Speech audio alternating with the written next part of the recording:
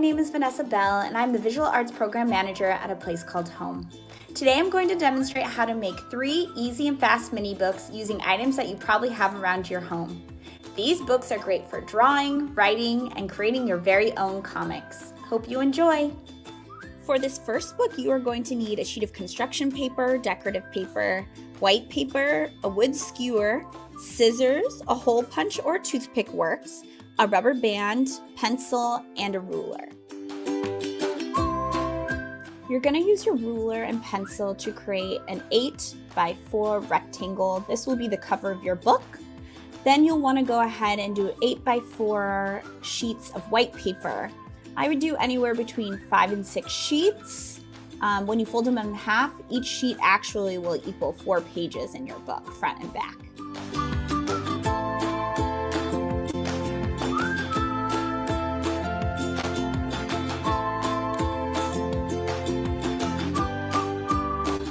Cut your cover out and your interior pages out, and then you'll want to fold each of them individually in half.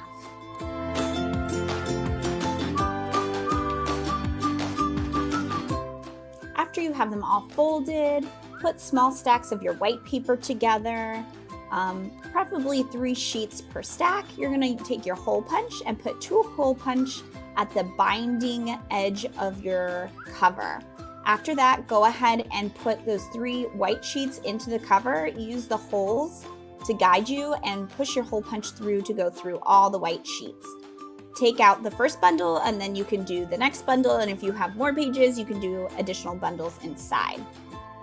Next, you'll grab your skewer, line it up with the edge of your book. Make a little mark with your pencil so that you have the right length so it goes from the top of your book to the bottom. Then take your scissors and slightly make an indent into the wood. You should easily be able to break it in half with a clean break after you make a little indent.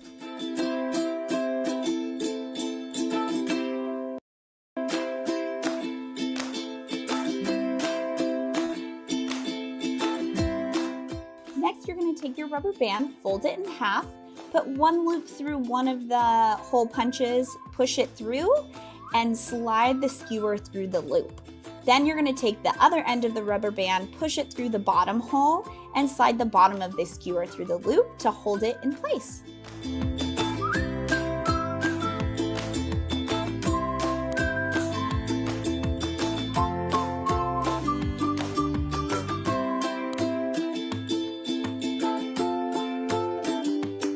And now you have a decorative bound book.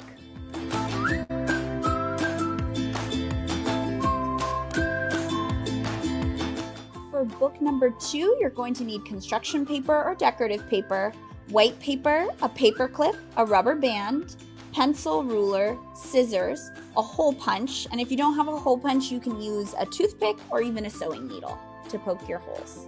Next, you're going to go ahead and cut out the cover and your white pages inside, keeping them all the same size. So you can use the same template as before, 4x8, or you can change the size. Then what you're going to do is you're going to fold all your pages individually, just like we did in the first book, and go ahead and add the hole punches. One at the top where your book is folded and one at the bottom where the book is folded. You'll slide your bundles into the pages to align the holes so that you can create holes through all of your white pages.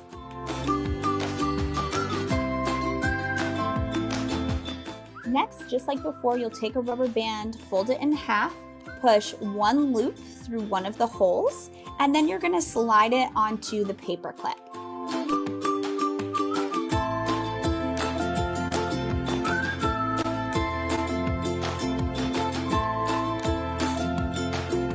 Then you're going to take the bottom of the rubber band, push it through the other hole, pull it up, and loop it through the end of the paper clip. You'll probably have to adjust it a little bit so that your paper clip ends up in the middle of your book. Just kind of pull the rubber band through the hole gently. Make sure your book is nice and flat.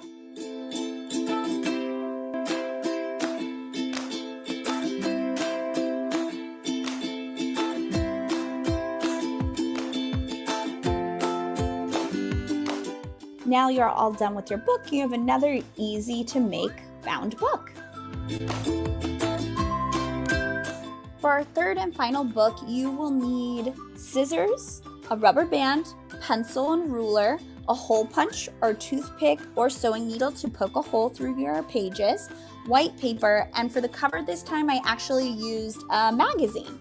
Now it's time to measure out your cover and your pages, making sure that they're all the same size. You can pick any size that you wish. You're gonna go ahead, cut them each out. Then we're gonna go ahead and fold each one in half individually, just as we did for the other books.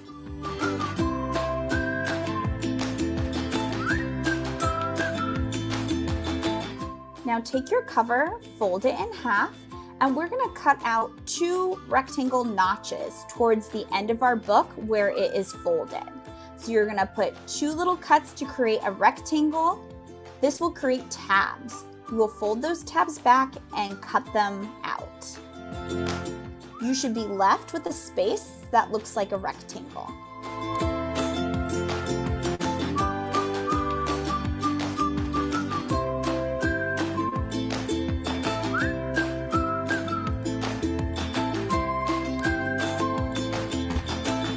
Take one of your sheets of white paper, just one, place it inside your book, and go ahead and cut in the same spots as your cover.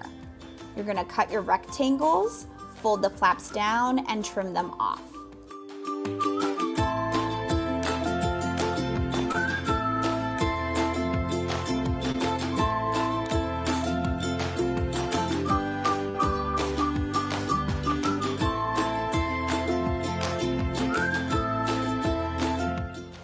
Next, you will take all your white sheets of paper, lay them flat underneath the white paper that you just cut the little tabs out of.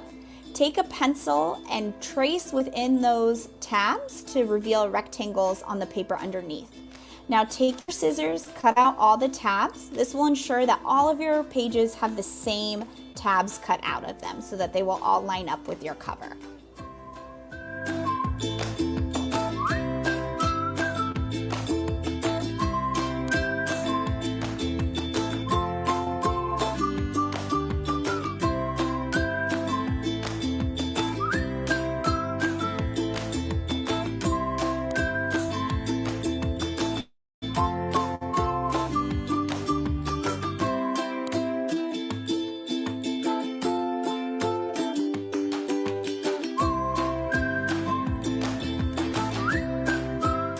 Slide the rubber band securely into the 2 notches.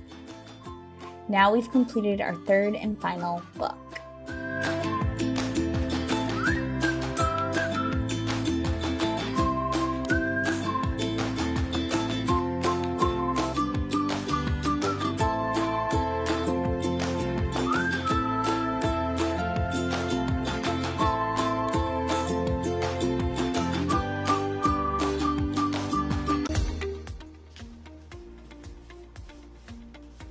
Fold it back.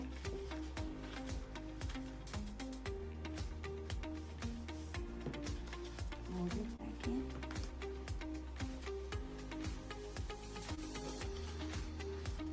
And fold it back. Just even if it has a little end, that's okay.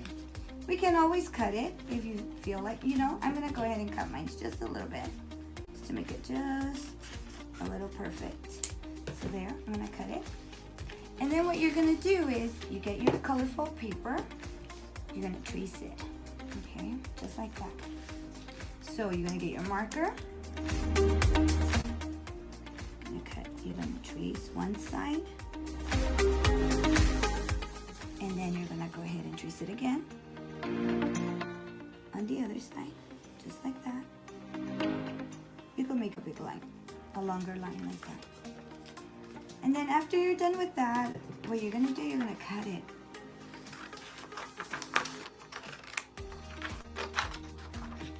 You're gonna have one part. If you want, I'm gonna cut it just a little bit more so the marker won't show. And then the other thing I'm gonna do, I'm gonna go ahead and cut it on the other side. And I'm gonna go ahead and get my book. And I'm going to glue it on the front side. I'm going to go like this. I'm going to glue it.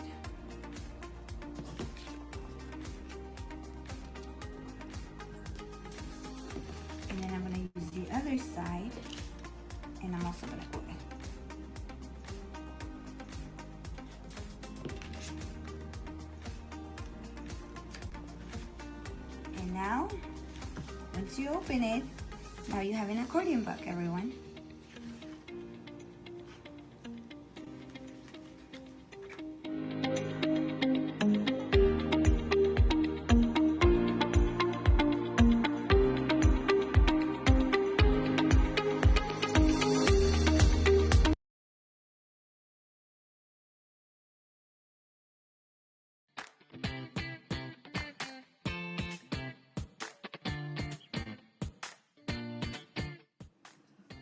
Hello everybody, we're going to be drawing a head in 3/4 view. As you can tell here, I have a couple of different examples, and so we're going to go ahead and get started.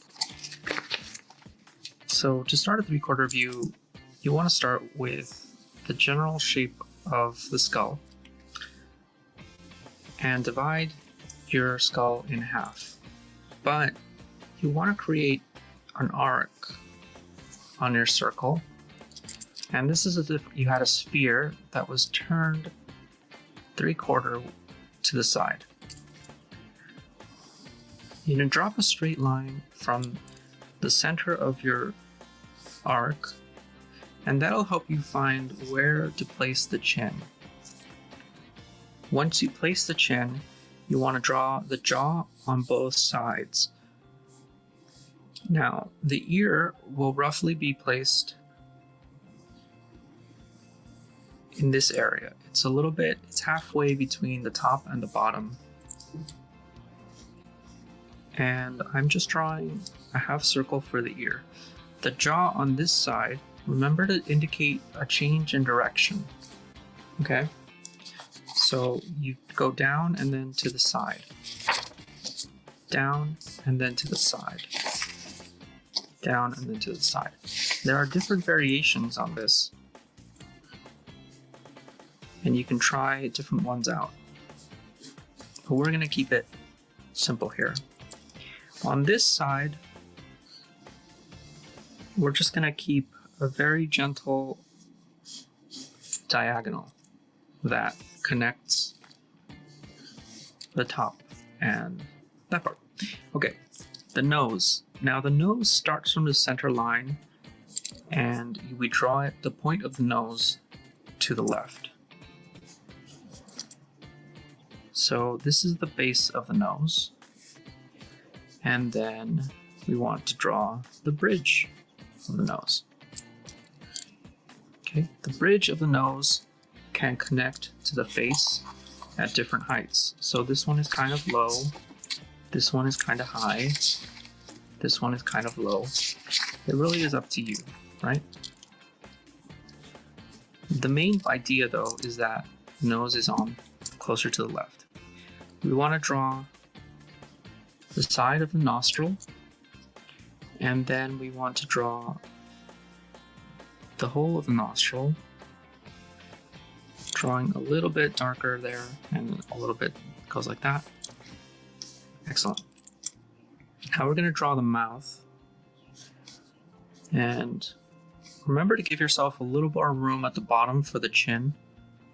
We're going to indicate the lower lip here like this, and we're going to have the little dip in the mouth in the top of the lip that's also to the side,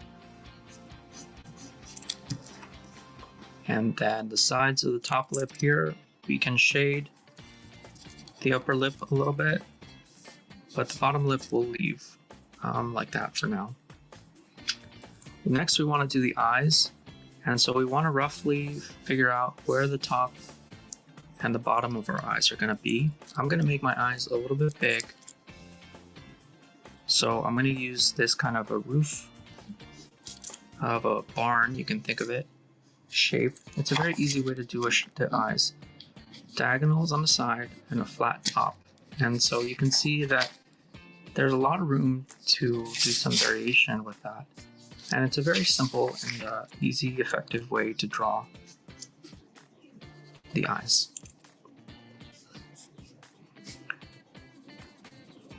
After I do the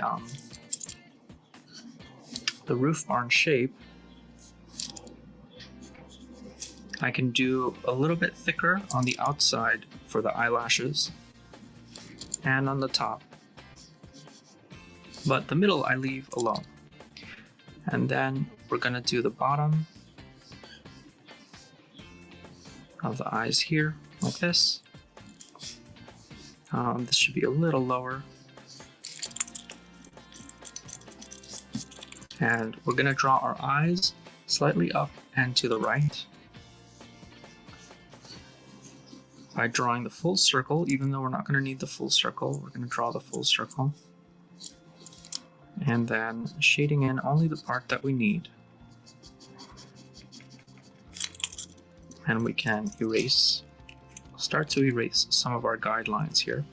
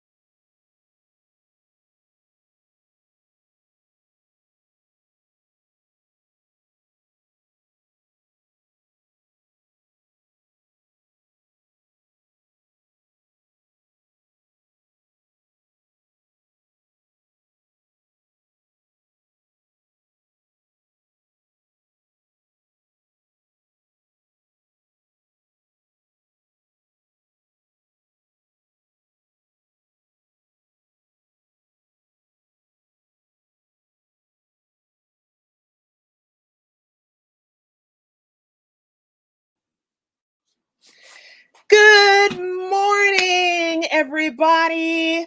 Welcome to the 5th annual A Place Called Home Comic Art and Literacy Expo.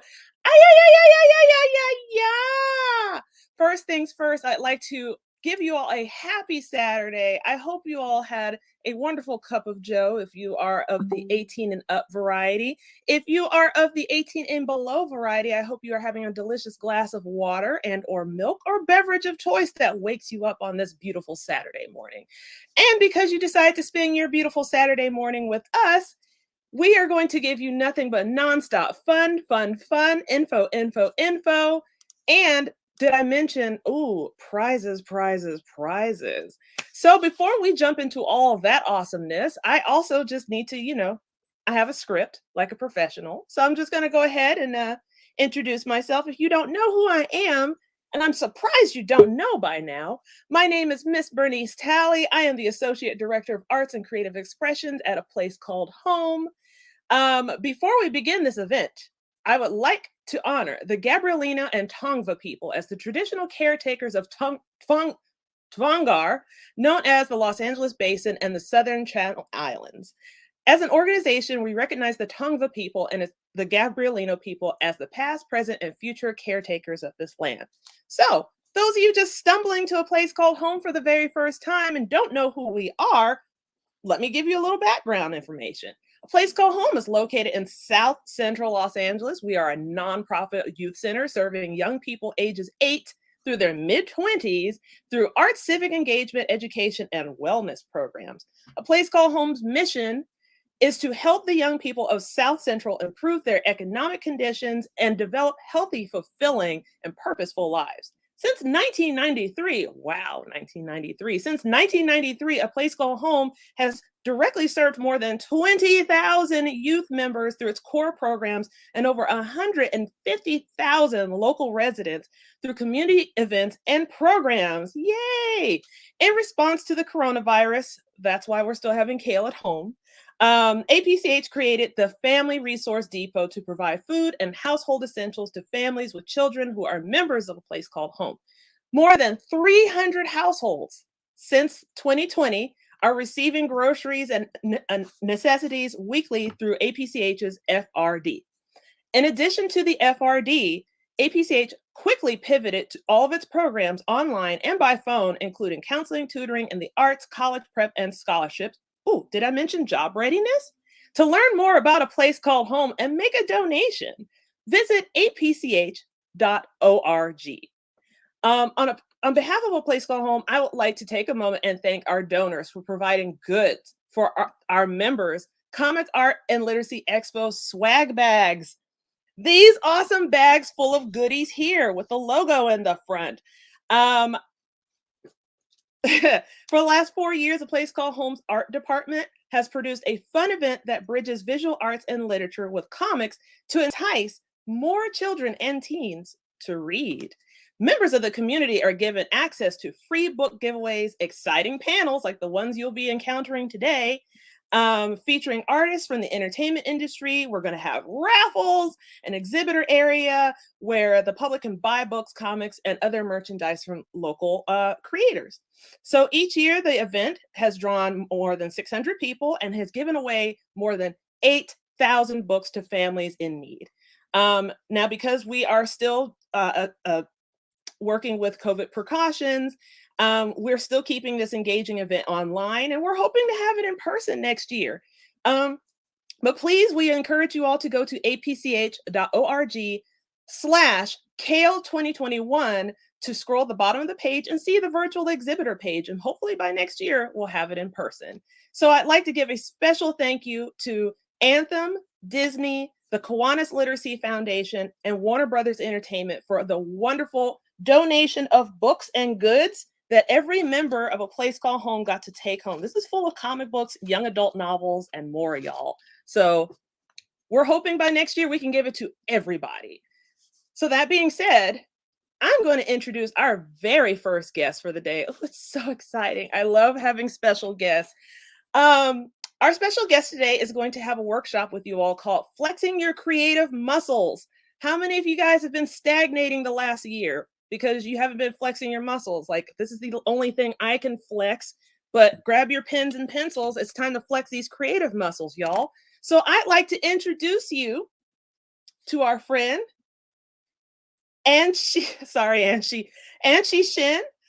She is an artist from Illumination Entertainment. And if you don't know who Illumination is, these are the wonderful people. Whoa, there's the logo. These are the wonderful people who brought you The Secret Life of Pets, Minions, probably a whole bunch more movies that I can't think of right now because I'm so excited. But I'm going to turn the floor over to my, oh, hang on, there we go. There you are. I'm going to turn to our friend, Anchi Shin. Anchi, take it away. Thank you. Hi, Bernice. Thank you for the great introduction. Someone should give you an Oscar. Like, that was very upbeat, and like I had to get my coffee, but your introduction just woke me up. Thank you, and it's very happy to be here. And thank you for whoever can get up on a Saturday morning to join us. I hope this workshop will be helpful for you guys, and feel free to just leave comments or send in questions. Like, as I'm talking, like, if you think of something, just like type it out, and then we'll try to answer them if I didn't cover it in my deck. So I have a deck to share. Let me pull it up.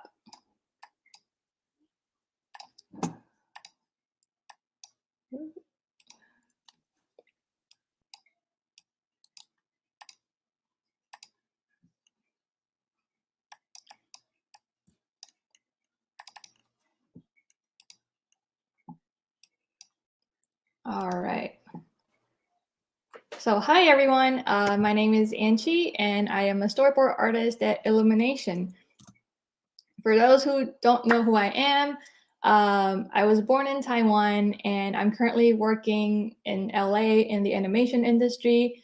I grew up in Taiwan most of my years, but I did travel a lot as a kid. I lived in the US for a little bit and Paris for a little bit. So I feel really lucky that growing up, I was able to get influenced by different cultures. Like, because Taiwan is so close to Japan, we're heavily influenced by Japanese culture, the manga, the anime. And when I was in Paris, I got to see like European children's books, and then in the US, obviously American culture. So yeah, I got super lucky that I got that childhood background. and I was always the kid that loved drawing. So obviously, when I was about to go into college, my mom was like, what are you going to do now? You can't make a living off just drawing. So I was like, oh, why not get into animation? Because it's like combining art and business, right? So that's when I did my studies, and I got into a pretty good animation school in Taiwan, where I studied 4 years of the foundation of everything. And then after graduation, I had this really strong passion about making movies.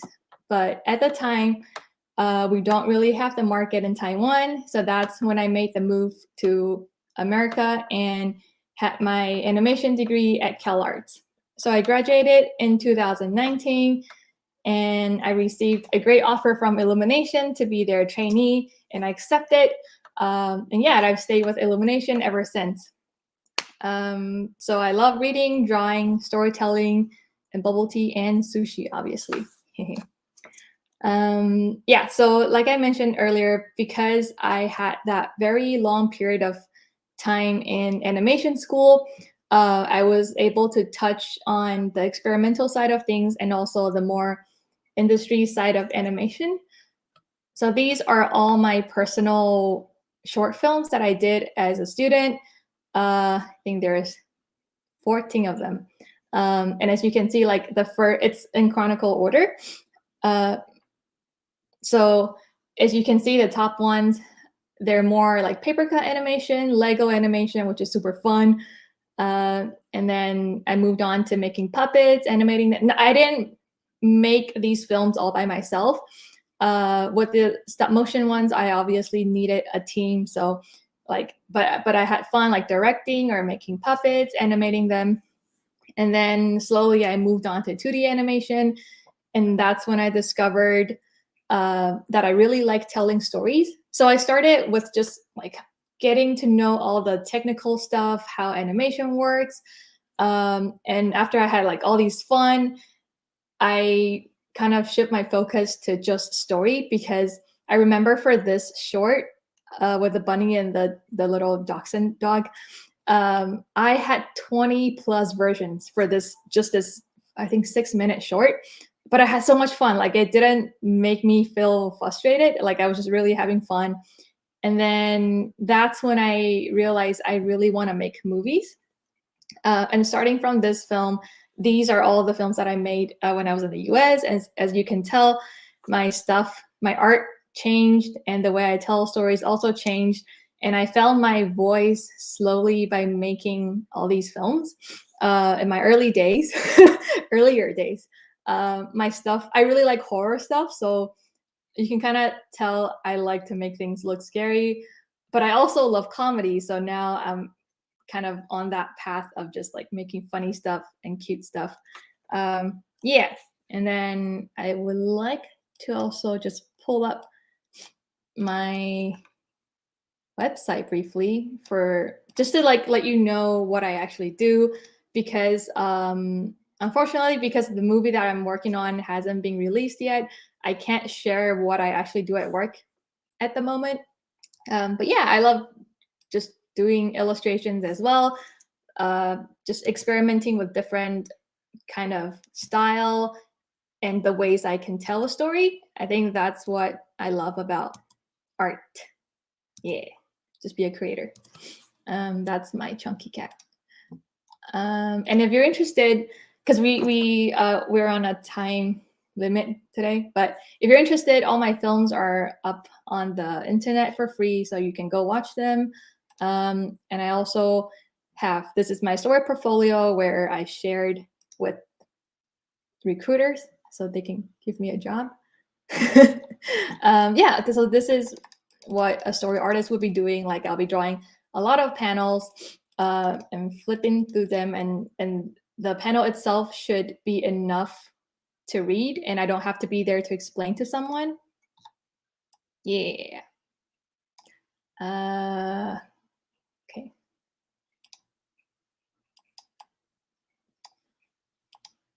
Back at the deck. So what is a story artist? A story artist is someone who helps the director makes the best version of the movie as much as we can. So, and usually what we do is the first look of the film, not necessarily what you actually see on screen. What I actually do on a daily basis is I would receive scripts from writers, and they're all just words, and I'll read through them. I'll talk with my director, head of story, to get an idea, a sense of what the scene should feel like, and if I'm on the right track, if my ideas are right. Like, is it too cartoony? Should I push the comedy more? Or how do I do with the acting? Or like throw all the questions I have at them. Sometimes they don't have answers, but that's the process of storyboarding, is figuring out. It's like solving puzzles. I want to put it like that. Like, it's like solving puzzles, and we're all on this together to solve the puzzle and hopefully make a great film for you to enjoy. Yeah. And so storyboards are like these individual panels that I also just kind of shared on my website.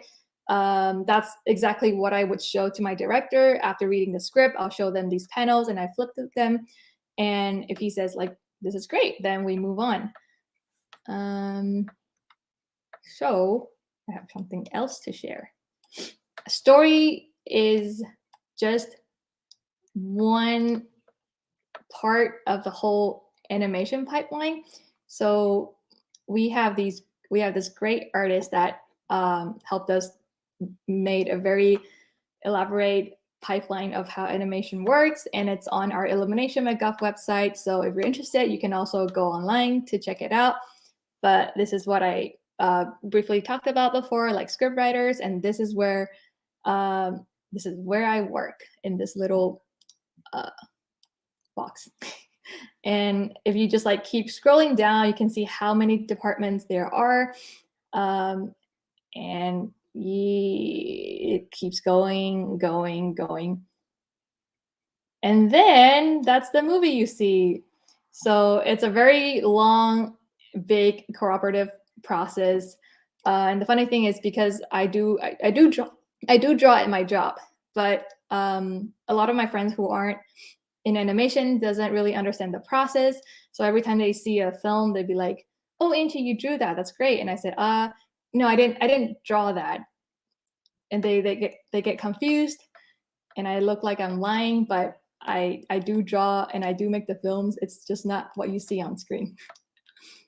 Yeah, and I have one more video that I like to share to make it more clear what I mean by that. So here's a clip of what storyboard looks like to the final film.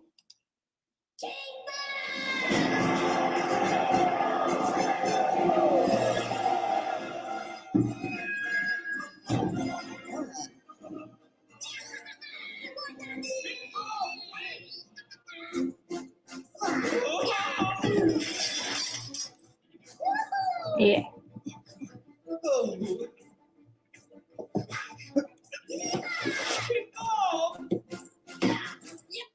Yeah. So this is also online. So if you guys are interested, you can also look it up. Yeah, and these are some of the storyboards that I did when I was a trainee at Illumination. These aren't part of the actual films. It's just an assignment that I received to see. I think the assignment was I'm not allowed to watch the actual film, but I received the script and I have to make my own version of it. Yeah, so these are just a few beats that I took out from the whole sequence. And after my trainee program, I'm blessed that Illumination likes me and they kept me. So I've been put onto an actual production project, and I've been working on the same project since. So this is my current project that just got announced. It's super exciting, and I can't wait to share more with you guys when more stuff are released. Yeah, and that's where I am today. So if this is a path that you're interested in, and you want to pursue, like either making short films, making a movie, making drawings or whatever, these all count as like just being a creator. And I want to share some tips on how you can work out your creative muscles right now. Either you're like under 18 or above 18, like what is the steps that you can take to work out your muscles, and then when the time comes, you can flex them and make a great movie. That's also my cat. It's actually very simple. It's read and observe, analyze, and then create. And I always encourage people to start small. You don't have to like overwhelm yourself by kind of just like trying to read or like create right off like the bat. But what you can do right now is if you have, I'm sure everyone here loves reading and watching shows. When you're doing that next time, pay attention to what you're taking into yourself. So we all have this thing called visual library, and what you eat, you are what you eat, is a quote that I really like. You are the one who decides what you want to take in, and then when you create, that's the same thing that comes out. So if you like comedy, then yeah, you read more comedy, and then that's what you're gonna create more of. Yeah, and then being persistent. It's not like, oh, I'm doing this on just one time and then I'll be great. No, it takes a long time. Like for my personal journey, I made 10, 14 films before I found out my own voice, and even now I'm still learning. So it's always just being persistent and always have fun, because if you're not having fun, then that defies the whole point. Yeah, and so for reading, like when I was younger, I loved reading like fairy tales, folk tales, and I love looking at the images in the book because they're always so beautiful. And I love how in the older children's books, like all the art are very like magical. There's just like a magic sense to it. So I love reading it. I love like looking at the details and trying to see like, oh, if there's any surprises that are hidden in the drawings and why the drawing made me feel the way I feel. And with children's books, I love that the ideas are always so cute. Like they'll bring the scope to like bigger things or smaller things. Like I love this artist's children's books because we all have crayons, right? But how did he come up with the idea that crayons would quit too? That's a hilarious idea. So that's what intrigued me. And obviously, like I mentioned earlier, I grew up watching a lot of anime and manga, and I love how the characters are drawn in the manga book, because they are obviously very different from like this illustration or this. And the last one that I want to talk about is the comics, the American comics. Like how are things placed and how is the story being told? So this is a very simple comic, and it's just a very, very small, relatable idea, but it makes you laugh. And that's a successful comic because it's so simple, and they made a small idea bigger, and it resonates with people. So after you're reading, you're taking in all these materials, you want to go to step 2, you want to analyze them. So next time when you're reading either a novel, a comic book, think about these points. What is the story? How is it being told? What are the characters? How are they feeling? What is their expression? What is their body language? The layout, like how is the story or the drawing, like what is the layout and how does it support the story, or how does it add to the whole piece? And color, like how is the color being used? Is it warm tone, cold tone, like, or maybe it's black and white, and how is it so impactful even though it's black and white?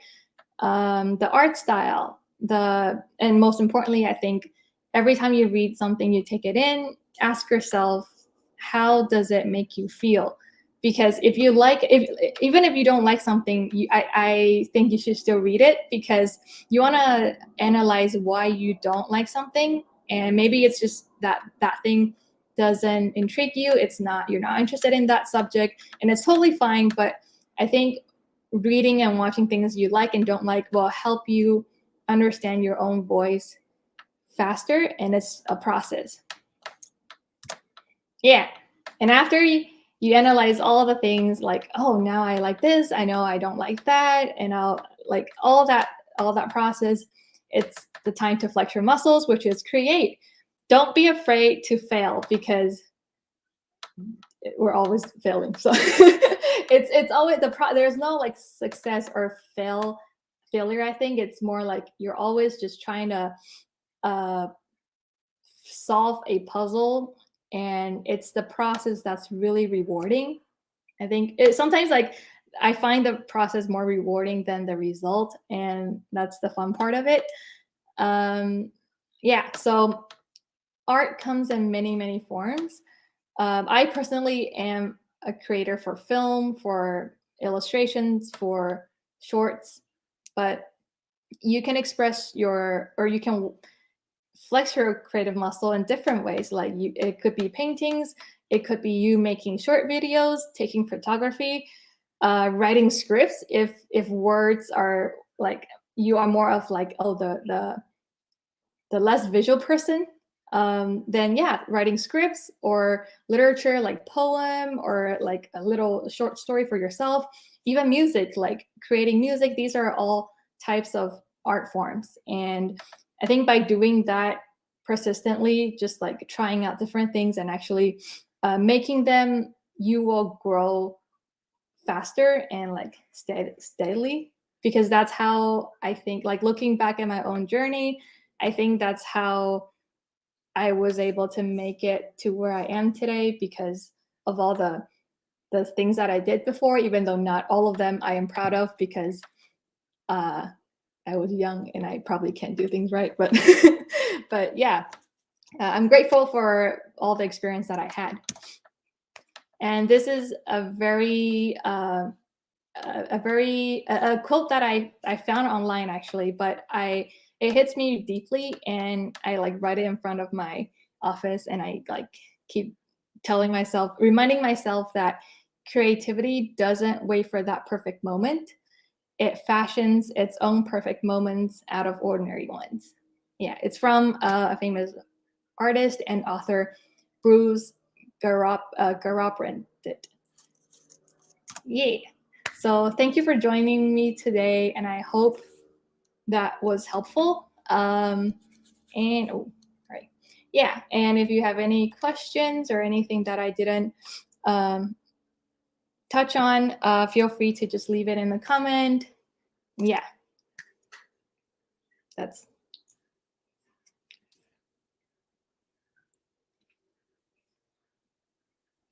Oh. That's brilliant, Angie. Thank Oh, you so sorry, much for sharing all of that with us. Yeah. Your artistic journey is it actually sounds a lot like a lot of what our members are going through, because I saw a couple of members saying, "Oh my gosh, anime! How exciting!"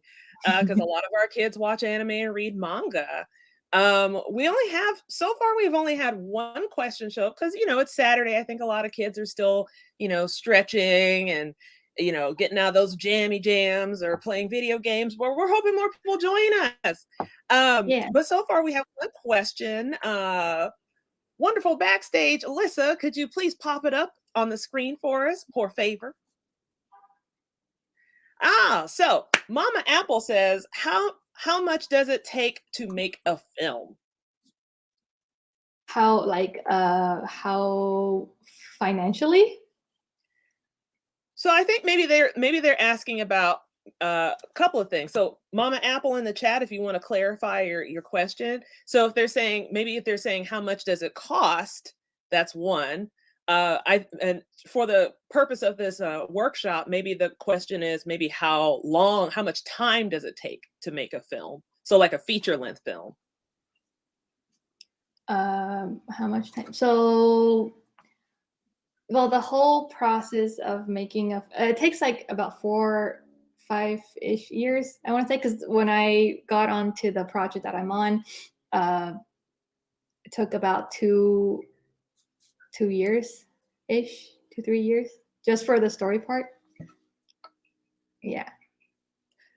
And I'm just gonna move and then everyone, please don't be afraid to ask questions. I see you online, and Mama Apple says that's a lot of time. 4 years. Yeah. That's basically I'm like also reading, so like I'm gonna be a little slow. Yeah, so just the story part, I think at least I want to say 2 years. 2 years, but it's the whole process takes much longer, and you have to like think about the when the first idea came out, it needs to be developed, and then when it's greenlit, then the 4 years start. So like there's many years prior to that actually. excellent, excellent. Oh, we have another question. This one is from Julia. I hope I'm saying your last name correct. Vakina. Hi, Anchi. Your presentation was extremely interesting. Thank you so much for it. I have a question. How do you maintain a healthy work-life balance? Hi, that's a very, very, very good question. And especially like we're all like working from home right now, that was a very interesting adapting process as well. I definitely had times where it was very hard because you're working at where you're living. So now I don't, this is my work office. So even though my living room is just back there, on weekends, I don't come to this area because this is my office. And do,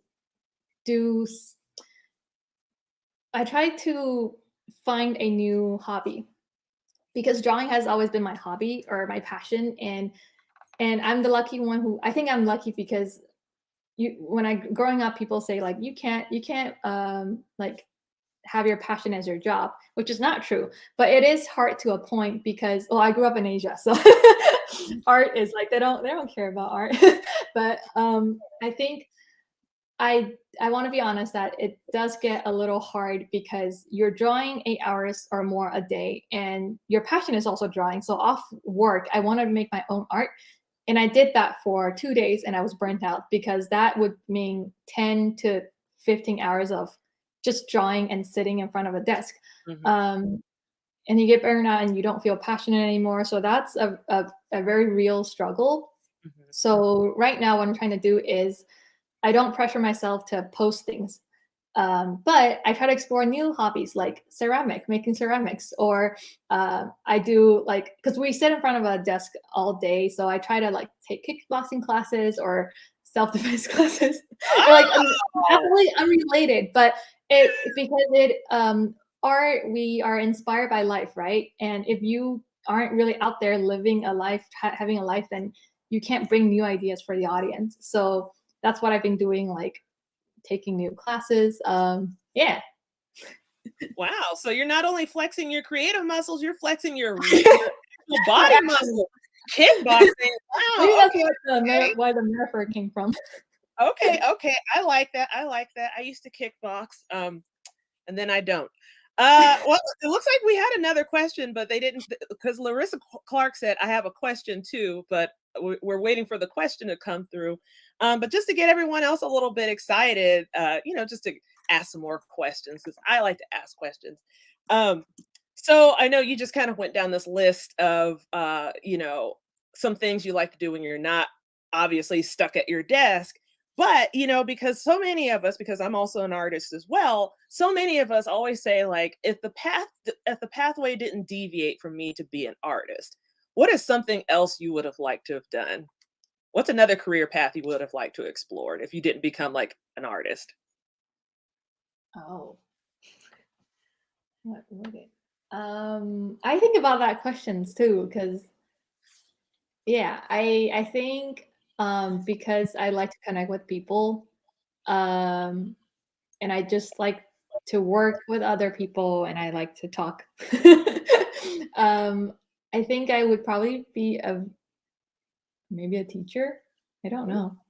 know. Or like just travel agent. I don't know, because I can I am an introvert sometimes, but I like to have a balance. Like it's not too introvert, not too extrovert.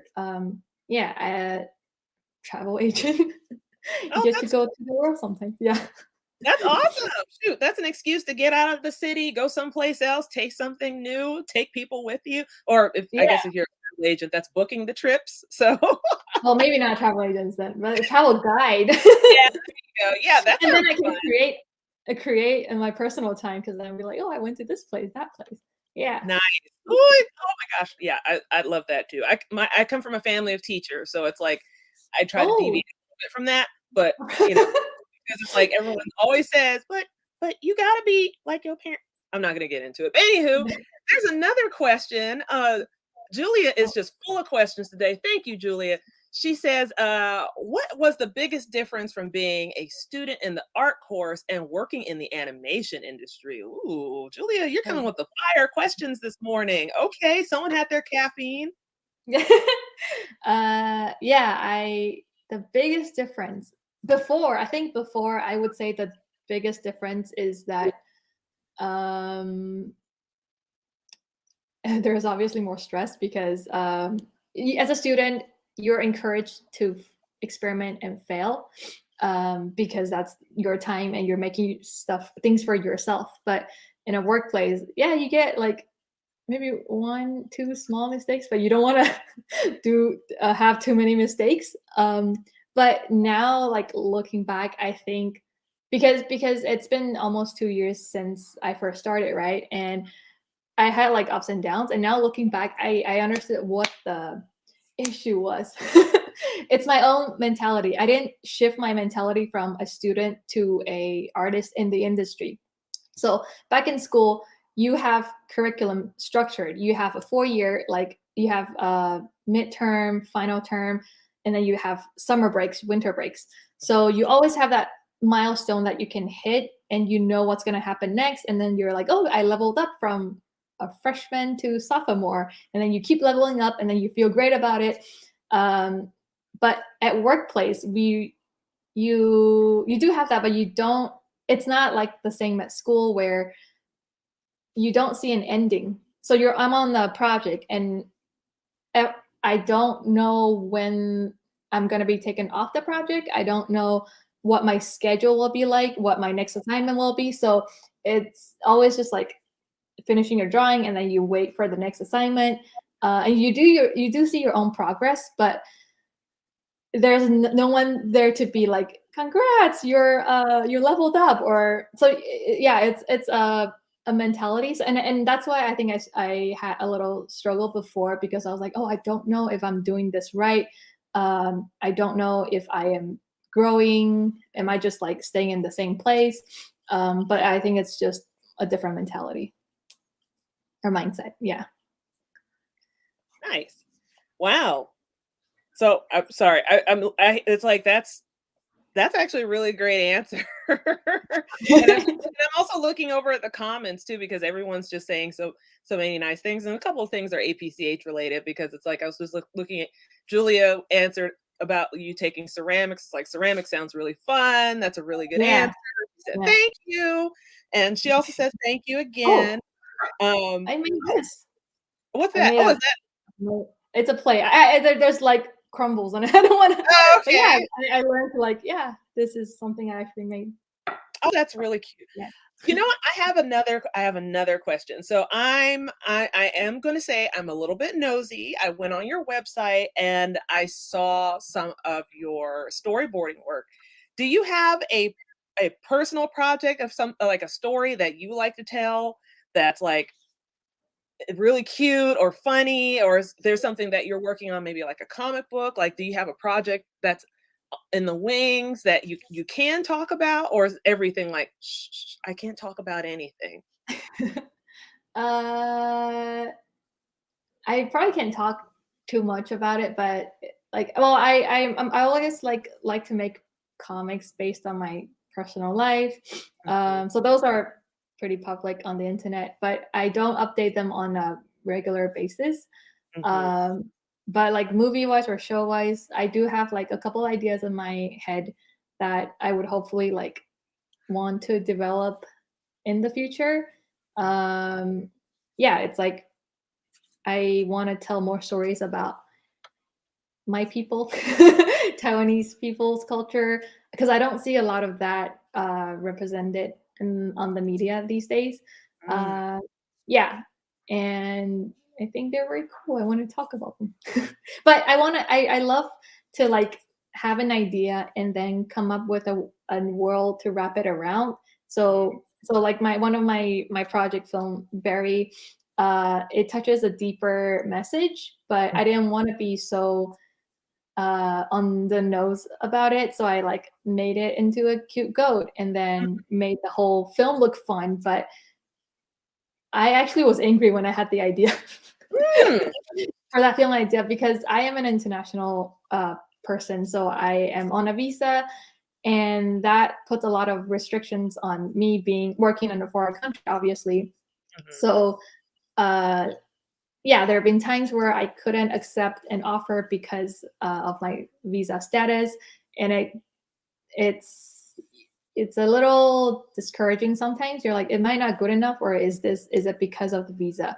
So I was like, I'm angry. I want to talk about this, and then so that idea started from there. But then because at school we have a whole year to make a film, so it went from an angry goat to a nice goat.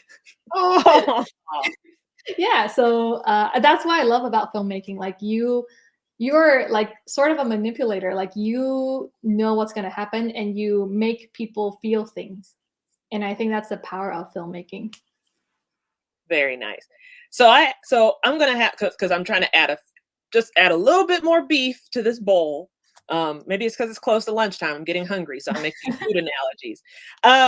So I always like to ask this question for all, artists, even writers. I think a lot of people don't give a lot of credit to the writers as well, but it's like, because Comic Art and Literacy Expo is beyond just like comics, but it is about literacy awareness, like the book that inspired you the most. So it's like, do you have a book, novel, comic, or picture book that inspired you, that kind of like made you, like almost shaped you into the person that you are? It's like, what was that book or series that influenced you as a young person to say, like, I think I want to do this? Or it's like, it makes me feel strong, or it makes me feel empowered after I read this book. I'm like trying to rewind my memory back as a kid. I think Moomin's illustration books. Oh yeah. I'm not sure who knows Moomin or not. Oh, I love Moomin, the little I love Moomin. I know. Oh, he's so cute. Those of you that don't know who Moomin is, Google it. Yeah, it's super cute. And I love that they have like these, because I know they have a lot of different books, but they have these longer ones that it's just very stylized. The art is beautiful and it's so whimsical, and the characters are so cute. Even though I feel like the comic is sometimes the writing is meant for adults because it it has some kind of like sarcasm in it, which is great because they hit it. I think that's how it influenced my work so much. Like I like to hide a deeper message in under a cute like skin. Yeah, so I would say Moomin. Oh, that's wonderful. Oh, yeah. Everyone, you should look up Moomin. Adorable, very sweet, Oh yeah, very snarky. I have everything next to I love me. it. I mean, it's like, I know it's like so for those of you, for a little bit of context, pre-Kale, we always do these kind of like, we do these test runs, these little tech runs.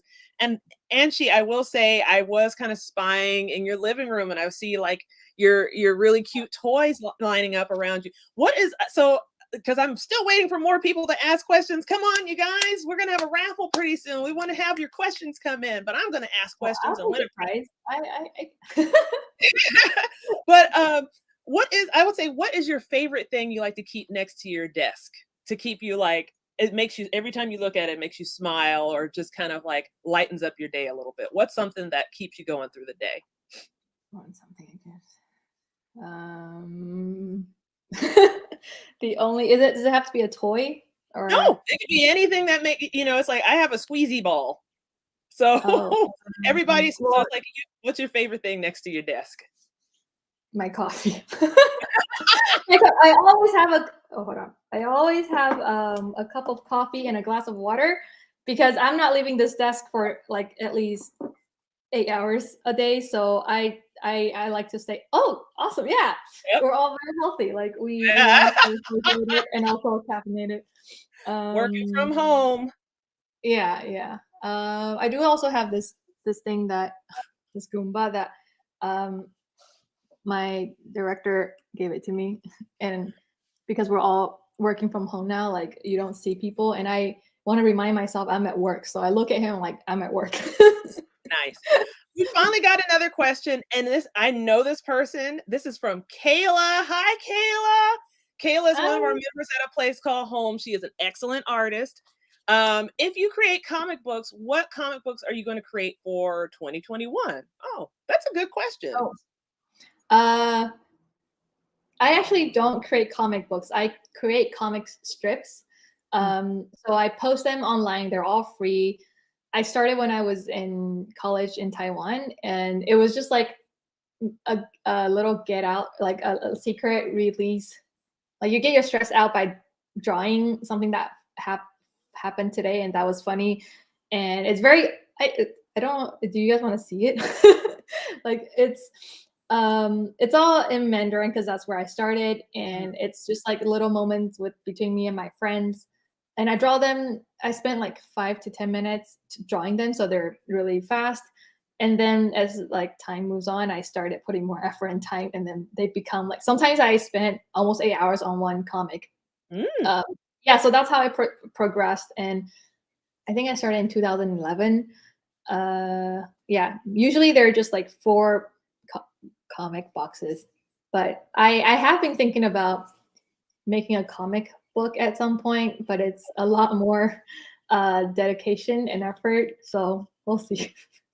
You can do it. I believe in you. Well, I apologize. I know there was one other question, but it's like we are at time.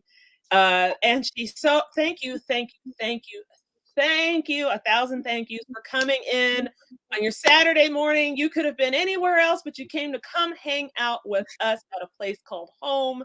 And when a place called Home is open again, we would love to open up our double doors to you and come meet our art students, come meet our members. They are amazing young people. They are the future, like I guess like every single song youth are. But thank you so much for coming in, and don't be a stranger.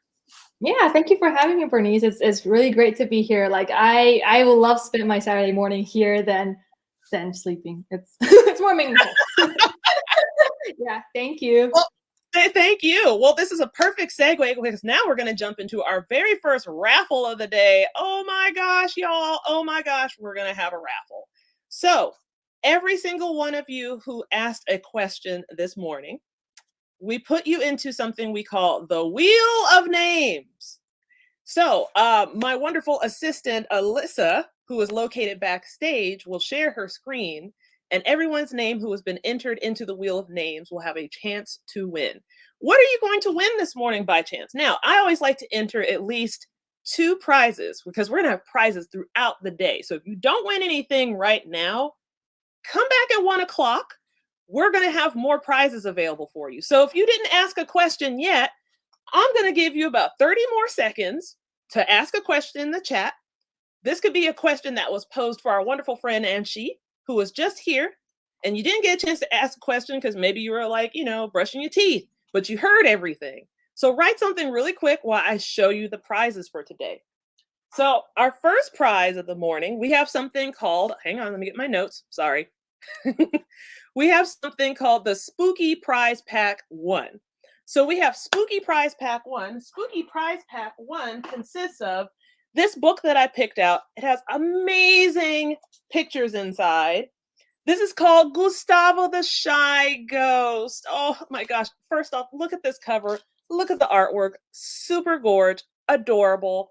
And with Gustavo the Shy Ghost, you get the opportunity to win. And this is actually kind of heavy. Let me turn it around and show it to you. this giant inflatable Beetlejuice sandworm, straight from the netherworld, right for your lawn in time for Halloween. So if you need some Halloween decor, this is for you. So we're giving away Gustavo the Shy Ghost, a big old Beetlejuice sandworm decoration for Halloween, and I'm going to throw in a surprise prize with the 2 items that I just mentioned. The other prize we're also going to feature is the art of Coco from Disney Pixar. Now, if any of you have not seen the movie Coco, Coco is beautiful. I highly recommend it. It is located on Disney Plus at the moment, and probably forever. Check that out. And along with this Coco book, you also have a chance to win this Beetlejuice sandworm inflatable. So we have not just one Beetlejuice sandworm inflatable, we have 2. So you have 2 chances to win 2 awesome prizes. So, Alyssa, are you ready? Let's get going. I just want to get the wheel up on share. Once we have the wheel up, we should be ready to start raffling off these prizes. There we go. Here it comes. Yay! Oh, and we only had 4 people? Oh my, oh, wait. Yep, 4. Yep, I can count. Okay, all right. So, I famously like to say it every single Kale, at least our virtual anyone. Cross those fingers and toes, because here we goes. Give that wheel a spin, Miss Alyssa. Okay, who's going home with the first one? Gustavo the Ghost. Sylvia Mendez. Is that you? Sylvia Mendez, congratulations. You get the first prize of Gustavo the Shy Ghost and this big old Beetlejuice inflatable. Thank you, Sylvia. So now we remove Sylvia. Now we're going to take one more spin. If anyone else asked a question while we were spinning the wheel, now's your chance to go ahead and do it again. Because now we're going to raffle off the Coco book and one more Beetlejuice inflatable. So who is ready?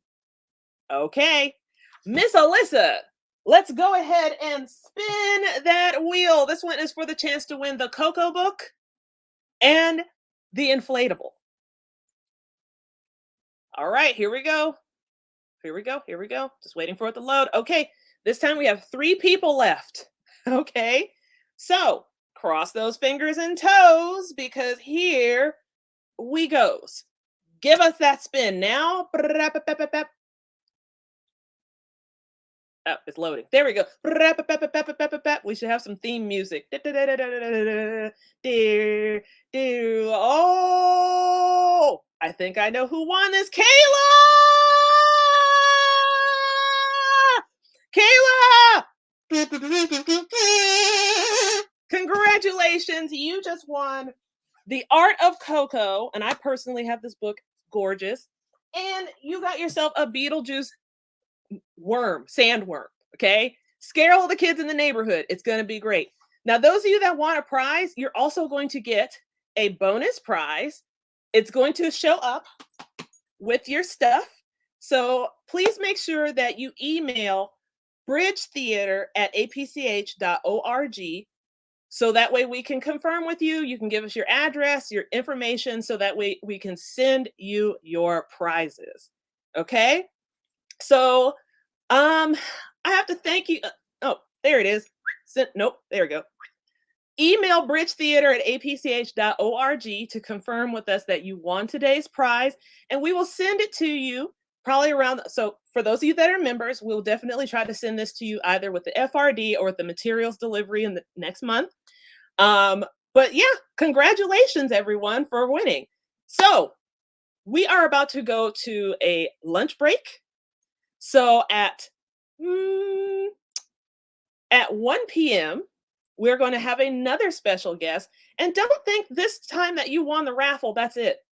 No, you can enter in all the raffles. We have so many things to give away. I'm going to show you what else you can win.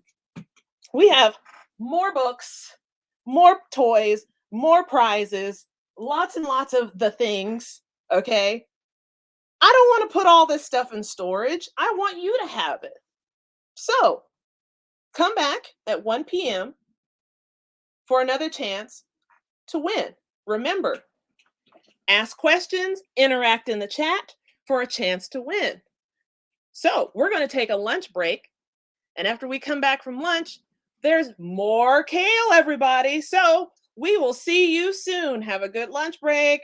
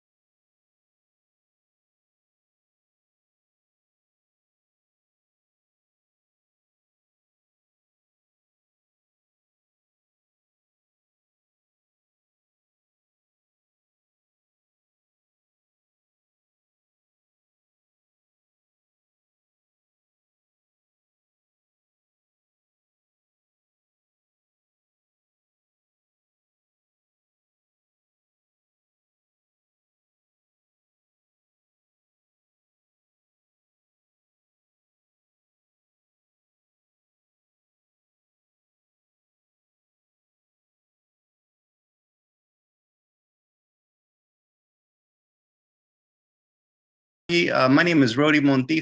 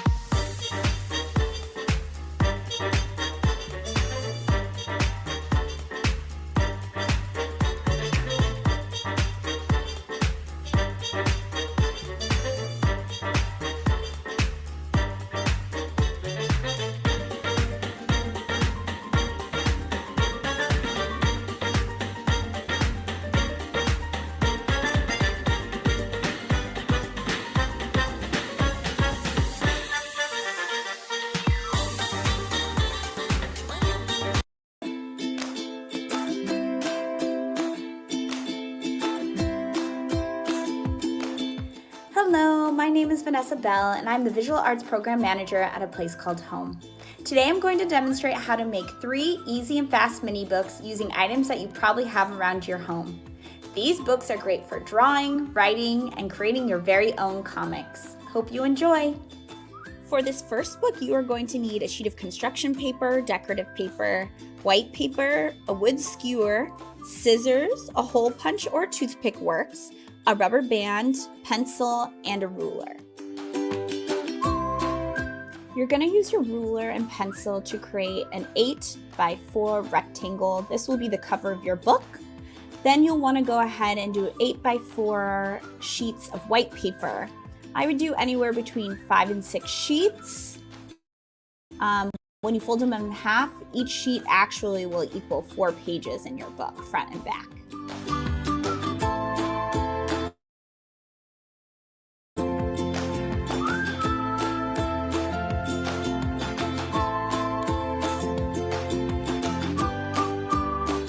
Cut your cover out and your interior pages out, and then you'll want to fold each of them individually in half.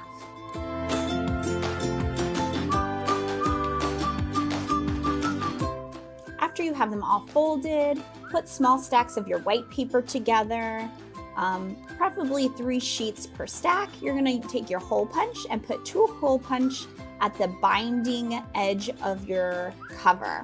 After that, go ahead and put those 3 white sheets into the cover. Use the holes to guide you and push your hole punch through to go through all the white sheets. Take out the first bundle and then you can do the next bundle, and if you have more pages, you can do additional bundles inside. Next, you'll grab your skewer, line it up with the edge of your book. Make a little mark with your pencil so that you have the right length so it goes from the top of your book to the bottom. Then take your scissors and slightly make an indent into the wood. You should easily be able to break it in half with a clean break after you make a little indent.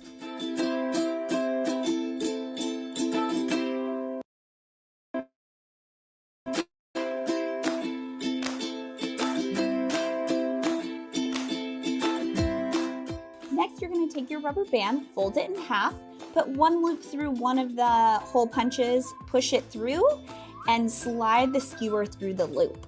Then you're going to take the other end of the rubber band, push it through the bottom hole, and slide the bottom of the skewer through the loop to hold it in place.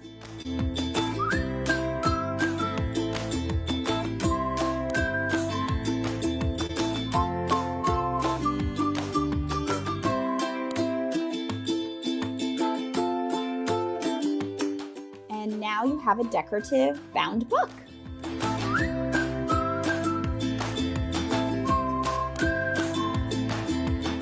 For book number 2, you're going to need construction paper or decorative paper, white paper, a paper clip, a rubber band, pencil, ruler, scissors, a hole punch, and if you don't have a hole punch, you can use a toothpick or even a sewing needle to poke your holes. Next, you're going to go ahead and cut out the cover and your white pages inside, keeping them all the same size. So you can use the same template as before, 4x8, or you can change the size. Then what you're going to do is you're going to fold all your pages individually, just like we did in the first book, and go ahead and add the hole punches. One at the top where your book is folded and one at the bottom where the book is folded. You'll slide your bundles into the pages to align the holes so that you can create holes through all of your white pages.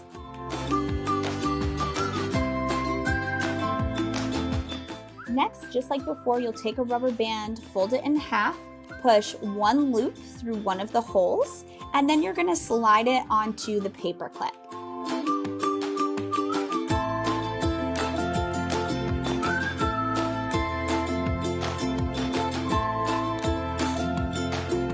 Then you're going to take the bottom of the rubber band, push it through the other hole, pull it up, and loop it through the end of the paper clip. You'll probably have to adjust it a little bit so that your paper clip ends up in the middle of your book. Just kind of pull the rubber band through the hole gently. Make sure your book is nice and flat.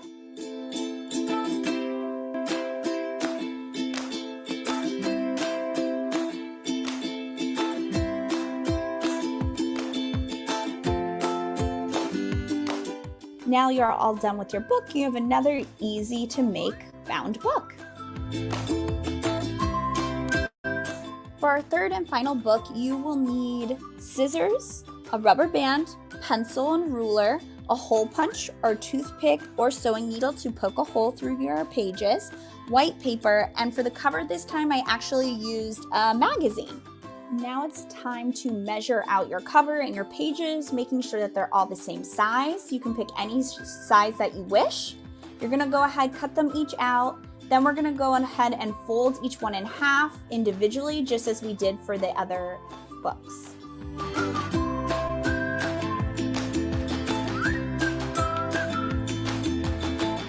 Now take your cover, fold it in half, and we're gonna cut out 2 rectangle notches towards the end of our book where it is folded. So you're gonna put 2 little cuts to create a rectangle. This will create tabs. You will fold those tabs back and cut them out. You should be left with a space that looks like a rectangle.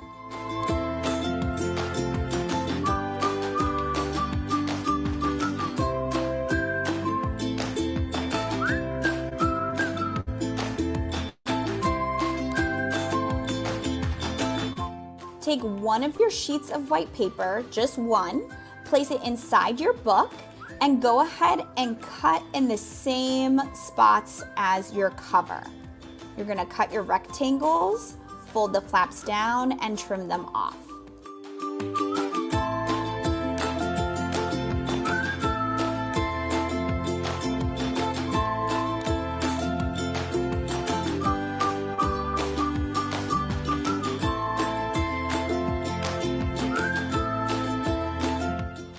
Next, you will take all your white sheets of paper, lay them flat underneath the white paper that you just cut the little tabs out of. Take a pencil and trace within those tabs to reveal rectangles on the paper underneath. Now take your scissors, cut out all the tabs. This will ensure that all of your pages have the same tabs cut out of them so that they will all line up with your cover.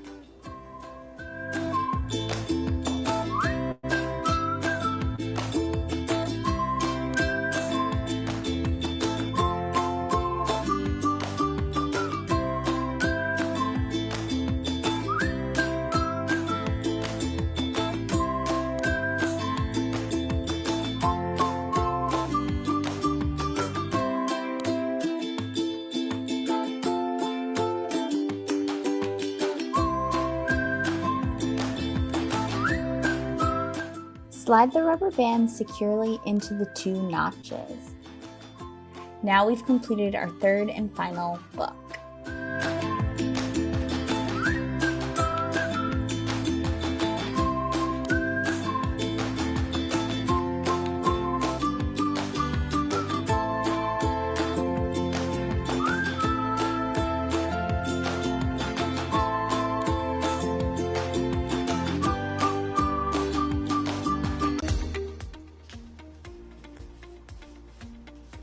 Fold it back.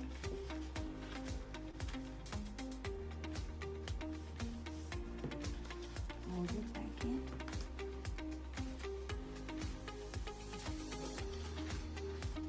And fold it back. Just, even if it has a little end, that's okay. We can always cut it if you feel like, I'm gonna go ahead and cut mine just a little bit. Just to make it just a little perfect. So there, I'm gonna cut it. And then what you're gonna do is you get your colorful paper, you're gonna trace it, okay? Just like that. So you're gonna get your marker. You're gonna trace one side. And then you're gonna go ahead and trace it again. On the other side, just like that. You can make a big line, a longer line like that. And then after you're done with that, what you're gonna do, you're gonna cut it.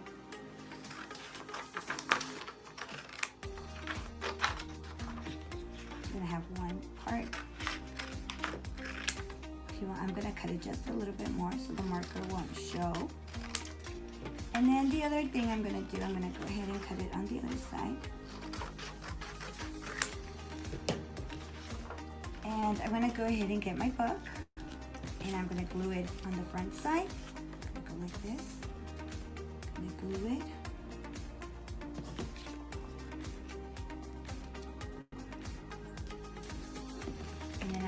the other side. And I'm also gonna go in.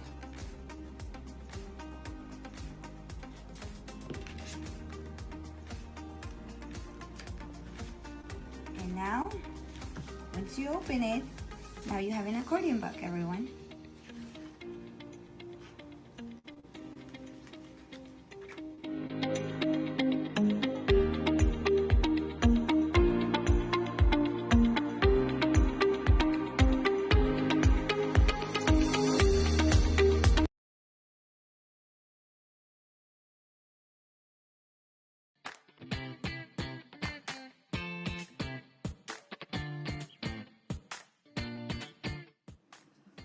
Hello everybody, we're going to be drawing a head in 3/4 view. As you can tell here, I have a couple of different examples.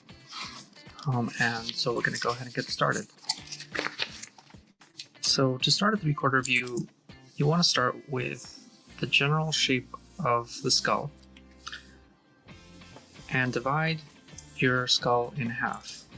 But you want to create an arc on your circle. And this is as if you had a sphere that was turned 3/4 to the side. You're going to drop a straight line from the center of your arc, and that'll help you find where to place the chin.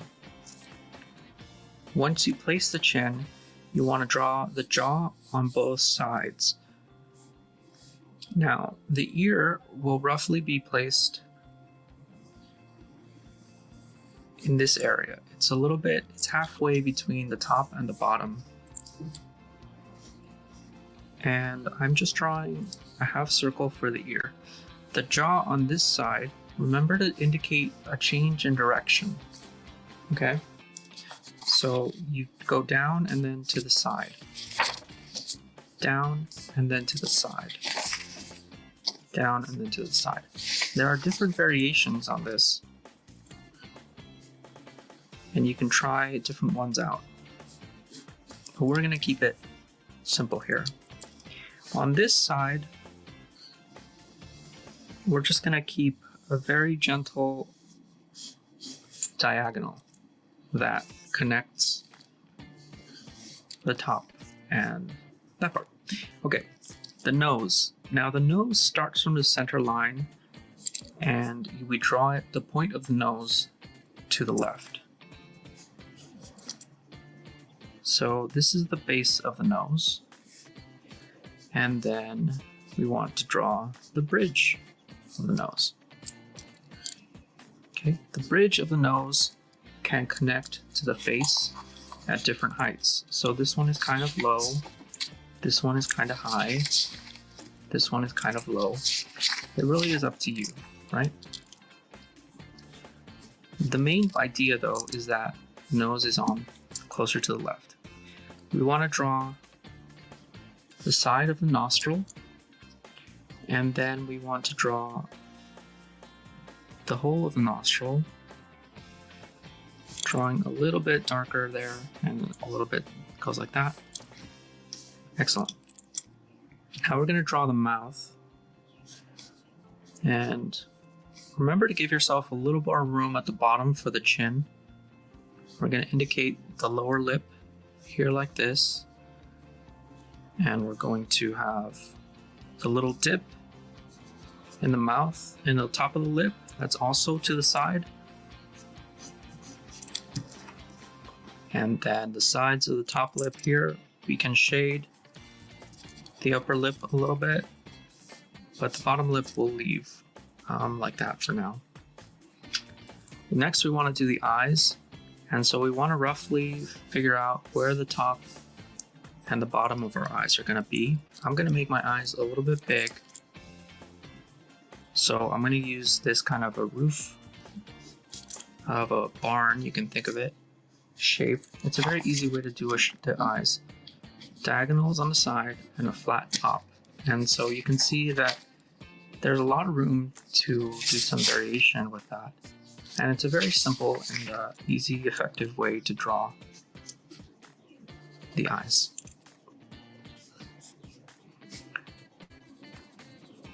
I make I can, after I do the roof barn shape, I can do a little bit thicker on the outside for the eyelashes and on the top. But the middle I leave alone.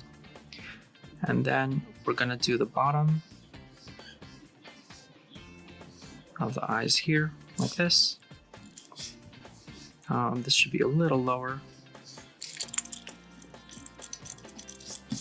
And we're gonna draw our eyes slightly up and to the right by drawing the full circle. Even though we're not gonna need the full circle, we're gonna draw the full circle. And then shading in only the part that we need. And we can start to erase some of our guidelines here.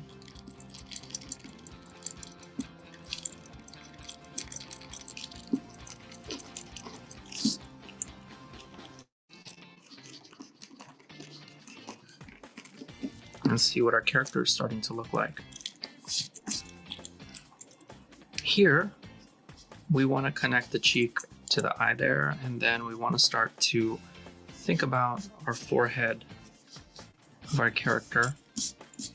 Okay, what kind of hairstyle we're going to give them? I'm going to talk a little bit about a short hairstyle so that I can tell you how to watch out for the hairline. We want to be able to change direction on the hairline, and so I'm going to start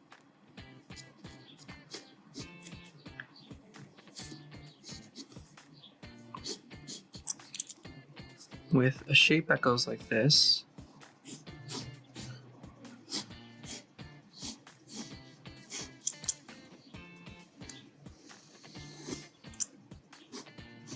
Notice that the skull and the hair need a little bit of space in between, right? I need to draw my hair a little bit away from where the skull is. Okay.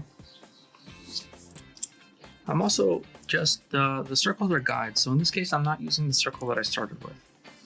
I'm coming in a little bit, and then I'm going to draw the back of the neck, the front of the neck, depending on how thick I want the neck to be. I still want the neck to be over to one side. So maybe that's a little bit too thick of a neck.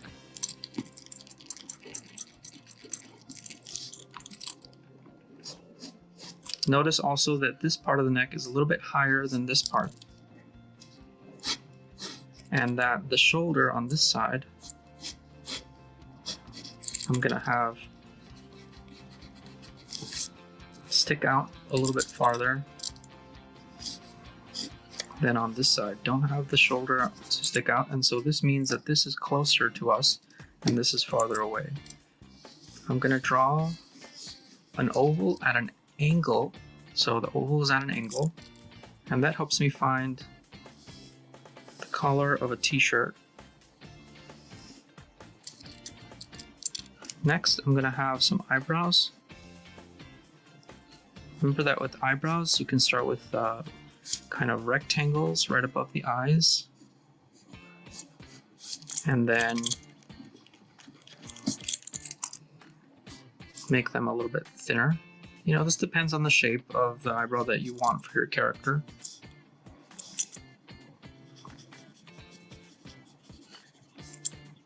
You can always make these lines a little more curved in the end, but it's good to start with rectangles. It'll teach you a lot. You can add a little bit of detail to the ear, not too much, and create a little bit of shading for myself in the ear, not too much. Remember to add the back of the hair there like that. And now I can erase any lines that are not useful to me, that were just guides at the beginning.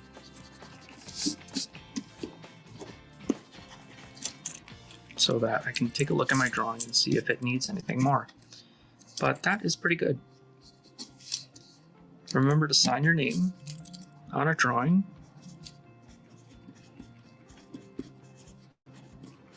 And for inspiration, you can look at other artists You can look at photographs online. You can see I have different hairstyles. You can see that I've played with the proportions. You can see, for example, maybe started adding a little more details in the cheek or a little more details in the side of the face, different kinds of ears. But art drawing, I think, is a really great starting point for learning some of the basics. I hope that you had a great time, and please share your drawings with us. I would love to see what you were able to come up with on your own.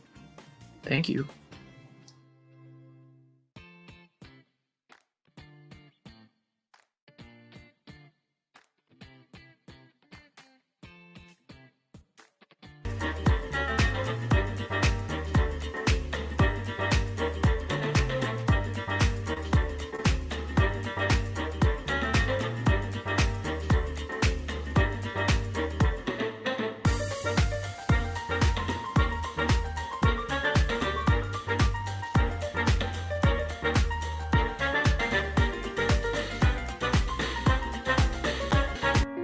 What does it mean to be a partner? A partner is someone you can lean on. A partner shares your struggles. A true, trusted partner listens and works with you to create a better, stronger future, no matter what lies ahead. At Anthem, we work hard each day to build bonds and partnerships that support whole health. We push ourselves to be on the cutting edge of technology, to make healthcare simpler, more personalized, and more accessible for all.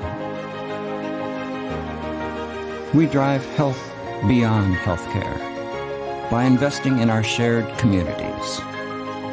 Our eyes are on the future because we at Anthem know the power of a true, trusted, lifetime health partner.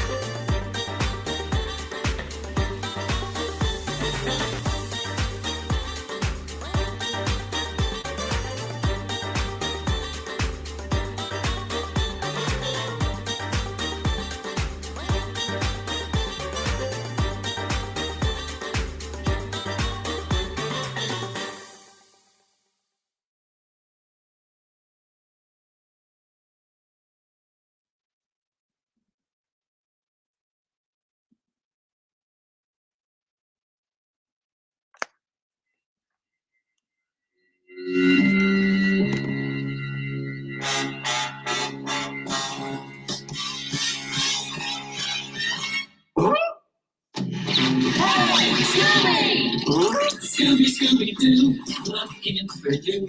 Scooby, Scooby-Doo, where are you? All the snacks are here, waiting for you.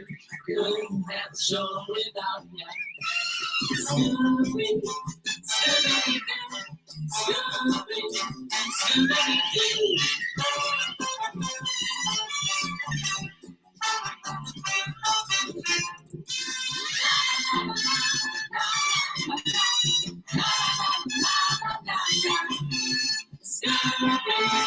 Scooby, Scooby, where are you? do? Over here. Hi, everyone, and welcome back. I hope you all had a wonderful lunch break. I hope you all grabbed yourselves a Scooby snack. You see what I did there? That's why I got the head.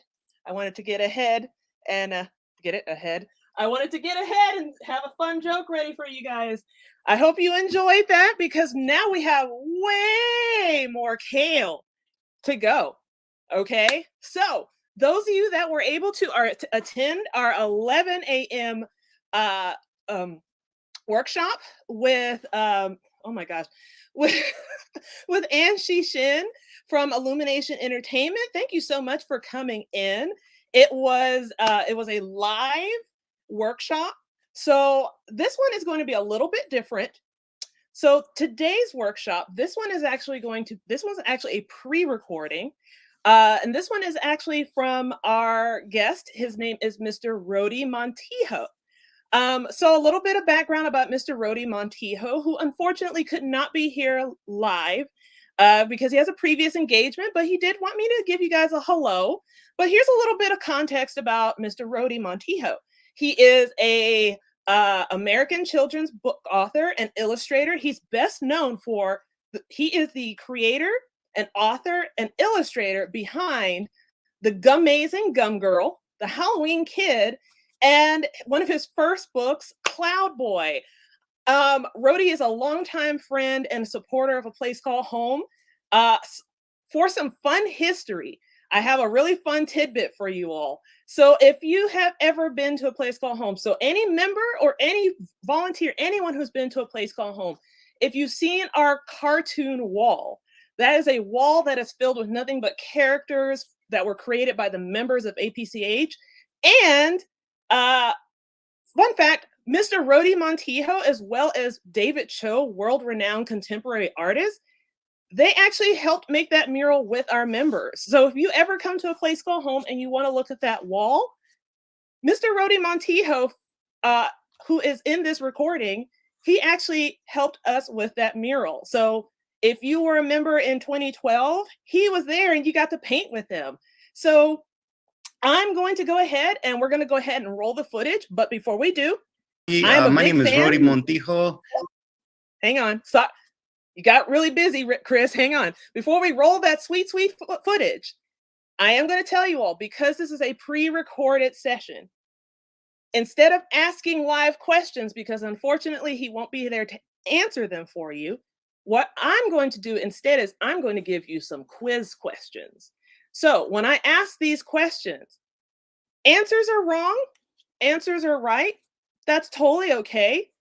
Just answering it enters you for a chance to win some prizes in our raffle. So I'm going to ask you a series of questions in the chat. All you have to do is make an attempt to answer it. If you don't get the answers right, totally okay. That enters you for a chance to win prizes. And again, I'm going to turn over here. Look at this. I have too much stuff. I don't want to put this in storage. This is for you guys. So let's try to win some awesome stuff today. So the more you participate, the more chances you get to win. All right? And that's for the whole day. So after this, when we take a coffee break, come back, let's participate. Let's ask some questions. Let's get some prizes. So, Mr. Chris working backstage. Let's roll that sweet presentation footage, and I'll see you all afterwards. Bye. I was invited by Bernice, who is awesome, and I'm happy to be here for your convention. And I wanted to just share a little bit about myself in the beginning, and then I wanted to share a little presentation, and then I have some questions that you submitted that I'll try to answer, and let's get into it. All right, so my name is Rody Montijo. I'm a children's book a writer and illustrator, and I can't believe that I get to draw and write for a living. I think I've drawn since I was maybe in preschool. I guess I'll get into the slideshow. I could show you here. 1 second. Let's see here.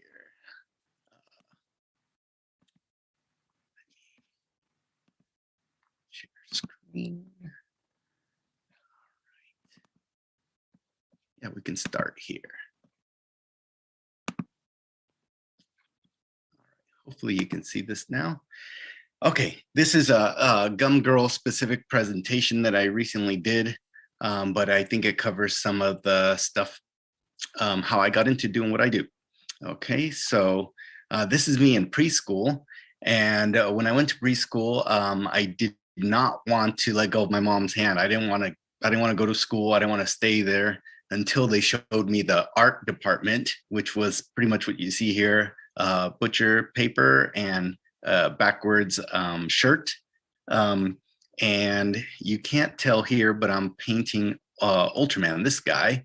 If you don't know who he is, he's an old school Japanese kaiju hero. He was one of my favorites, and that's what I'm supposedly painting there. But it wasn't until they showed me this area that I was like, okay, Mom, I'm good here. I can stay here. I'm happy here. So after that, she went home, and I during this time, this book was read to me, Harold and the Purple Crayon. For those of you that don't know it, this is my favorite children's book and the book that made me want to do what I do. This book left a lasting impression on me. And so this is Harold, and he wanted to sail the seas. He would draw himself a boat, and he can sail down the ocean. And if he wanted to climb some steps, if he wanted to climb some steps, he would draw some steps and be able to climb up them. So it stayed with me all my life. I kept thinking about it, and was eventually what made me want to pursue children's books. But before that, I just drew. I didn't think there was anything special to it. And it wasn't until my high school art teacher, Mr. Nordwick, said, "Hey, you have something special here. You should."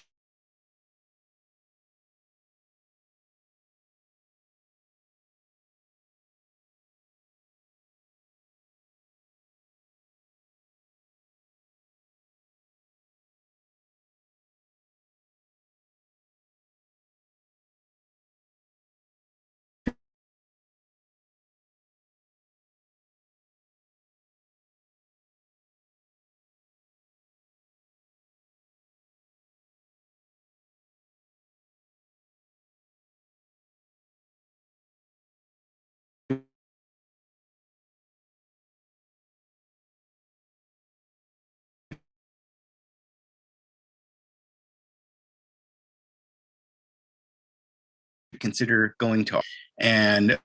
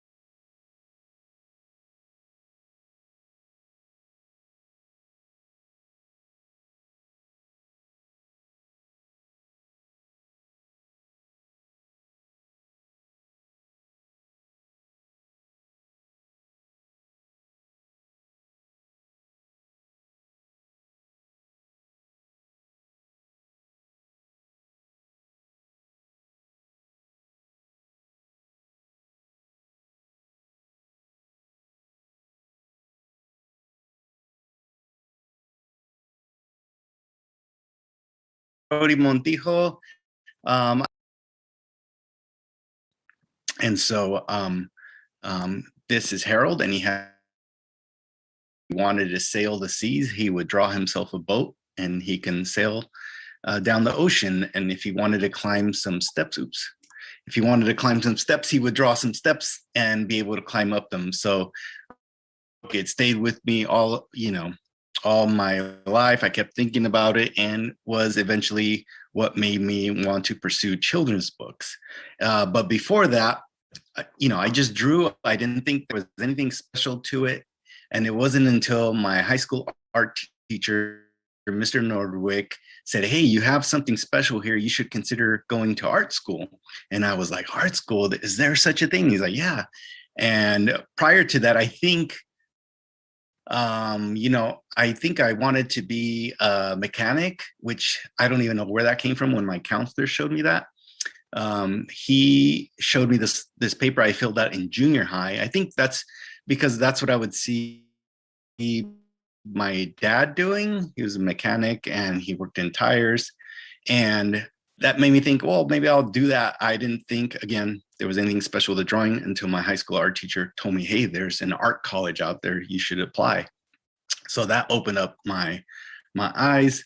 I got into drawing. I just loved being there, doing art. Art school isn't for everybody, but I loved it and I try to absorb as much as possible. This is my first children's book, Cloud Boy. This was an idea that I had for many years about a little boy who lived up in the clouds and sculpted the shapes that we see. So that was a big inspiration. And on this book, you'll see that it's very much inspired by Harold and the Purple Crayon. Even though it's subtle, it's in there. And even with the limited color palette and the whole thing about creating from inspiration. So this book was a big dream come true. The little cloud boy saw a butterfly floating up into the sky, and he got inspired by it, and he makes his first sculpture is a butterfly, and he sends it off, and people see it down below, and they connect with the cloud boy and with his art. And during this time, my editor said, hey, do you have a companion book that you could do with this? Maybe something in pink. And so this was a big inspiration for my book, for a book that came many years later, but the inspiration started around the time Cloud Boy came out. And I later thought of Gum Girl, because pink gum. And I thought, what if there were a sticky superhero? And so here is the very first sketch of Gum Girl. And you can see here, she doesn't have eyeballs. This changed later on. And there's a little note at the bottom that says, stops burglars. So that was as much that was there. But you could see where the inspiration started. And that later became a series heavily inspired by comic books. I love comic books growing up. Back when I was reading them, they weren't considered reading material by teachers. And so my parents just saw, hey, this kid's reading, let's keep feeding them comics. And I'm so grateful for that, because they could have said, hey, what are you reading? That's garbage. But now, so that's nice. So originally Gum Girl started out like a comic strip. I thought it would be a graphic novel, but my editor said, what if we did a chapter book for kids that are graduating from picture books and want something a little bit more wordy, but still picture heavy. So that's where the idea for Gum Girl was born. And here she is. She blows a really big bubble and accidentally hits some power lines and gets these sticky superpowers and becomes the amazing Gum Girl. I thought I'd share some of the process. This is specific with Gum Girl. And normally I don't share any of this stuff, but I thought this would be helpful and to show you that stuff is not perfect. A lot of people think, oh, you probably wrote it, in one sitting. No, it takes a while to construct a story, to break things down. So this makes sense to you, but you can see where I'm making notes to myself here. This was specific to Gum Girl number 5. And I do like little beats, little parts that happen in the book. And this is what I share with my editor to see if they like the story and if we'll move forward with it. So here, the Mexico advance, Gabby's secret that she now realizes that Gabby could have turned into Gum Girl. So stuff's cut off here, but this is how it goes. You break down the parts of the story and hope it gets approved, and make any changes later on before the whole story gets written. And for the last few books, I've had a writing partner, Luke Reynolds, who's been amazing and has helped me out with a lot of the writing on the books. So here are the thumbnail sketches, and you might be familiar with these. These are little doodles that are usually the size of your thumbnail, and they're just quick things to kind of break down what the visuals might look like. You capture the essence, and it forces you to really strip down the materials so you can figure out the story. Again, not meant to be seen. I'll get into this stuff later with some of your questions. You guys had some questions. But it says here's a very loose sketch for one of the ideas, where a gum girl has turned into an umbrella and is protecting some kids from getting wet. And this is the ink drawing and final steps there. And wanted to share how cover sketches happen. So these are very loose, again, ballpoint pen, just to share with my editor to see which ideas are the most striking and that will move forward with the book. These are a few options that I shared. And I believe, oh yeah, okay, so this one ends up being the one that they liked. So I was asked to move to final with this, very loose, then it gets inked. You can see that this is the final cover here. And you can see there was a bank there and her foot was stretched just a little bit. So to get a cleaner read, we removed the bank and made her foot really stretched out and in your face. So these are the little changes I just wanted to share with what happens behind the scenes. This poster up here, Gabby Gomez used to have, her favorite superhero was Ninja Rena, who's a ballerina ninja. And my editor was like, that character's great. Why don't we work her into the story? So I removed it by the time the first book came out. And then she later appeared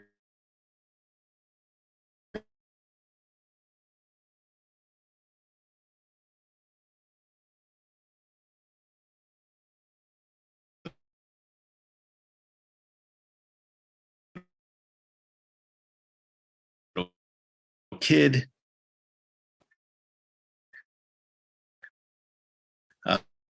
Um,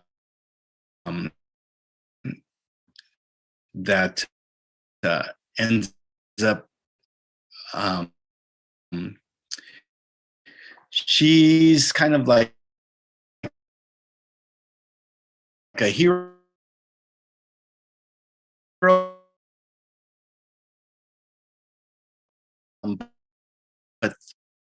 then Gabby goes, and how the origins of gum started with Aztecs and the Mayans. So that was a fun story to tell. And it was great working in a lot of like Aztec imagery. Yeah,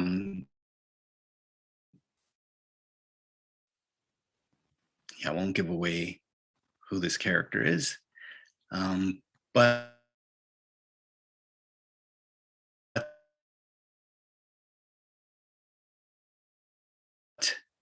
that was a fun story to tell.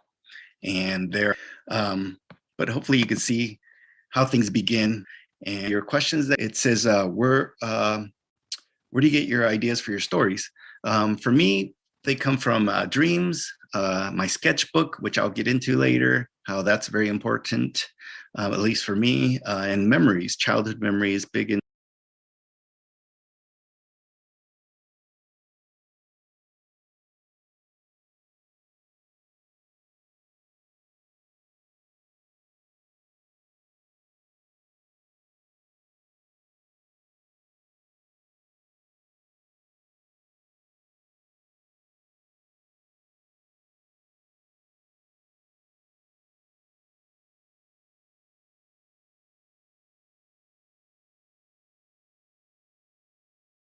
my name is Rody Montijo. To school to study art. I did. In Oakland, which at the time seemed so far to me, but it was a big eye opener, and I love just being around other creative people. Again, art school is not for everybody, And there are great alternatives now to art school. You can watch YouTube videos now, for example, and watch, how to paint, how to draw caricatures, or how to do a comic book. There's all kinds of lessons online for free now, and so that's a good alternative. One of your other questions, how did you know you wanted to be an artist? Again, I didn't know. It was just something I was good at. I just enjoyed doing, and it was my high school art teacher who saw the potential and encouraged me to keep going.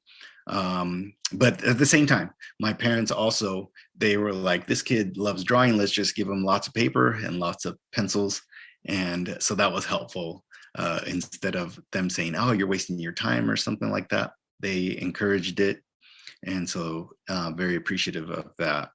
What book changed your life? I talked about it in the presentation, Harold and the Purple Crayon. That's a big one. If you haven't read it, I highly recommend it. It's my favorite book, still holds up to this day. How do you deal with artist block? Great question there. And I guess it does happen sometimes. When that happens, I just like to read, or I look at other artists' work that I respect and enjoy. And yeah, it happens sometimes. Oh, and the sketchbook. Going into your sketchbook, it's kind of like archives. You can go through years of your sketchbooks and get ideas of something that you were thinking about before and maybe didn't finish it. So sketchbooks, again, very important. Let's see here. Do you have any sneak peeks of any upcoming work? Yes, I think you guys might be the first ones that I share this with, but I won't talk too much about it, but here's a sneak peek of what's to come. See these guys here? And I won't say who they are, but look out for these guys in the future. Last question, what advice would you give a young creator? Okay, practice. Just like anything, you want to become a good football player, you practice football. You want to become a good artist, is practice, practice, practice. Sorry about that. And keep a sketchbook. The most important thing, if I can relay anything, keep a sketchbook or just lots of papers laying around with your ideas, and pretend like nobody's going to look at this book. Nobody's going to look at these sketches. So what it is, it's kind of like a mad scientist laboratory. You just keep exploring, try different things. Some stuff will be ugly, some stuff might be decent, and some stuff you might say, hey, I can do something with that, So I have years of sketchbooks that I've kept, and those are something that you could always go back to and harvest from. And you can also see how you're improving too. And there'll be story ideas in there. So I highly, highly, highly recommend keeping a sketchbook or just lots of sketches that you can keep track of and go back to in the future. Another advice is don't wait for someone to give you an opportunity. Like sometimes I think we hope, oh, someone will come along and ask me to do this book or ask me to do this comic book, stuff like that. I say, don't wait, do it yourself. Go to a copy store, print out your own comics, give them to your friends, keep working on it, try to figure it out. Even with children's book stuff, write it down, draw it, make copies. If you're happy with it, you can share it on YouTube now, get some feedback, and then keep improving. So I say, or if you have an animation, you can do so much on your own now. You don't need to wait for a studio, and you can put ideas out there into the world, and you don't have to wait for anybody. So highly encourage you to don't wait for somebody to ask you to do something. Just do it, just explore, keep drawing. You're only going to get better. And I think those are all of the questions. Another one, this one's tricky. What artists influenced you the most? I think there are so many. It's hard to pick one that influenced you the most. And I never fully thought about it until looking back. After, like seeing where I am now and looking back, I can see that I was highly influenced by Charles Schulz, the creator of Peanuts, like Charlie Brown and Snoopy, one of my favorites. And more recently, Mike Mignola, who did Hellboy, the comic book Hellboy. He actually went to my art school many years before, and our teacher would share some of his early work, like Rocket Raccoon, stuff like that. And his stuff was a big inspiration and continues to be an inspiration. And also looking back, I can see that I was highly influenced by skateboard graphics. I used to love skateboard graphics, and I would try to copy them and put them on my book covers. And so those I can tell were big influences. So it's hard to pick just one. And I almost avoided that question because it's tricky, but there you go. Okay, guys, I think that's about it. Thank you for watching. If anybody is interested, you could follow me on Instagram or TikTok with my full name, Rhody Montijo. It's spelled like Rhode Island. It's RHODE. And then it's MONTIJO. And there I post often, and you can see the current things that I'm working on. And if you find yourself having any more questions after watching this about art or about what you're doing, feel free to contact me. I'll try to answer your questions. And that's it. Keep going, guys. Si se puede, you can do it. And don't give up. If it's something you're really passionate about, just keep going. All right, guys, thank you so much, and have a good rest of the convention, and happy drawing.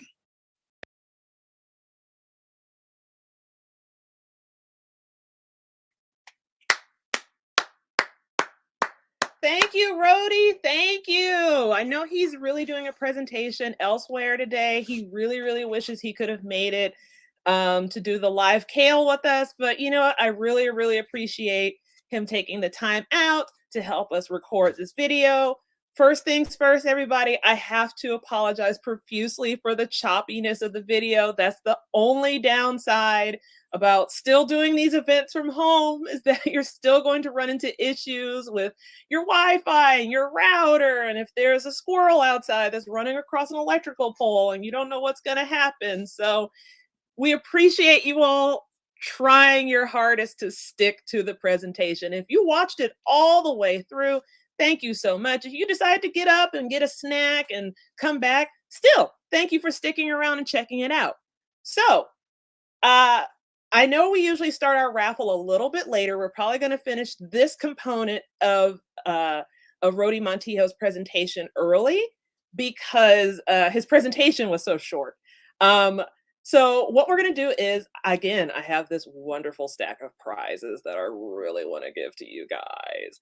So I want to show you all what the prizes are, just to get you guys really hype, because there's again, I have so much stuff. I brought all this stuff to my house from a place called home. One, because I want to share it with you because it's that cool.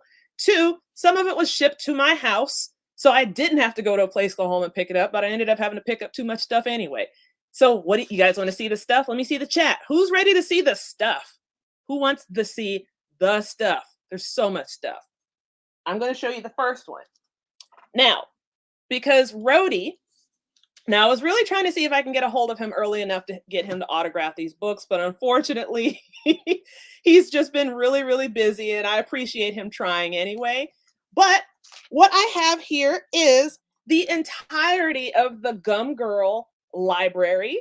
So we have Gum Girl Gum Luck, just like the one you saw in the presentation.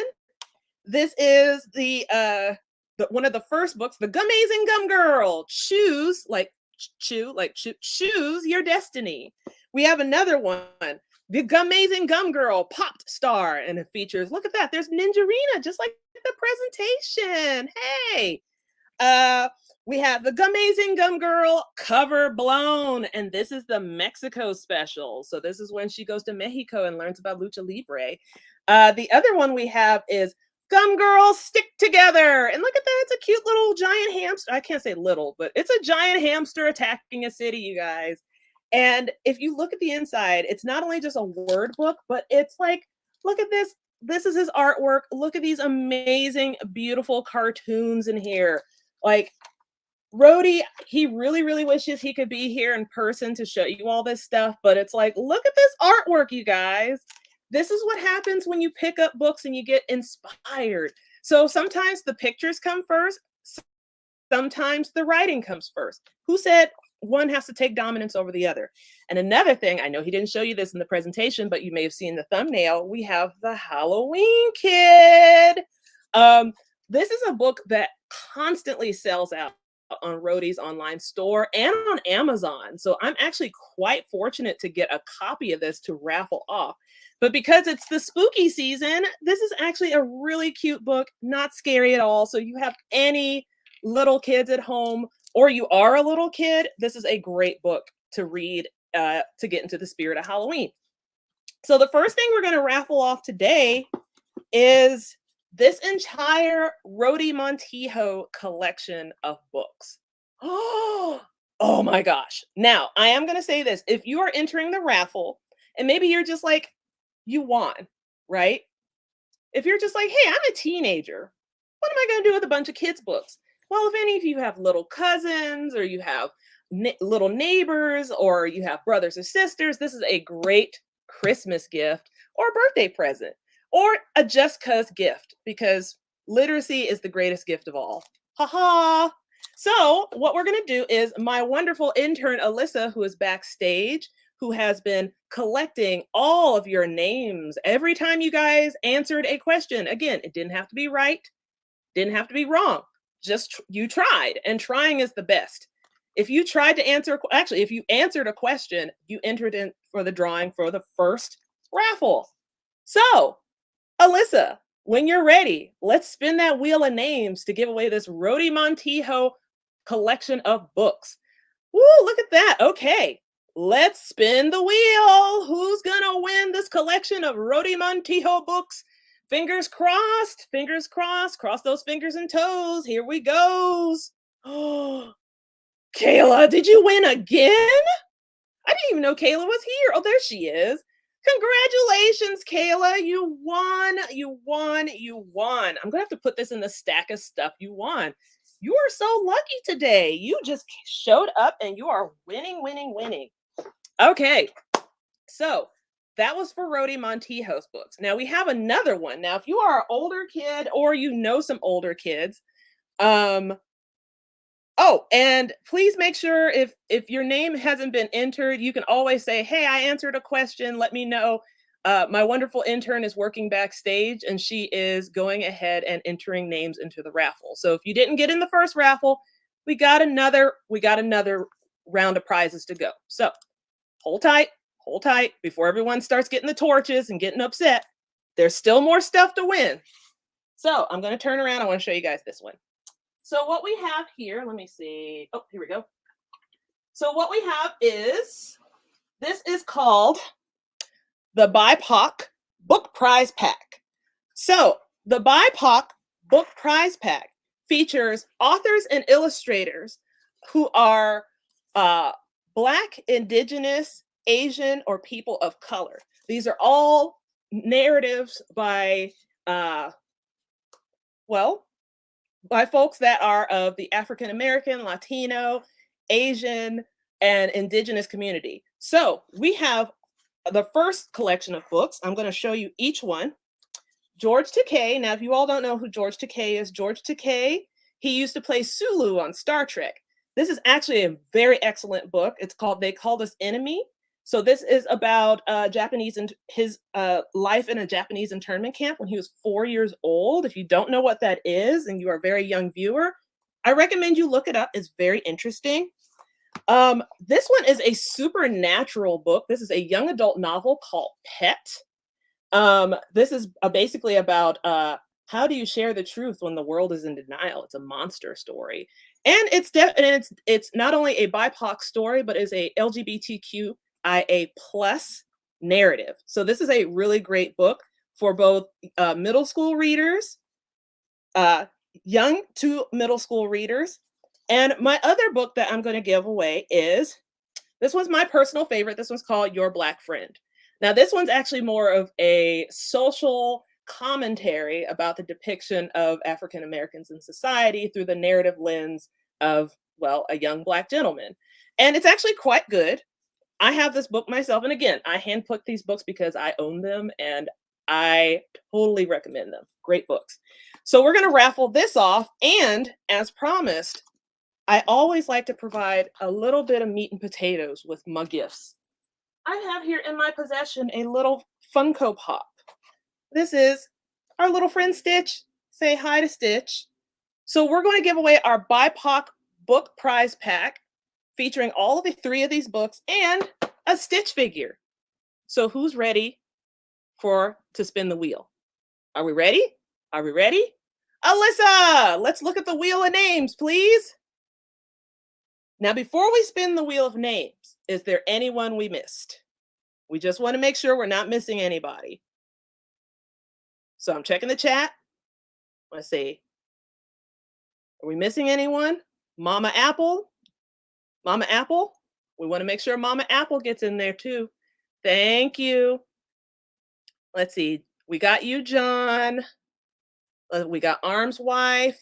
Did we get Sylvian? Yes, we did. Okay, are we ready? Oh, did you spin? Oh, you spun. Well, congratulations, John. I'm sorry, Alyssa. I was waiting for you to tell me. I was going to tell you when.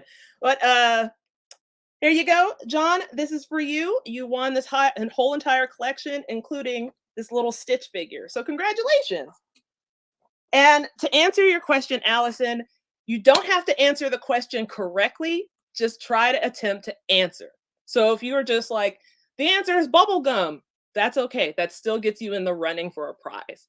Be happy. All right. So the next one for the BIPOC Prize Pack 2. Again, really awesome books. I did a lot of research. I have a comic book store that I like to go to. I stand there and I pick these things out. This is the Rap Yearbook. This one's super cool. Now, if you're not really into hip hop, but you're curious about hip hop, this one actually starts from the beginning, from like Run DMC to goes from Run DMC. This talks about the culture of West Coast rap, East Coast rap. It stems from the 70s all the way up to I would like to say the 90s. So there's lots of different, actually to the present, because there's Big Sean. So this is a great reference book to keep on your library if you just want to gain some rap culture knowledge and show off on your friends. We have this other book. This one's really cool. This one's about the story of a band from the 70s. If you've never heard of the band Redbone, go back, watch the movie Guardians of the Galaxy. You'll hear it. It's, hey, hey, what? Da, da, da, da. This is the band. These are the guys. And fun fact, they are a Native American performers. Famous song. People don't really know that they're Native American. So this is a great book. It's called Redbone. It's called The True Story of Native American Rock Band. We're giving this one away. This one's super cool too.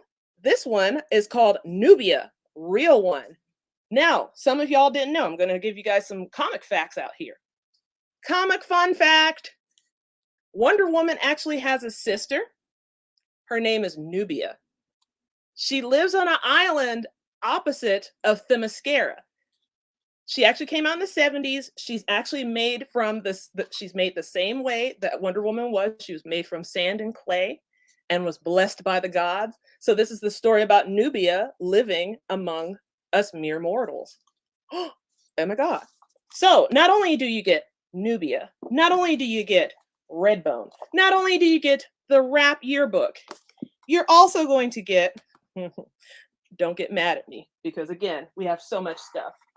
I'm going to give away this gigantic figure of Katana from the Suicide Squad, the first movie.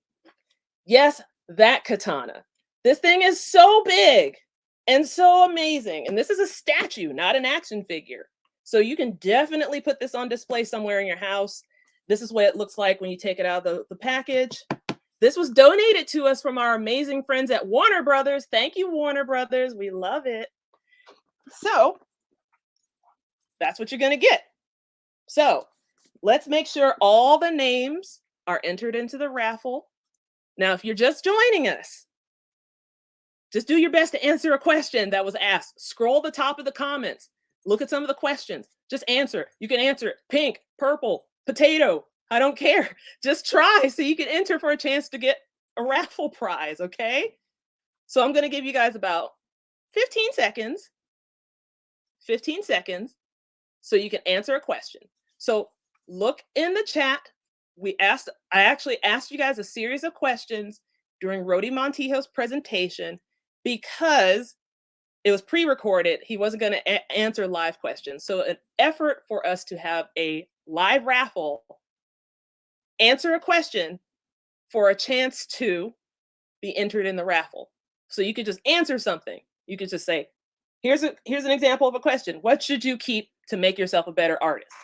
That was something Rody mentioned in the video. Now, if you're just like, I don't know, a pencil, put pencil, and you're entered for the drawing. So I'll give you guys about 15 seconds. We're going to put a couple more questions up just to help you out. And Alyssa, thank you again behind the scenes with the questions. Who are some of Rody's artistic influences? Okay. I see some answers coming in. Woo! How does Rody deal with art block? How? Does he karate chop the art block? What does he do? Oh, okay. All right. We see people participating. Okay. All right. So I'm going to give you guys one more chance to answer a question for a chance to enter into the raffle. All right. Ready? Okay. We said how to deal with art block. Okay. All right. So Alyssa, I think we have enough people. Let's make sure they're all in the raffle and let's put the wheel of names up. So Alyssa, thank you behind the scenes, Alyssa, for helping out. Okay. Let's see that wheel of names. I know she's typing everything in, so just be patient, y'all. All right. Okay. All right. Before we spin, don't spin yet, Alyssa. Don't spin yet. I know how excited you get. Anyone not see their name? Because I know you guys are a great crowd. You will tell us if you don't see your name. All right, just checking the comments. And it's pretty quiet. So I think we're ready. Okay, everybody. So remember, this is for the BIPOC Prize Pack Part 2. You get the books. You get the giant katana statue. Let's go. Cross those fingers and toes. Let them go. That means you can spin the wheel. Here we go. Ooh, who's going to get it?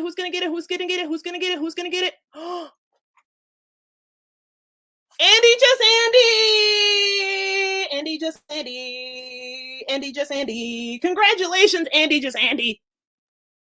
Congratulations. You won this whole stack of books and this amazing Suicide Squad katana statue.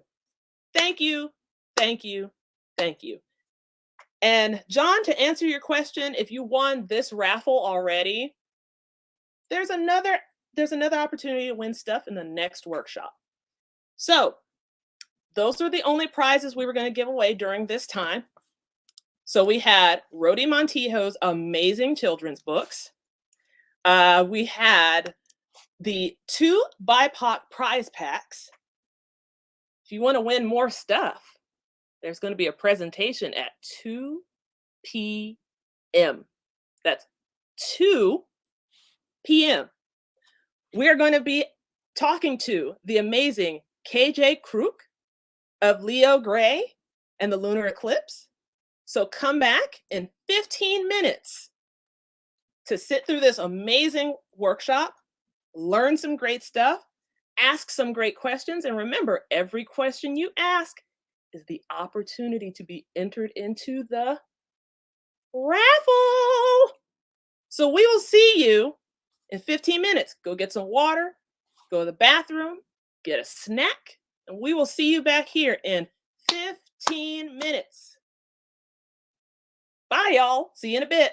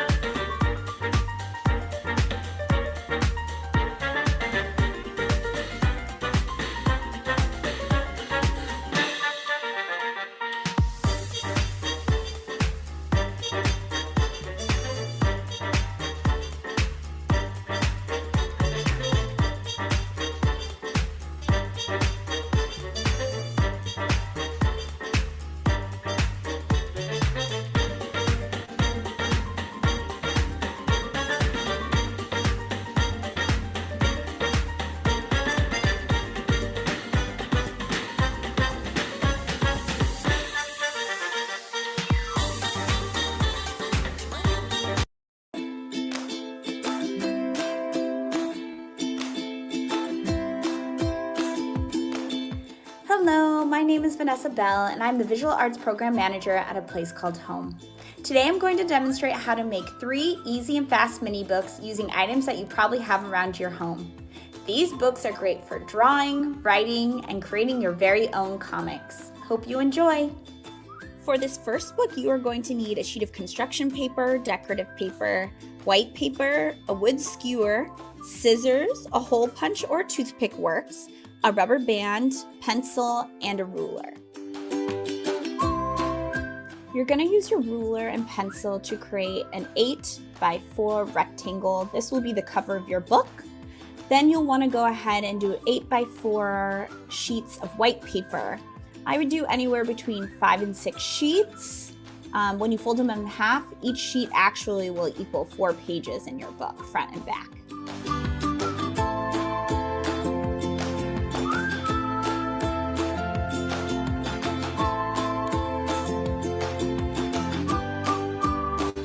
Cut your cover out and your interior pages out, and then you'll want to fold each of them individually in half.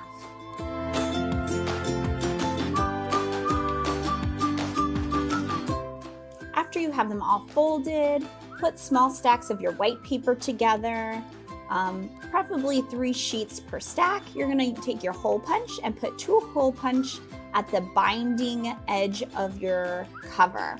After that, go ahead and put those 3 white sheets into the cover. Use the holes to guide you and push your hole punch through to go through all the white sheets. Take out the first bundle and then you can do the next bundle, and if you have more pages, you can do additional bundles inside. Next, you'll grab your skewer, line it up with the edge of your book. Make a little mark with your pencil so that you have the right length so it goes from the top of your book to the bottom. Then take your scissors and slightly make an indent into the wood. You should easily be able to break it in half with a clean break after you make a little indent.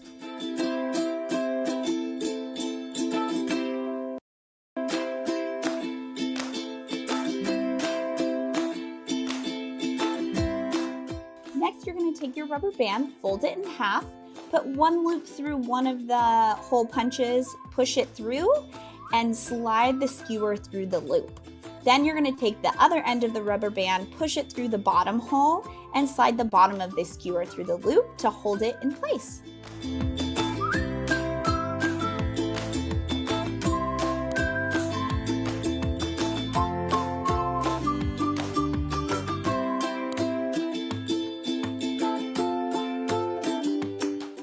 Now you have a decorative bound book.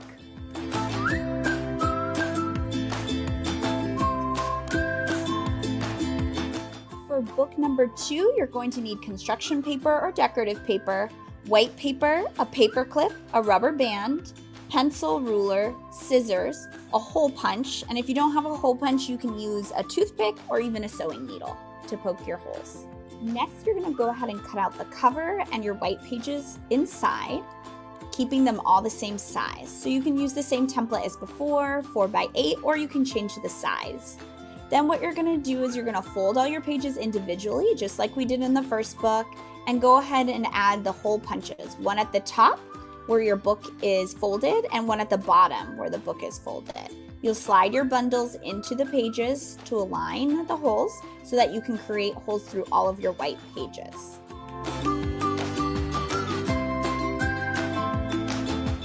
Next, just like before, you'll take a rubber band, fold it in half, push 1 loop through one of the holes, and then you're going to slide it onto the paper clip.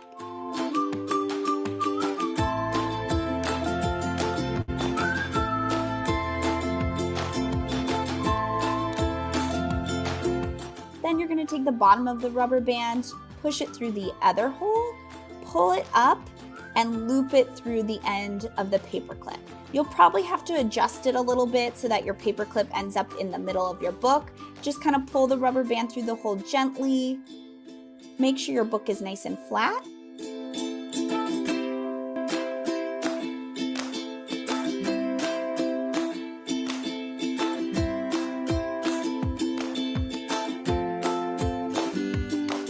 Now you're all done with your book. You have another easy to make bound book. For our third and final book, you will need scissors, a rubber band, pencil and ruler, a hole punch or toothpick or sewing needle to poke a hole through your pages, white paper, and for the cover this time I actually used a magazine. Now it's time to measure out your cover and your pages, making sure that they're all the same size. You can pick any size that you wish. You're gonna go ahead, cut them each out. Then we're gonna go ahead and fold each one in half individually, just as we did for the other books.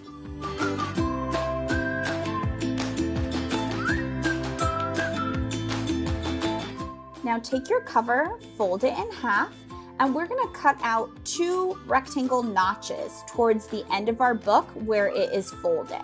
So you're gonna put 2 little cuts to create a rectangle. This will create tabs. You will fold those tabs back and cut them out. You should be left with a space that looks like a rectangle.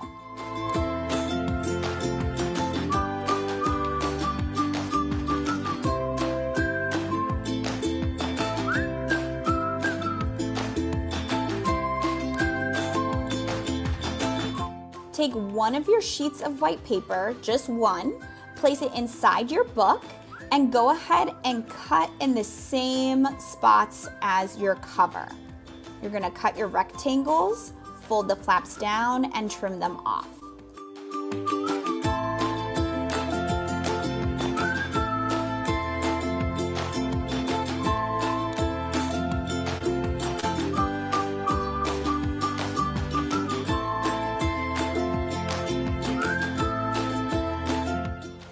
Next, you will take all your white sheets of paper, lay them flat underneath the white paper that you just cut the little tabs out of. Take a pencil and trace within those tabs to reveal rectangles on the paper underneath.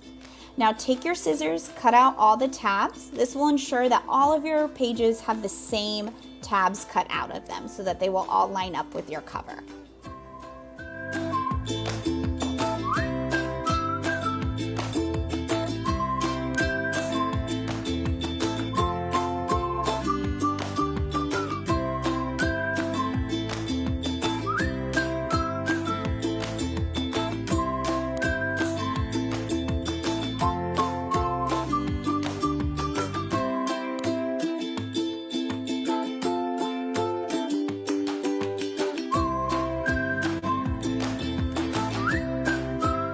Slide the rubber band securely into the 2 notches.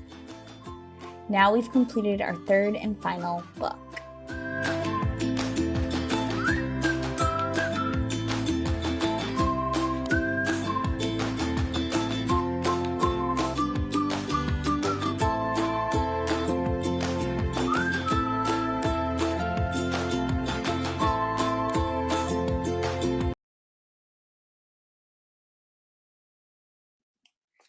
Welcome back, everyone. I hope you enjoyed your water break. I hope you're feeling refreshed. Please remember to stretch your gams. I know, Kale, it's a long time to sit at your desk, but you know what? It's worth it because there's so much to learn and so much to drink in. Now, if you're just joining us, I just want to make sure that you all know who this lovely individual is in front of you. My name is Bernice Talley, and I am the Associate Director of Arts and Creative Expressions at a place called Home. So I am so excited. Now, this is where things get really fun because it's like mid-afternoon, it's like we're kind of getting close to the end of Kale, but at the same time, too, even more awesome people keep showing up, and they are delightful because they are volunteering their time to really come in and share their artistic and their writing journeys. And it's like, I love it when everyone is spreading the joy of literacy. So just before I introduce our guest, I do want to remind you all that don't forget at the end of our presentations is an amazing, awesome raffle. So if you want to win some of these rad prizes that we have, please don't forget to ask questions. Remember, asking questions allows you to be entered automatically into the raffle. So whether your question is answered or not during the Q&A, you still get a chance to win some stuff. And again, I am going to turn around, hang on. I'm going to turn around and show you guys this table full of stuff No way do I want to put this in storage to get cobwebs, to get covered in dust. I want this to go home with you, give it a loving home. You can read it, you can cuddle with it, you can do all kinds of stuff with it. Just, don't get food stains on it. So I'm very excited to welcome our next guest. She is an author, she is an illustrator, she is from another planet. I'm ready to welcome KJ Cruz. Yay! Pardon. Thanks for So the introduction, KJ, Brittany. Yeah, oh, sorry. awesome. Welcome. I'm sorry, I got excited. Me Welcome. too. We're really happy you're here. I'm going to go ahead and sneak backstage and let you have the floor, ladies and gentlemen. Awesome. Thank you so much. Well, as Bernie's informed everybody here, I'm an author and an illustrator. I'm going to quickly share my screen with you guys so I can give you a little presentation here. One moment. Let's get that clicked. And then you can let me know if you're seeing it okay. Might be a little wild. All right, perfect. I will go into presentation mode. And so the book I've written and illustrated is Leo Gray and the Lunar Eclipse. It's a story about an 11-year-old boy who follows his dreams to school on the side of the moon. But once he gets there, he and his crew of international friends soon find out that life inside of the moon isn't all it's cracked up to be. So as an author and illustrator, I do the main hustle of what you would expect any author or illustrator to do: write the book, publish the book, and go around and do signings, which is fun. Not as many signings now as recently. The world's gotten a bit crazy, but we're going to power through it. And what that entails for me basically is, as an author, my journey started out traditionally drawing and painting. I used to write more for fun than I did for talent. Growing up, I was more of the art kid. And so along the way, I sort of lost track of my ability to paint and draw. And I looked back at my time in school and what else did I love to do? What else did I like doing? And writing, creative writing, was always something I excelled at and really enjoyed. So during that moment as an adult where I couldn't draw or paint like I used to, writing sort of came back up, and it sparked my creativity again and got me going in a whole other direction than what I could have ever imagined for my life. So for me, my process starts out as basically I'm imagining something in my head. For example, this little guy on the screen is Grimlu the Lunaling, which you might have seen in Bernice's office and right here. So it goes from, just an idea of something to then me drawing it out. As you see, there's a little digital sketch of Grimlu, and then he turned into a real live toy, which was so much fun to design and create. And that's kind of the process of how my imagination works, is first thinking of it, plotting it out a little bit, drawing it out, and then, pulling it together where it comes into a story and it comes into, something like a cool toy like you see there. So here's again a little bit of how my process works as an author illustrator. So the story took place a couple years back. It was like a 7-year journey to write and publish the book for me. So a really, really long time. You've got to be patient if you want to be an author and an illustrator likewise. So again, the book brought me back into my art world with illustration, which was something I didn't even think I could do.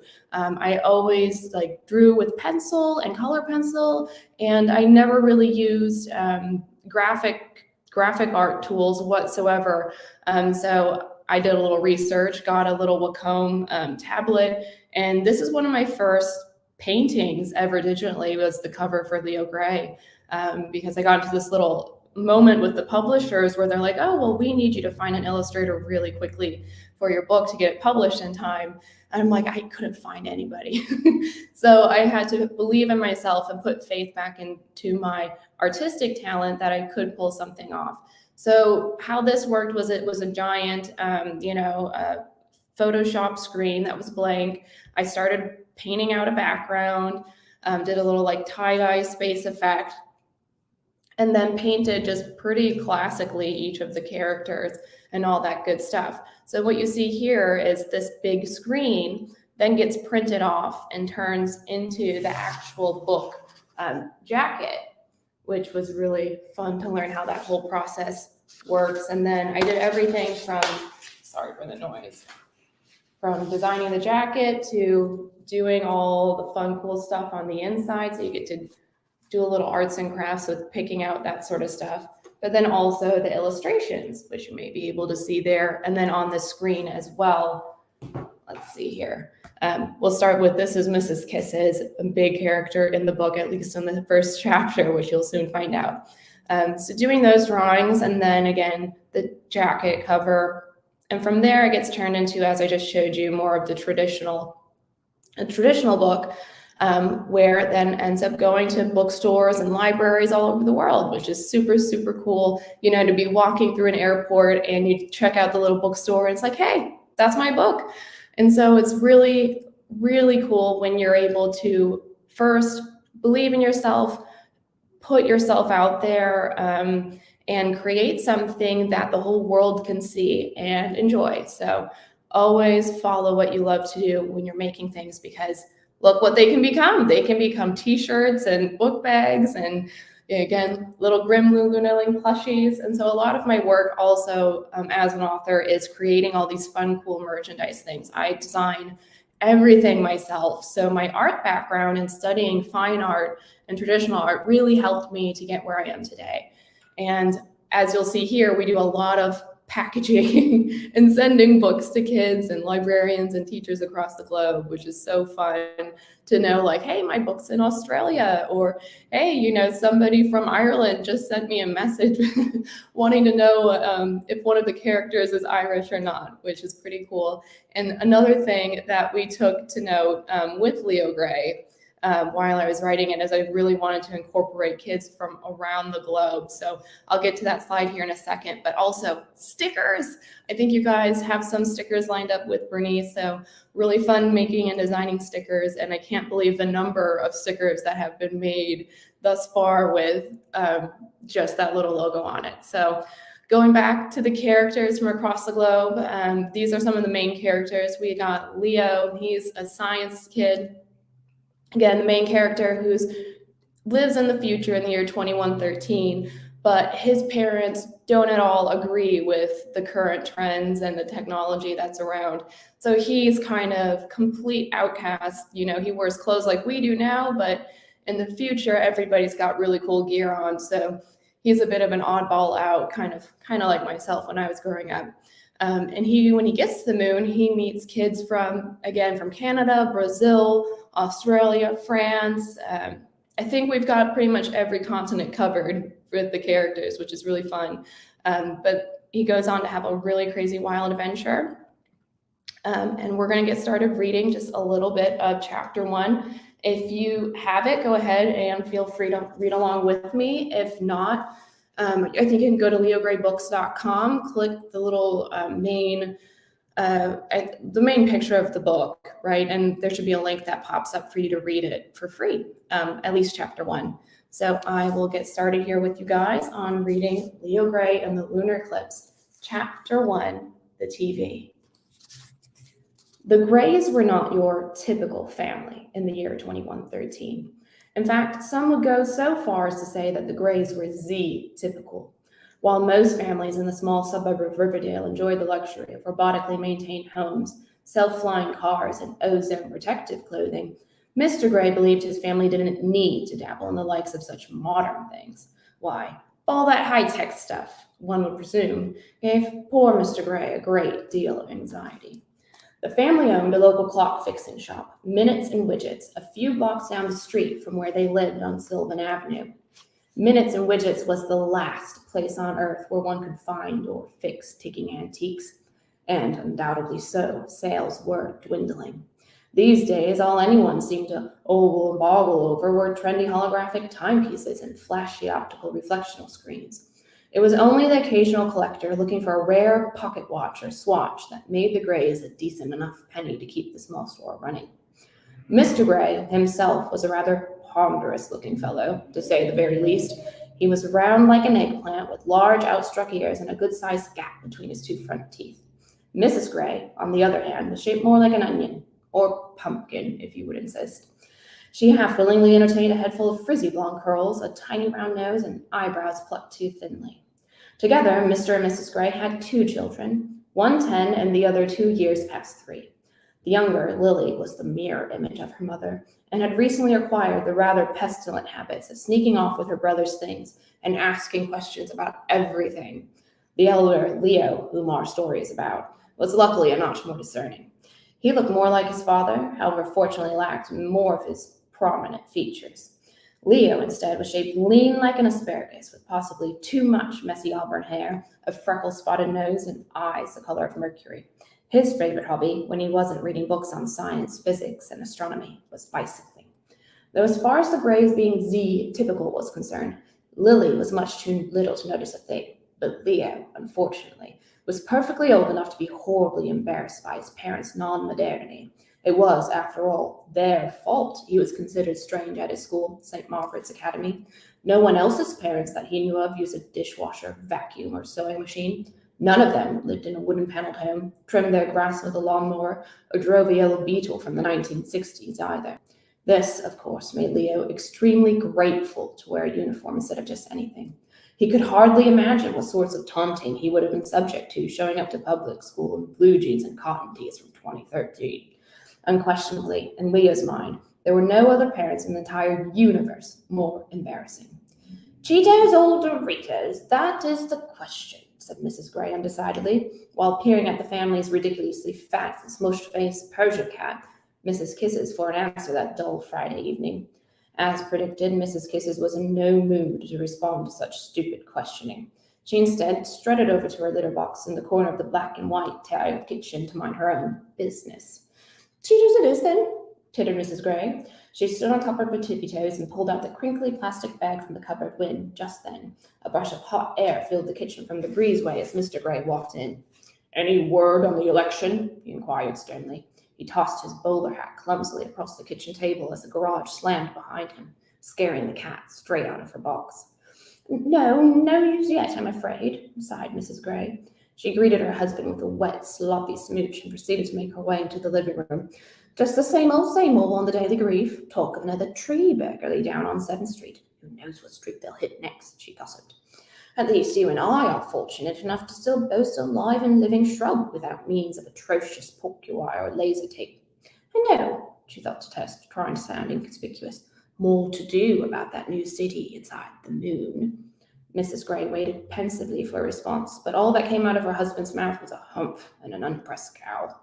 Talk of the moon was always a touchy subject with Mr. Grey, but regardless, there was something pressing on Mrs. Grey's mind that had to be dealt with tonight, other than the meowing that beckoned from beside the pea green recliner. One too many micey-wicey, have we? Chortled Mrs. Grey. She sat down heavily and picked up the overweight lump of fur, who immediately began batting her fluffy orange tail at the bag of Cheetos, while kneading her claws deep into the fabric of the armrest. Who did he think he was anyway? A cheetah wearing sunglasses, Mrs. Kisses hissed. Meanwhile, in the kitchen, Mr. Grey was in search of a piece of pie. He was dreaming of a piece of apple, key lime, or maybe even banana cream, all of which sounded extremely tasty as Mr. Grey was reasonably famished from a very long and boring day at work. No customers, no sales, no anything. Just the sound of ticking clocks aging. He very quickly replied to Mrs. Grey's gossip. Association dues starting at 20 million bucks a year for a lunar studio. He snorted piggishly. I'm sure one day we'll see that kind of moolah fixing watches. He returned his thoughts to which topping sounded yummier, chocolate chips or crumbled walnuts. If only he could find that pie. Mrs. Grey stared numbly at the television set as her husband rattled on inside the fridge. She still wasn't sure how she wanted to ask the question she wanted to ask, without actually asking it. She was almost certain his answer would be a no, or maybe more conceivably, a no, absolutely not. But there was no more putting it off. So she began by suggesting, lightly, I suppose we'd better start selling newer things then if we'd like to find our son a nest up there before the big. She stopped, deciding it better to go a less direct route, and started over. You know Miss Wits? Mr. Gray frowned at the name. Yeah, what about her? Has she and everyone else around here found some magical avocados to get to the moon? Bah, he puffed irritably, still scrummaging through the leftover tuna casserole and cans of Coke in search of something sweet. You know what I said about talking to that lady. I still think we should have sent Leo to the public school. At least there the teaching bolts wouldn't be so rooty snooty. Expecting compliments from a robot during parent-teacher conferences, dear, isn't any less snooty, said Mrs. Gray, licking her orange-crusted fingers, still pondering the question that needed to be asked. They're not programmed to be as cordial as you or me. Well, that's still no excuse, Mr. Gray continued to grumble, having finally spotted a promising-looking Tupperware container in the far back of the fridge. It was a nice tie, and even if robots don't fancy polka dots, I don't particularly care for some bundle of wire and steel giving me advice about my son's education. However, as Mr. Gray removed the silvery foil, he regrettably realized with the aroma of week-old fish that his favorite dish was missing. And speaking of things I don't like, he thundered and sulked all at the same time, is not being able to find any pie. If I recall correctly, said Mrs. Gray, a certain someone was supposed to pick us up a can of whipped cream earlier from the store.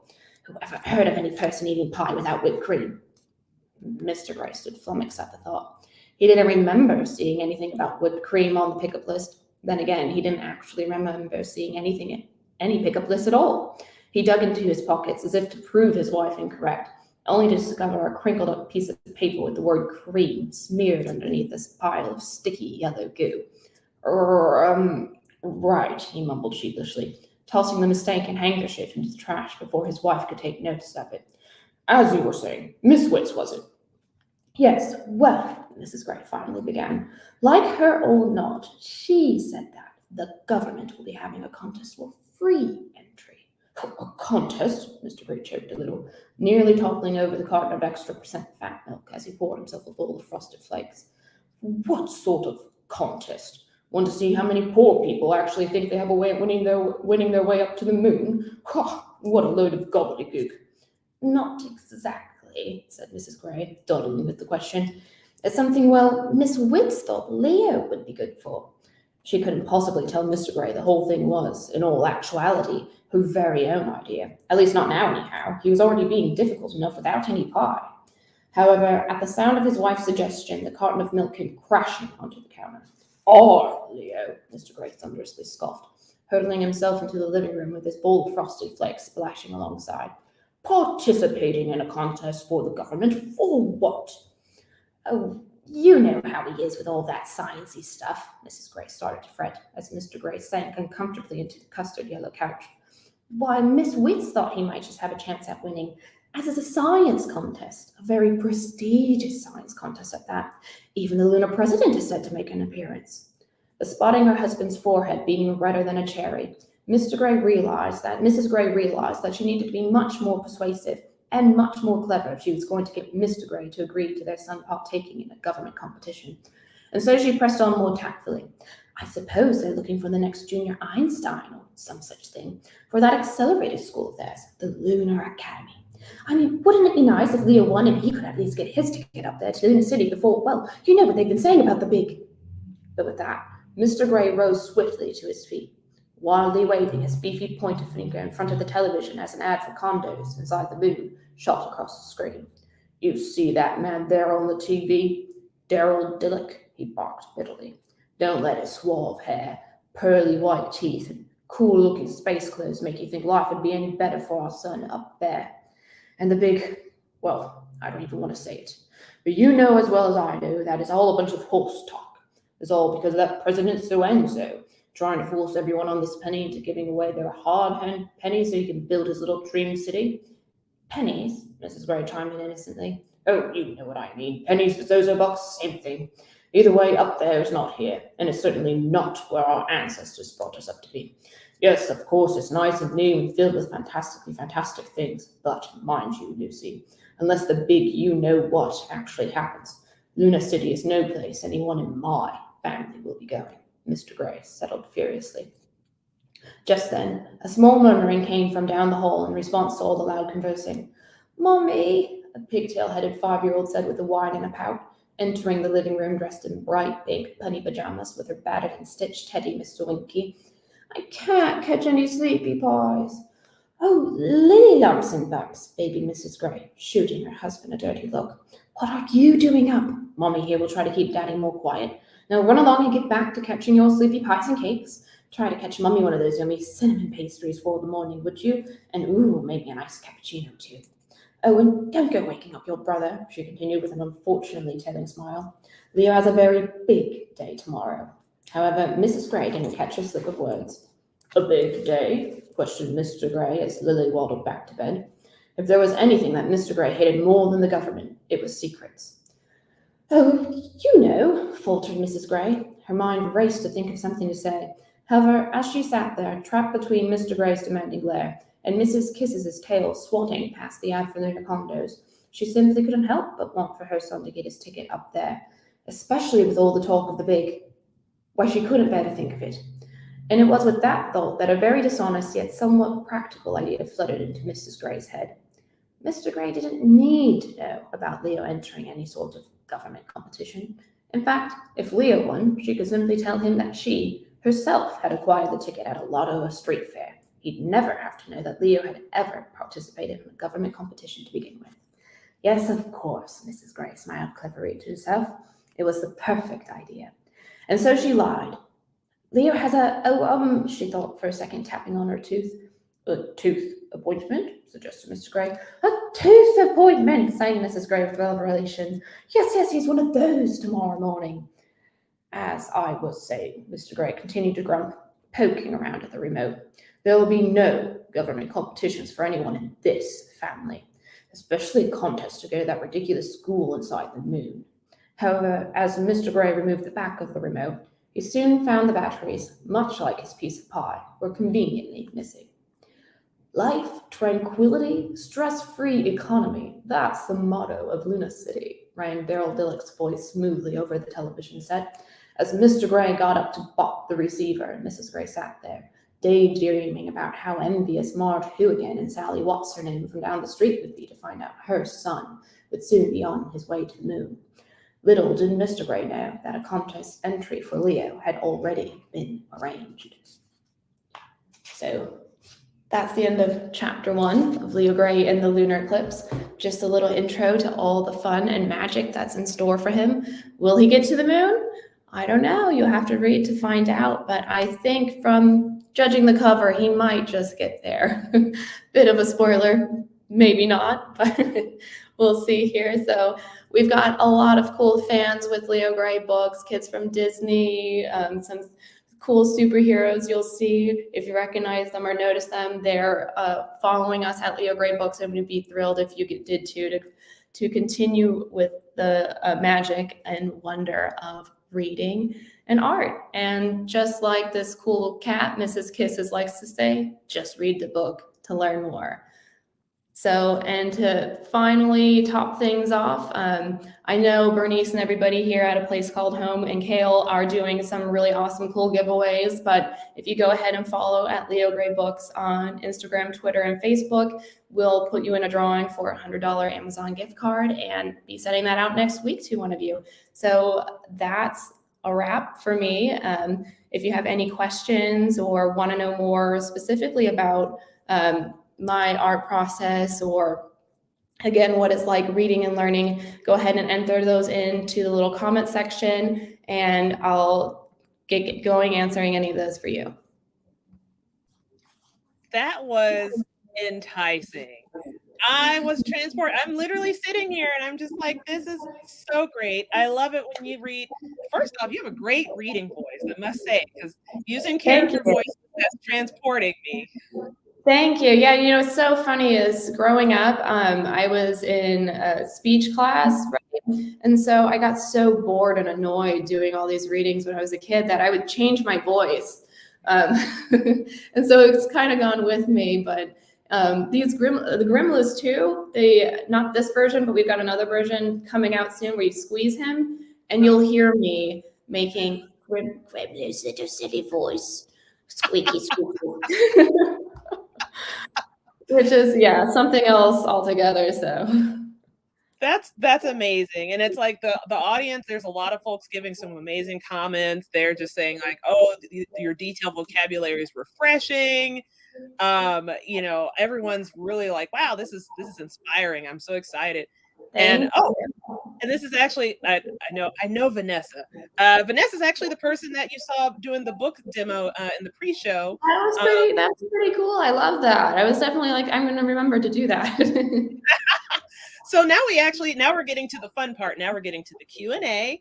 And don't forget, everyone, you can still ask questions. Asking questions is your opportunity to be entered into the raffle, because guess what? Not only do we have a bunch of prizes from from APCH's stash, but KJ and her publisher was so wonderful to send us a whole stack of books and goodies and these adorable little Grimloop plushes. They don't talk, but they are lovely. Look at that. Oh, look at I that. think the thing makes him move one hand to the other. Yeah. So he's technically a 10,000-year-old, baby alien from the moon. So these guys are like the original moon creatures that nobody knows about up until now. So Now, question: are they descended from elephants? Because I'm seeing a little trunk and a little bit of ear action here. everybody like always likes to think that about him, but he's not supposed to be like anything like an elf or anything like. I mean, this was for me more like a bunny ear. Oh, So more like a bunny. And the nose, I think, came from Pinocchio. I loved Pinocchio as a kid. And I've got like a Pinocchio statue in my house with the crazy long nose, right? So I think that oh, probably inspired, but you can do that's Eskimo. well, that's awesome. Well, I'm going to cuddle him while we ask some questions. So let's see here. So I'm going to scroll up because so this is the great thing. Everyone's been asking questions. So now it's hard to find a good starting point. So I think we're just going to, because someone says like, your style is so pretty. Everyone loves your blue hair, by the way. Thank you. Thank you. Yes, you can do a lot of blueberries if you want blue hairs. So I'm going to start with fantasy is reality. What was the hardest part about publishing? Listen, for me, honestly, the hardest part was just believing in myself and giving myself the open door to say, hey, I have something to share with the world. I have value, and my story could have inspired me as a kid. So why not? Why am I holding myself back? Right. So that was probably the hardest thing for publishing, was just knowing I was worth, that it was worth it for me personally, not just, for vanity's sake or whatever, or just because I wanted to get something out there, which completely wasn't my train of thought when I published my story. I was in a really kind of like rough spot, I would say, mentally, just because I wasn't doing what I was loving up until that moment.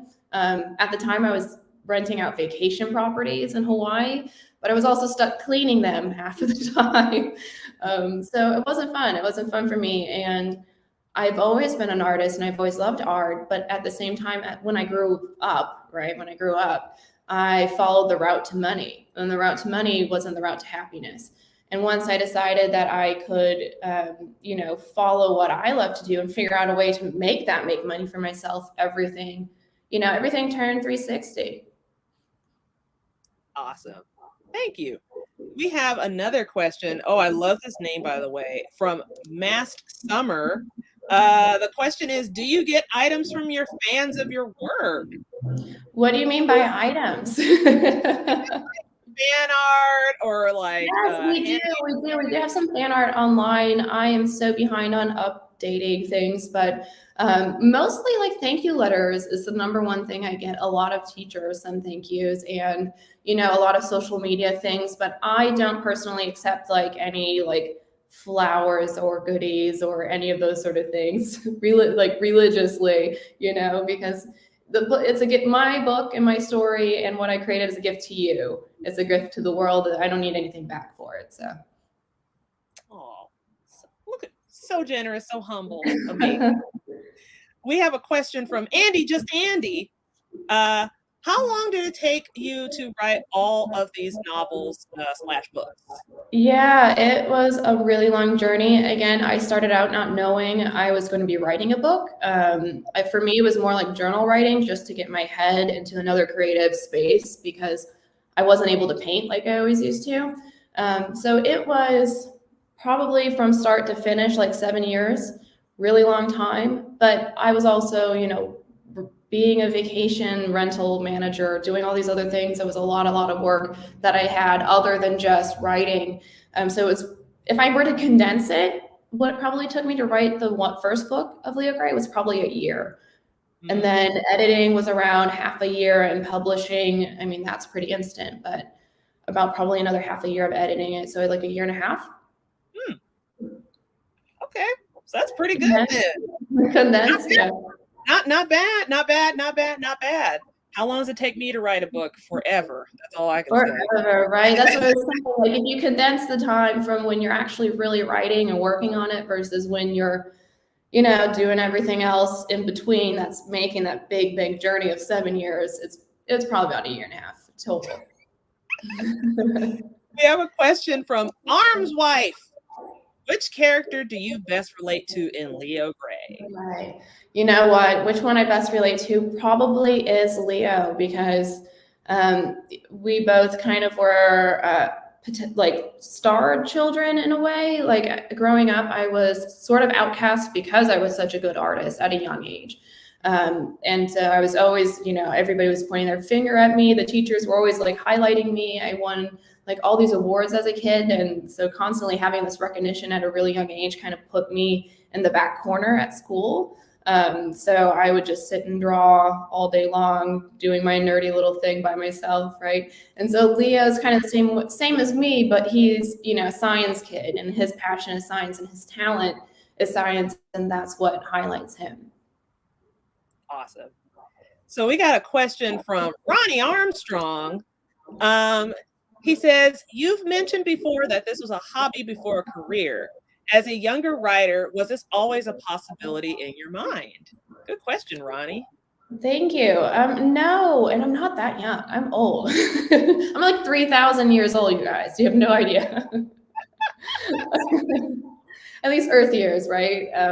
But it was, so I was writing as a hobby, but the potential for it to turn into a book and be published, to be quite frank with you, wasn't even something I knew people like did with their writing at that time. It wasn't just, I don't know, it's really silly that I didn't think of it when I look back, because I probably would have written everything a lot faster to get published, right? But no, for me, it was just, a hobby. And then finally, at a certain moment, I was like, I've written a whole lot here. I think this could be a book. And I sat on that idea for a little bit. That's a nice idea. And then I was like, oh, wait, I need to publish it. That's the next step. So. Nice.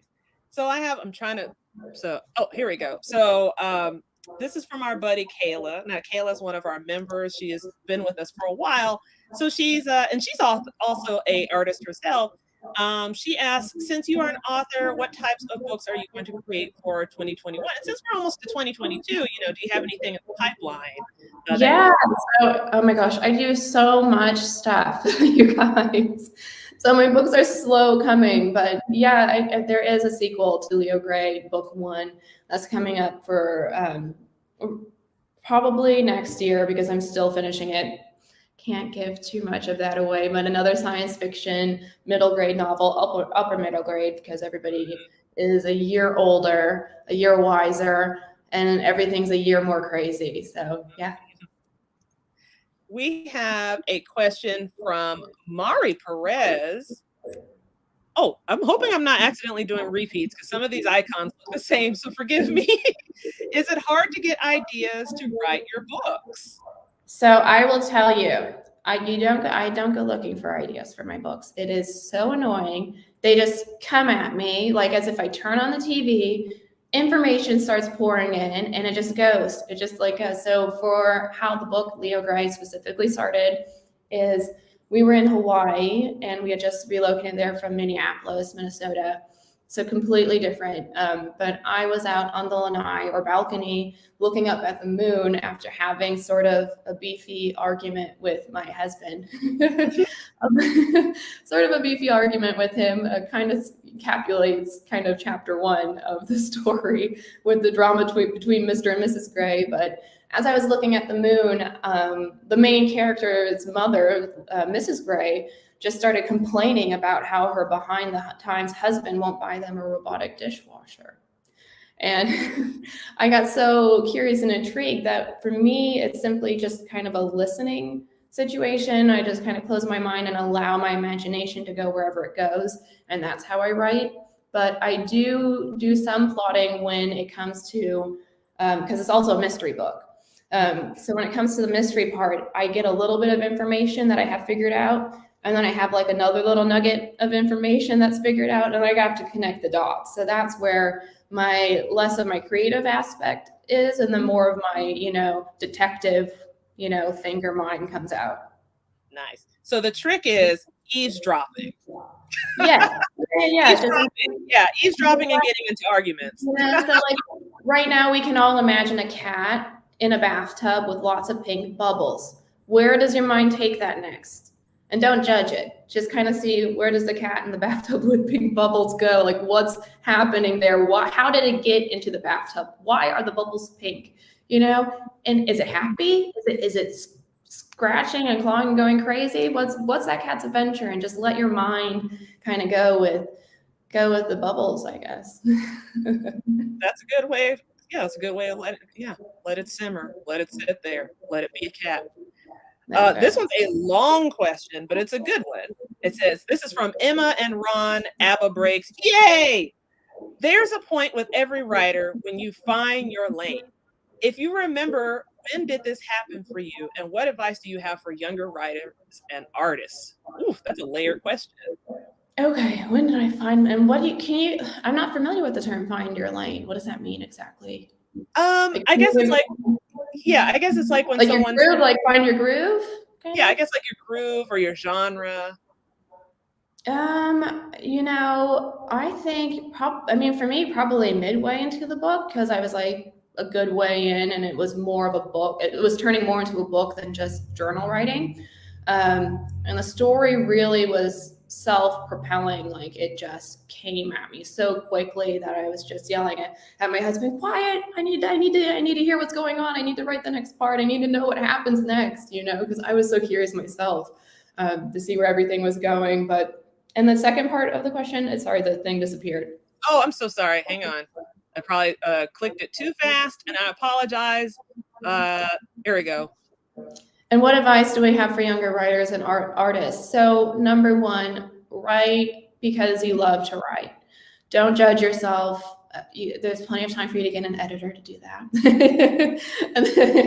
And don't care about what people think about your work or what you do. As long as you're happy with it, that's what matters. And the people that are the right people to read your work will resonate with that. And that's the second part. So, a lot of people will tell you, write as much as you can, go take all these classes and courses, and do so if you want to, but you don't have to. If you don't feel like doing that, if you want to be a kid, be free, run around and play all day and not write anything until you're 31, do it. That's an option. You don't have to put boundaries on your creativity. And that's probably my biggest thing, is do what you love and don't put pressures around yourself about what others might think about your work or what you're doing, or if it's the right thing for you to do. You've got to follow your passion all the way home. I'm a vibe with that. That's a good answer for both young and mature artists and writers. That's excellent. And I guess we pretty much came to the end of all the questions. Everyone's really giving a lot of, when you get a chance, when you're finished with this, go back and read the comments. There's so many nice things coming in. And everyone's like, thank you for answering my question. Oh, you're so pretty. Oh, we love your hair. Oh, thank you. Go back and read the comments. I just want you to feel like your chest, like, what is it with the Grinch? It's like your heart grew 3 times larger after this. Yeah, well, no, just like being able to share my story with everybody and hopefully inspire you guys out there listening and watching. Again, to be bold, be courageous, do what you love to do, and don't let anything stop you from following what makes you happy. Awesome. So, KJ, I really have a small favor to ask, and so does Grimlu. Okay. We would love for you to stick around for the raffle because guess what, everybody? Guess what? If I didn't tell you already, we are going to not only be raffling off KJ's amazing Yeah, amazing amazing. book, Leo Gray and the Lunar Eclipse, we're also going to be giving away blue figures, stickers. Basically, this is a Leo Gray prize pack. So those of you that were just like, oh, how do I get a book? How do I get a book? Guess what? If you answered a question, or not answer, I'm sorry. If you asked a question, that was your opportunity to be entered in the raffle. So not only are you going to get a book and a cute little figure, look at this, you're so cute. Oh, I put him next to makeup and I totally don't want to spend it. Like he's such a great Christmas gift to anybody like this with the book because he's just perfect underneath the Christmas tree with a little Santa hat on. So I know And his head kind of really curves like a Santa hat, so it's perfect. he can, I guess going back to the elf thing, he could replace your elf on a shelf because you can bend his little legs, right? You can make him sit on a ledge and attack your children if you have children or your siblings. Does he attack? Is he like a little fighter? Is he a little crazy? Yeah, I think he's definitely a little crazy. I don't know if you remember the movie, what was it called? The Rescuers Down Under. There's this crazy little lizard that's trapped in a cave. Yeah. That's kind of his alter ego is that little lizard. Very cool. Also kind of scary. All right, so everybody, so the prize packs are also intergalactic themed. So that means I have some additional prizes to go with the Leo Gray prize that KJ and her publisher was so generous to donate to us. So not only for the first one, I'm just going to tell you this, we have Grimlu, and we have Leo Gray and the Lunar Eclipse. Y'all are going to be so excited. Hope your pants are tingling. I'm also giving away this Stitch in a rocket pop figure. It's very huge, very adorable.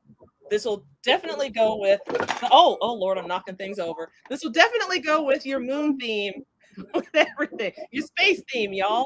So, where is Alyssa with the wheel of names? Let's get ready to spin. Who's ready to win the first prize pack?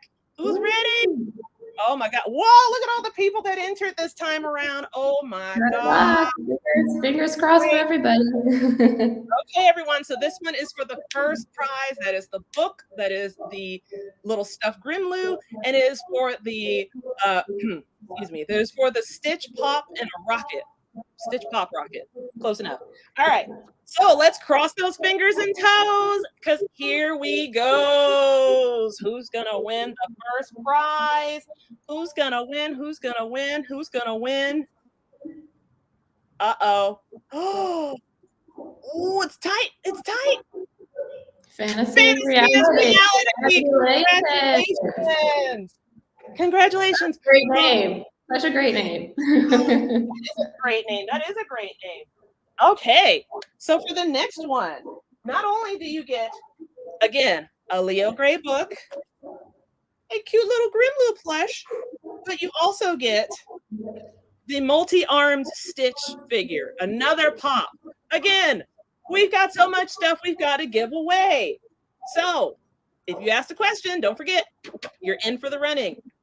So, oh, and by the way, if you won, please make sure you email bridgetheater@apch.org so we can send you your prize. So let's spin that magical wheel. Cross those fingers and toes because here we goes. Oh, why am I making a crazy face? Let's see. Let's see. Ooh, it's close. Marco. Yeah. Congratulations, Marco C. You just won a pop, a Leo Gray book, and a Grimlu plush. You are a lucky person. Okay. So this one is for a Leo Gray book and a Grimblue plush. Let's go. Because here we go. Keep it going. It's Grimblue and her book. Come on. Oh no, everyone's internets are skipping. Oh, did Kayla win again? Kayla, you won again? You lucky ducky. Congratulations. You get a book and you get this adorable little plush. And hey guys, please take a picture of yourselves with these. We'd love you to tag it. Yeah, definitely. If you got one, go ahead and send us a photo at Leo Gray Books, LeoGrayBooks. And if you didn't win anything, we have so many prizes that we give out on our own site too at Leo Gray Books. So go ahead and follow us. I'm sure you'll probably actually get something at some point or another.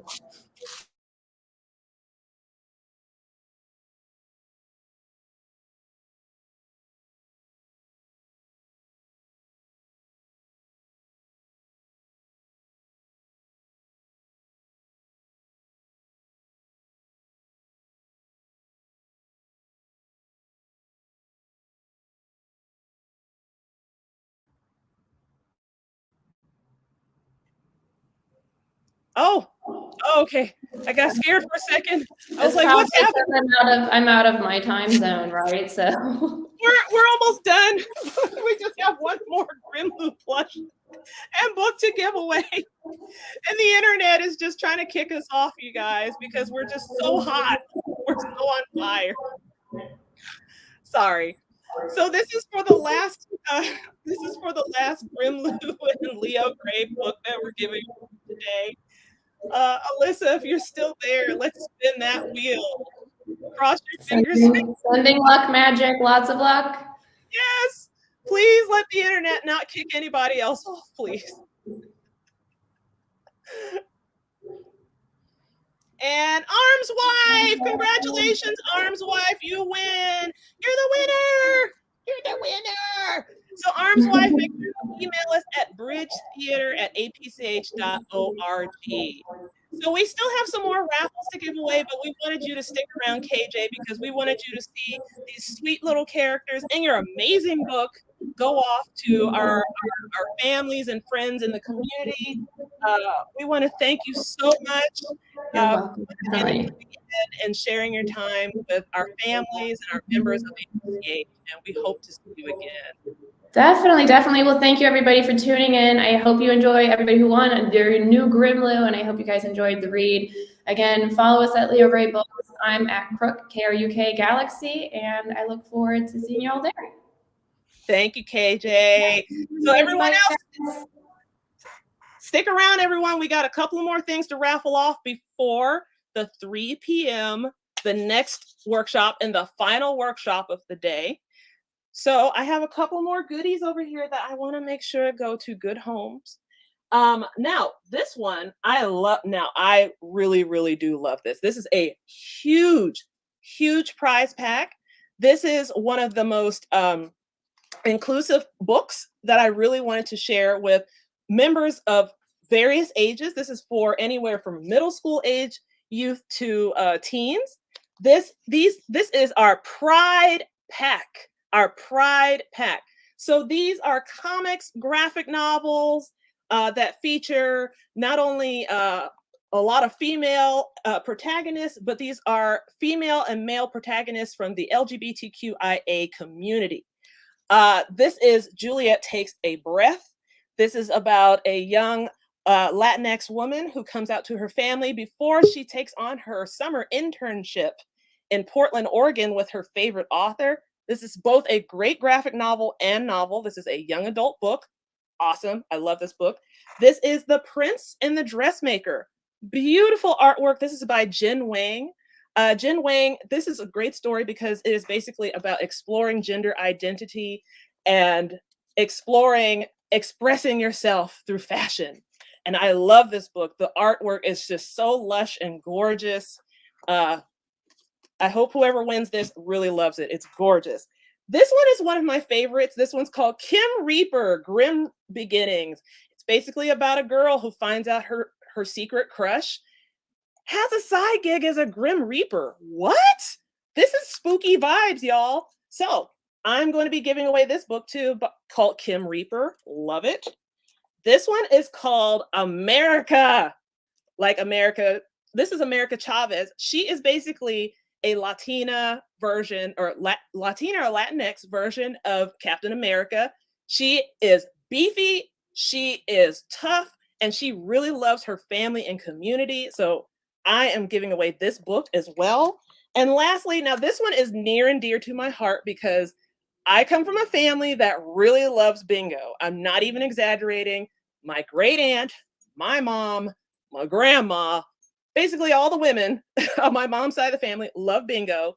And this one is about two young Black women that find love in the 1960s, but because of the times, their love is not accepted. So they separate and go off to have traditional marriages later to find themselves as seniors reunited and deeply in love.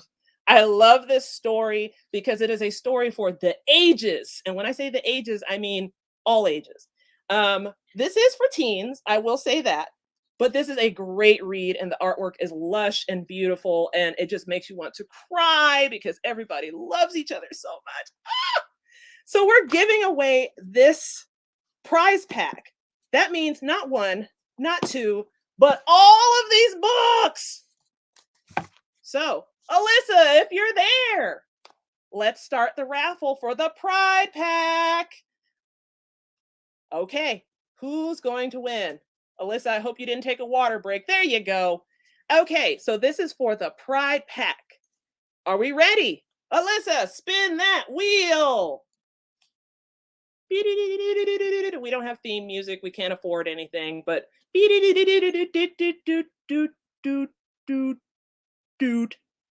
bam! Mama Apple! Oh, sorry. Mama Apple, congratulations! You win the Pride Pack.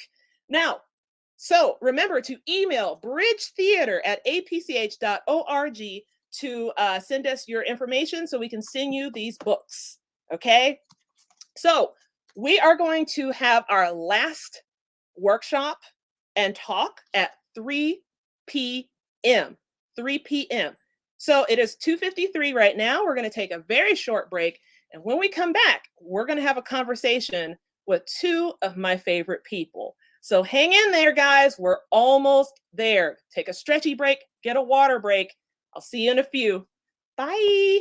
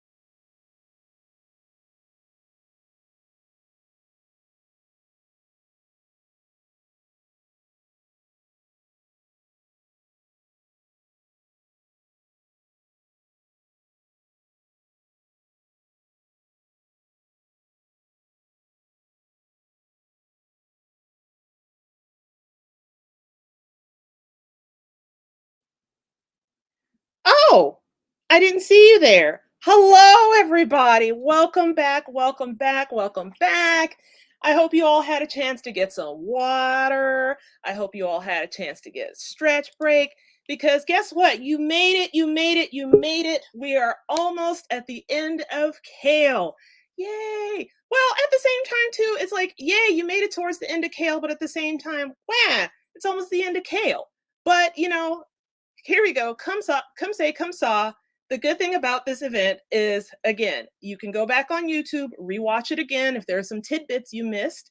One, two, because this is the last workshop of the day, this is the opportunity for you all to ask some really great questions to be in the to get an opportunity to win the remaining awesome prizes. Now, I saved the best for last because I wanted you to stick around. It's called Hook, you guys. It's called a hook. So if you look behind me, I have quite a few things. We have our little friend, the child, aka Grogu. I have the art of the Mandalorian. I have a Marvel DC kit over here. I have a couple of Sony art books, and I have some other things that I can't tell you about because I just want you to stick around and find out. It's called suspense. So before we start this, one, remember, ask questions. There will be a Q&A offered at the end. And the Q&A is the opportunity for you all to be entered in for the raffle. Okay? Don't forget, you sit there and you're just picking your nose, you're not going to get any prizes. So, since everyone looks like they're back and well hydrated, they've been stretching, and I see people coming in, I'm going to introduce two of my favorite people that I get to interview today. So no more presentations. Now we're going to have some talky, but these folks are both really, really fun, very, very talented, and they've been friends of mine for nearly 20 years. I can't believe it. It's going to make me cry a little bit. I can't wait to introduce you to Javier Hernandez. Javier Hernandez, he's making his way in right now. We are just waiting. Thank you, Chris. And then we're introducing Rafael Navarro, two extremely talented, amazing artists, creators, and writers. And we are putting a huge punctuation at the end of Hispanic Heritage Month by featuring these two gentlemen. So welcome, Javier and Rafael. How are you two doing today? A-okay. Excellent. Thanks for that great introduction, and we're glad to be here. I guess the big finale. What he said up here above me. It is the big finale. So before we even dive into just, me asking a bunch of interview questions like Barbara Walters, first things first, I'm going to ask you all, one, give us your name, give us the name of your book, and give us a little bit of give us some background so people can know who you are, where to find you, and then we're going to carry on with some shenanigans. So I'm going to start with you, Jav, because you are to my right. Javier, give me some context. Give us the cheese. Who are you? Well, hello, everybody. My name is Javier Hernandez, and as Miss Bernice said, I am a cartoonist. I write and draw my own comics. I've been doing that since 1998 when I started my imprint, Los Comics. I'm most known for my signature character, El Muerto, the Aztec zombie. And actually, so a lot of you probably go to a place called home. I used to teach there. I used to work for Miss Bernice teaching comic books, actually, for I think about, I want to say 8 or 9 years. Yes, 7 years, 8 years. And that was a couple of years ago, but I always loved coming back. And I love the Kale show. It's always going to be there, whether in person or virtually. So hello, everybody. Thank you, Jav. So, Raph, same question. Well, hello, everybody. Good afternoon. My name is Rafael Navarro, and I, like my dear friend, Mr. Hernandez there, am a comic book artist. I'm also an artist of all types and sorts. I also work in animation from time to time. And I've been, lately, been known to do a comic book character called Sonambulo, this former masked Mexican wrestler turned detective character for a little over 25 years now. So I started 2 years earlier than Mr. Hernandez there. So I am your senior, Mr. Hernandez. And on occasion, whenever I get a chance to, I try to do as many Sonambula comics as I can while I'm doing other comic book projects, if not doing another storyboard assignment from some studio. So I'm drawing all the time, guys. And sometimes even I may even draw a conclusion. I know you had to go ahead and do that. All right, whatever. Sorry, not whatever, but whatever. So now, sorry, y'all. So now we're gonna do some time traveling. So we're gonna start at the beginning. I love asking this question because it's where we all kind of just figure out what we want to do in life, how we're influenced in our life. Basically, it's like, how did you two just decide, you know what, this is it, I want to be an artist? How did it begin? And Raph, I'm going to start with you because I know you're a little bit more long-winded with your answer. So I'll give it to you first and then Javier. Okay, I'll try to get to the point sooner than you think. I guess the realization came when just watching my cartoons and I'd see little credits, directed by and drawn by, character designed by, and I realized those are people. Then I'd look at, a comic book, for example, and then I'd look at the credits, written by Stan Lee, drawn by Jack Kirby, drawn by Steve Ditko, that kind of thing, lettered by Janice Chang. And then it occurred to me, those are people too. And I realized, as much as I want to be a cop or a fireman or a lawyer or a doctor or fill in the blank, I realized I wanted to do what these people did. It's that simple, really. What about you, Mr. J? Well, my older brother Albert used to draw when he was like in high school, I guess, and he used to collect comics. And then at one point, he just didn't want to buy comics anymore. He was just done reading them, I guess. So he gave me his collection, like 2 big stacks of Marvel DC comics. So that was the first time I ever seen a comic book, and I remember just reading them, over and over again, and the same book over and over. And also because my brother used to draw, I started drawing, right? Like, well, if he draws, I want to draw. He used to draw sport figures, like these really, almost like Jack Davis style, real animated, cartoony, exaggerated football, baseball players. Which the sport had no interest for me, but the drawing did, and the fact that he drew. So I would just start, like most kids actually, just start drawing. And it was something I just loved so much. I never stopped. That's what a lot of artists, I think, we just never stop. A lot of people do stop and they get into other things. Some of us don't know any better or whatever, or just so in love with it. We stick with just the drawing and the comics, just reading the comics. So eventually it's something I ended up doing much later as an adult. But that love was there, like Raphael was talking, as a childhood in your early years. And I think that's what it is with most people, maybe. They love something as a child. It might be a sport or music or something. For us, it's comic books. Nice. Both excellent answers, you two. Bravo. So I do have to ask, though, what was the turning point? Besides just like, I want to be an artist, but what was the book, cartoon show, movie? Which one was it that just made you go, oh, I gotta start making comics? Like, what was the book or the books? You can start listing them. And Hav, I'm gonna start with you first this time. Yeah, I don't know if I've ever been asked that exact question. Like, what's the exact turning point? For me, it just seems to be like this really long thread from childhood. But there was actually a point in probably my late teens or early college years, because I had read too many comic book interviews with, like the history of comics and with different artists and creators. I didn't really want to work in comics. I thought it was a very, could be a tough business, particularly tough business when artists and writers, they're not credited with their creations.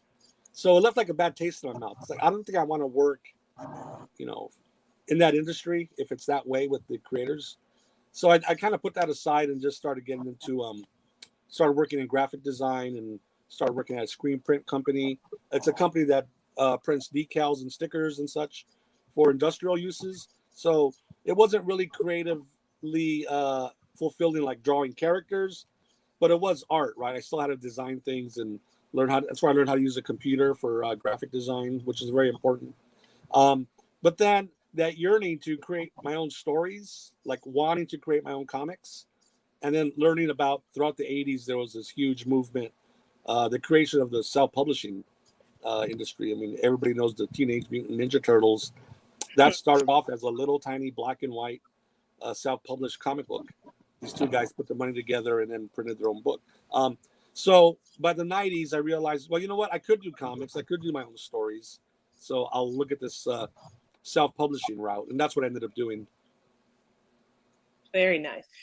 So, Raph, I do have to Yes. ask you, what were the books, or what was, in other words, what was the thing that popped off the madness, that the obsession, I want to start making comics? Well, for me, it was early on. I knew that the work would be ludicrous, but then again, any particular job in art in general would have been pretty, dangerous and ludicrous to begin with. But my first love, and I discovered this very early on in life, was comic books. My first intention was to try to break into the mainstream. I started working on portfolio assignment thingies. I'd sign myself something every summer between I think from 10th to 11th grade up. And every summer I would try to get to the San Diego Comic-Con and have my entire spirit just cast aside. But it was also a learning curve doing that on a yearly sort of basis. It also kind of weeded out all my other friends that presumed they wanted to work in that kind of industry. Just like Hobbit mentioned, I mean, it could be really, really heartbreaking if you don't have the kind of thick skin to kind of, deal with the insanity that comes with it too. But like I said, early on, I kind of knew that's what I really wanted to do. So I pretty much gave myself no other options therein.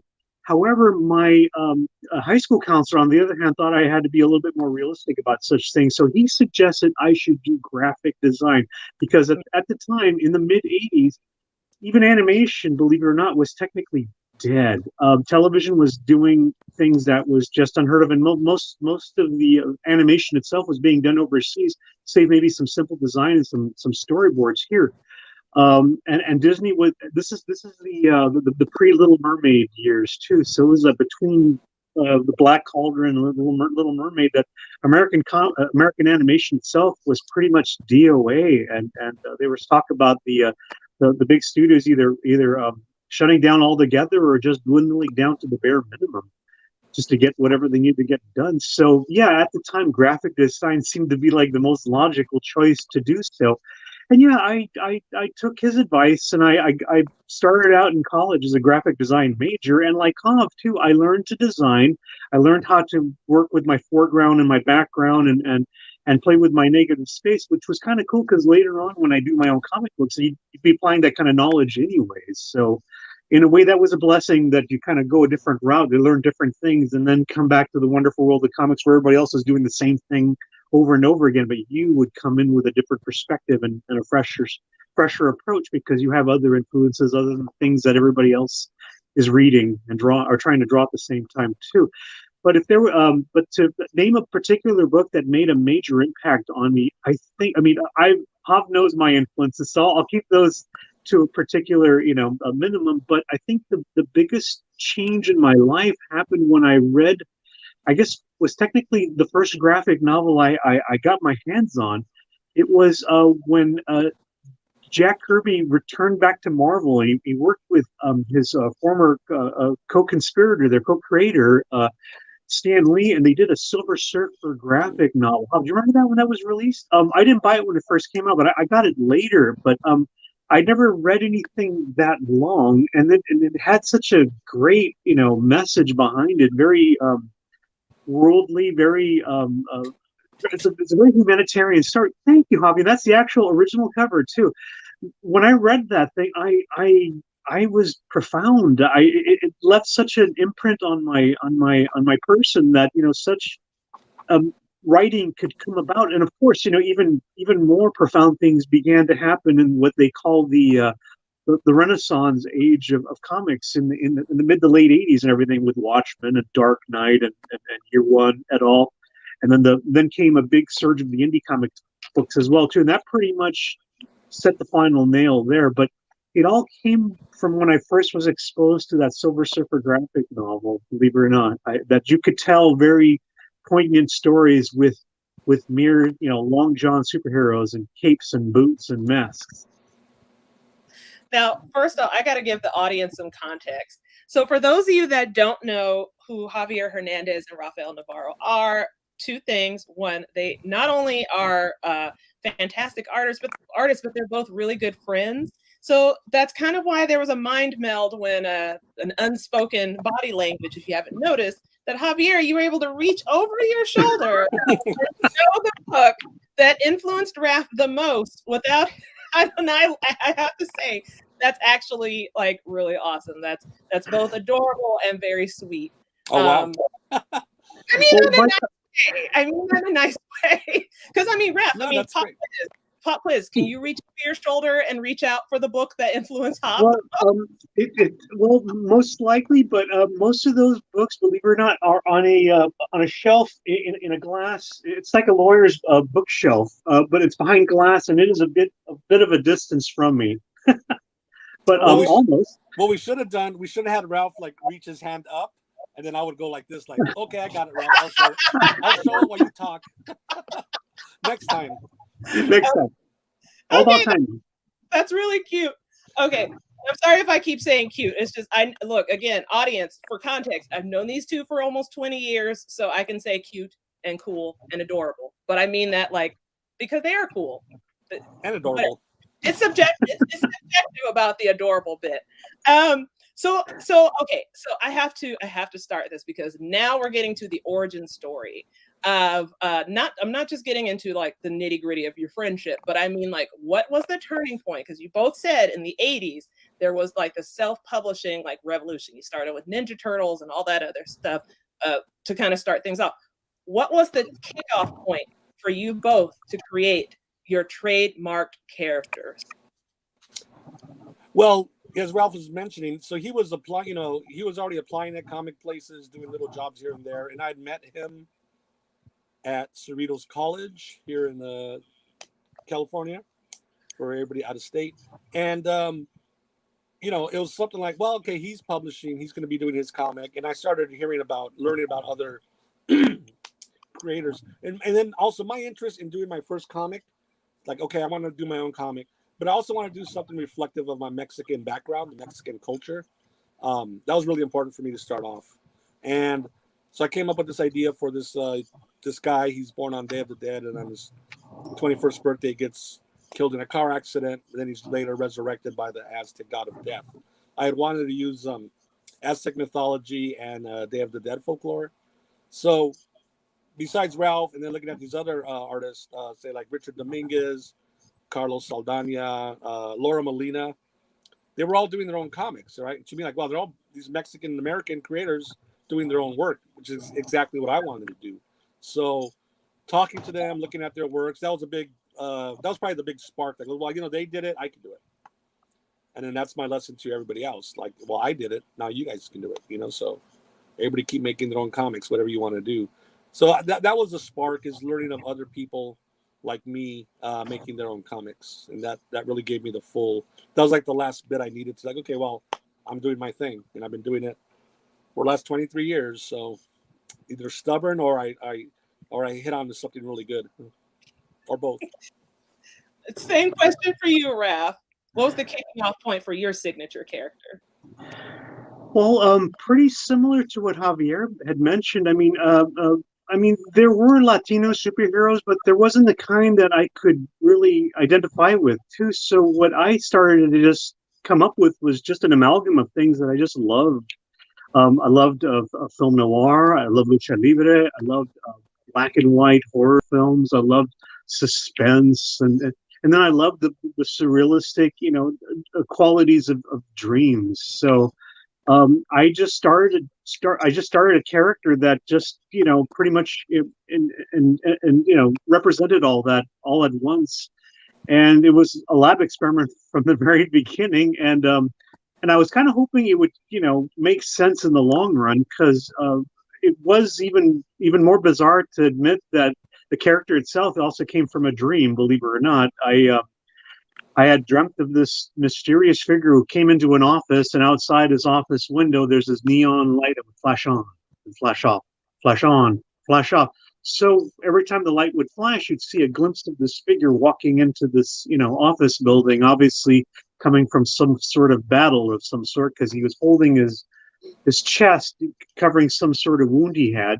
He managed to take his shirt off and put a bandage on and put another coat on, and then just go join the battle again out there in the streets in the dark city that he resided under. And all that time he'd see the light go on and off, on and off, and just as he's closing the door, he turns to us in my POV camera view in my head. I saw the glimpse of a masked Mexican wrestler mask, and then it just dawned on me, oh my goodness. I woke up immediately and I wrote down masked Mexican wrestler, detective. And then later on that day at the park, I started sketching for the very first time, and that's how Sonambulo came. Oh, okay. So, and the thing is to help our audiences that probably don't know what sonambulo means, because it comes from the term what? Well, sonambulo is a definition in Spanish of sleepwalker. The character's name comes from a couple of things. One, I was at the time, maybe I still am, I don't know, because I'm asleep at the time, but I used to sleepwalk when I was a little kid. There was a time I was just sleepwalking pretty much on a semi-regular basis where I would, we used to live near Bell Gardens Park in the city of Bell Gardens, and I would wake up in the middle of the night, 2, 3 in the morning, and I'd end up walking to the park, sleepwalking to the park, and I guess I'm playing on the swings and walking the grass, and sometimes the wet grass would wake me up, the wet moss in the early wee mornings hours of the night, and I would come to the conclusion that I'm sleepwalking again. So I'd race back home, and hopefully my parents don't find out that I was sleepwalking. And also the sleepwalker hold in wrestling is a famous hold that you grab your opponent by the neck. It's like you get him in it's like a headlock, right, Hav? And I think it's just the way you supposedly hold the headlock, you could put somebody to sleep. But I think that's a little bit in the theatrical side when it came to wrestling. But as a kid, I totally bought all that stuff. Good, evil, sleeper holes. I mean, all that was true as far as I was concerned. Hey, And then later on, Sonambulo just became a metaphor about just me being just sleepless, constantly working day, night, on whatever I was happening to be working on at the time, just doing whatever I can just to get the job done. So there you go.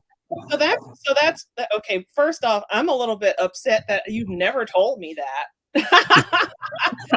but oh, what? well, like Bon You gotta says, save these stories. we all have our secrets. Oh God! All right, so sorry. So I actually have to ask because now when I met you and you introduced me to the Aztec zombie. Now, first things first, because everybody that's joining us today, because not everyone knows you. I see some folks know you already. Some folks are like, "Yo, representing Whittier out here in the chat," Wow. All right. But like, why? Who is El Muerto, and why an Aztec zombie, and what is in the universe of an Aztec zombie? So there's these old Mexican horror films from 50s and 60s and such. There was one movie called The Aztec Mummy. And I always thought that was like, that's an interesting term because, and I used to think of mummies just being Egyptian, but yeah, there was mummies in Mexico. But I like that name, Aztec Mummy. And I just thought, well, I'm doing a guide called El Muerto, right? The dead man, the dead. And then just the name Aztec Zombie popped in my head. It goes a little play on the Aztec Mummy. And back in '98, there's always been zombies in pop culture, but Aztec Zombie as the term, it was definitely way ahead of all the, Walking Dead and all the, the million of zombie things we've had since then. At the time, I think people would hear the name Aztec Zombie and they'd, naturally assume, oh, he's like a rotting zombie. He eats brains. He's an evil thing to be killed. It's like, no, he's a good guy. So you know, a lot of the comic is influenced by like the old Spider-Man comics from Steve Ditko, Stan Lee. You know, kind of like this. You know, our young hapless hero. You know, has got a lot of problems. But he's also trying to do good, and you know, really wrestling with a lot of angst. And you know, again, I grew up in the '80s. A lot of Smiths. There's a lot of the Smiths and the Cure in El Muerto as well. So and I always want to use Aztec mythology in a comic. Again, there wasn't much of it back then in the day. So I just had to do research back then, mostly library research at the time. And I would just do like a lot of surface research because I told myself in the beginning I wasn't going to do this really deep. You know, it's not a whatever historical accurate representation of all the Aztec mythology because it's so big and it's so much to learn. I want to kind of do what Jack Kirby did with the Thor comics, where he would. I'm sure he was well read on the Norse mythology, but he would just pull the things he wanted and then add his own Jack Kirby-ness to it. So you look at the old Thor comics, they look more like space gods, not so much like 100% Norse mythology. So I gave myself that allowance when I was playing with the Aztec mythology. It's like it's going to be taken from the old stuff, but I'm going to add in my own things to it and just kind of imprint them together. That way, it gets my own take on it, and it also prevents me from having to do like, you know, weeks of or months of deep research. Which, by the way, there's so many comics now today, comics, graphic novels, where all these wonderful artists and writers, a lot of them are younger too. They're very seriously, really doing the best job they can to translate or represent the Aztec gods as, you know, faithful to the original stories and such. So I respect that. I think that's great that they do that. From the beginning, though, I knew I wasn't doing that. I want to keep for myself, just keep it a lot more free flowing. You know, bring in a lot from other things, whether it's horror films or, music. I mentioned things like that. And El Muerto means, you said the dead one, the dead man, the dead person, whatever. Now, this is gonna be a really, really deep, because now we're gonna do some time traveling. We're gonna go back to about, for you, Hav, 23 years ago, for you, Rafa, 25 years ago. So you're both creating this character. Both of them are Latino, Chicano in origin.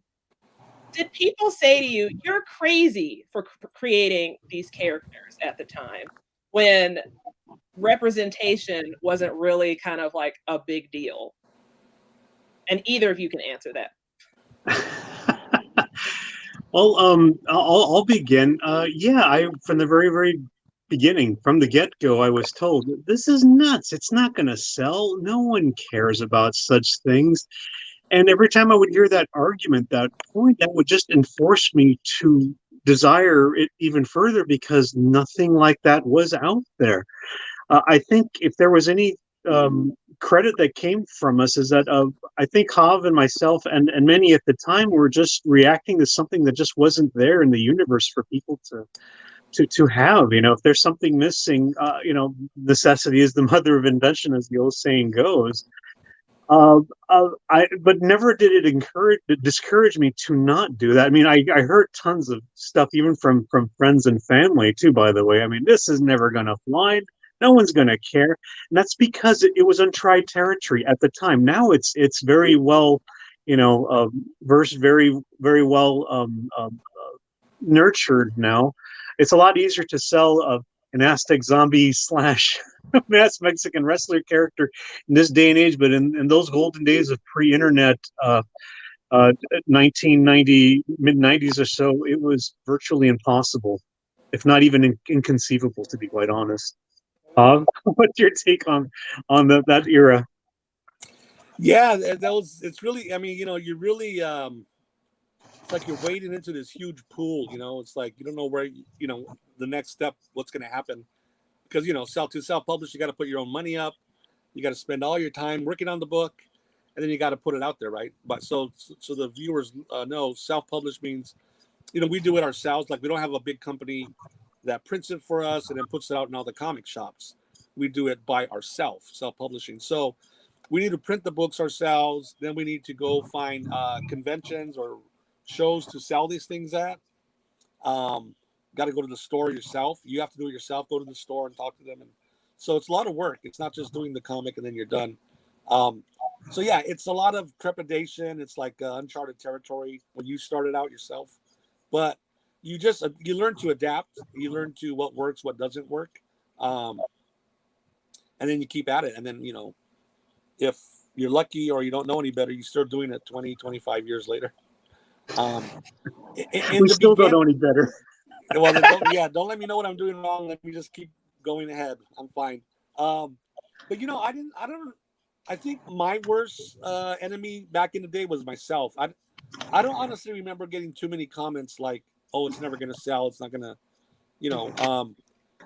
you're wondering yourself, like, is it going to sell? When I got my comic book, my black and white comic book at a convention where people can go get autographs from, Adam West or, Stan Lee, and they can buy all the comics they want. Are they going to want this comic, this black and white comic they never heard of? So yeah, there was a lot of doubt in my head all the time. But then you get those first couple of customers, it's like a big breath of fresh air. Like, oh, okay, then let me do this again. Let me do another show, and then it's incremental. It's definitely a marathon, that's a big cliche, but it really is self-publishing. It's one step at a time.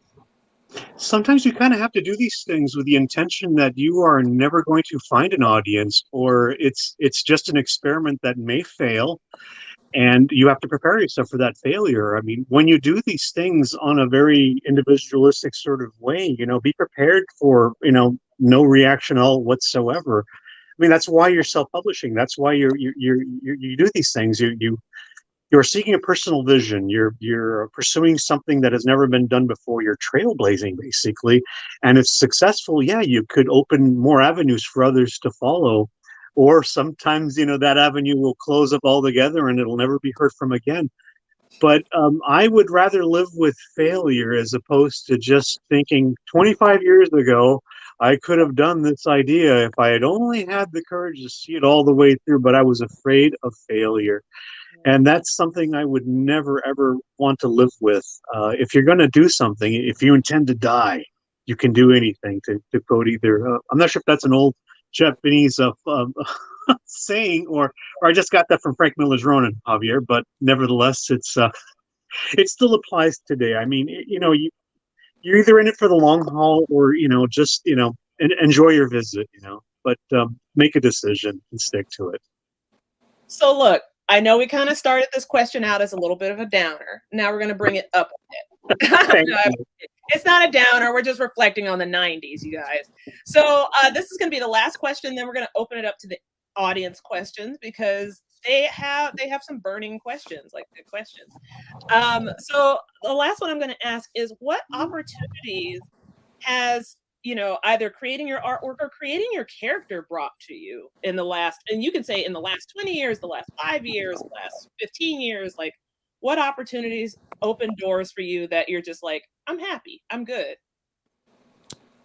I mean, the first thing is I'm just happy. Like today, I'm still making new comics. I'm working on a second Almuerto graphic novel. Like that's just that's my, that's what gives me reason to just keep at this. But there was a movie made out of my comic. I didn't bring that up back in 2007. That just came out of the blue. I didn't create the comic to make a movie. I created the comic because I wanted to make a story, but it got the attention of a producer, director, and we ended up making this small independent film starring Wilmer Valderrama back in 2007.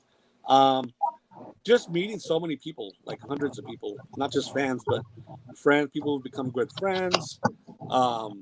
It's led me to teaching. I taught at your place there for years. I've been teaching for about 15 years, if not longer.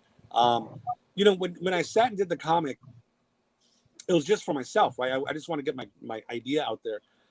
But you can't have any idea when you're doing that, what's coming down the road, like all the good stuff you're talking about, meeting people, having opportunities.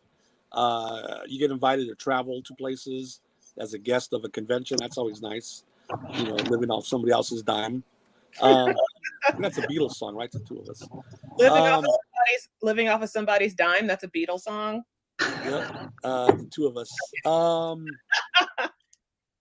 Yeah, so We'll talk later on.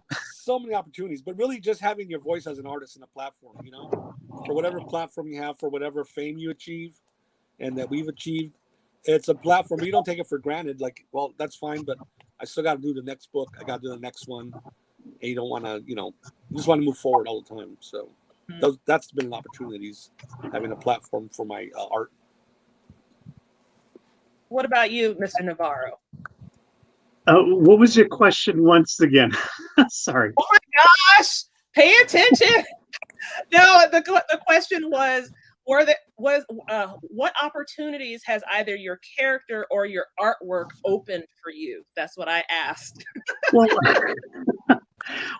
I guess the best thing that came from Sonambula was just an audience in general, a fan base that I've been honing and harnessing and nurturing for the last 25 years and such, of just having another piece of portfolio work to show, and it's indie work too, no less, and it had some notoriety with a few awards here and there, a few minor attempts at another format too, like animation and film.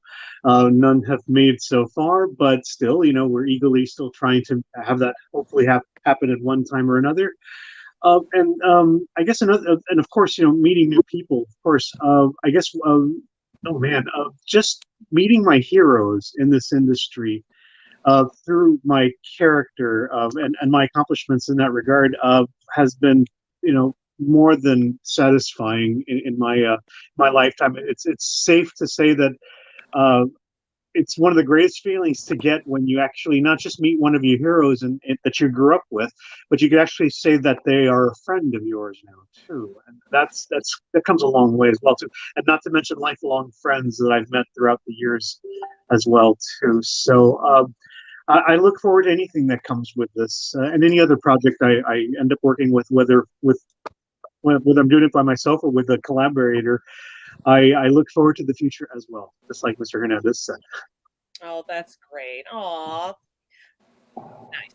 All right, you two. So we're actually doing pretty good on time. We're going to turn over to the audience. They have lots of questions. I know you all haven't had the opportunity to meet my intern Alyssa, but Alyssa, if you can hear me, Alyssa's actually from Whittier too, you guys. So it's like shout out. Right.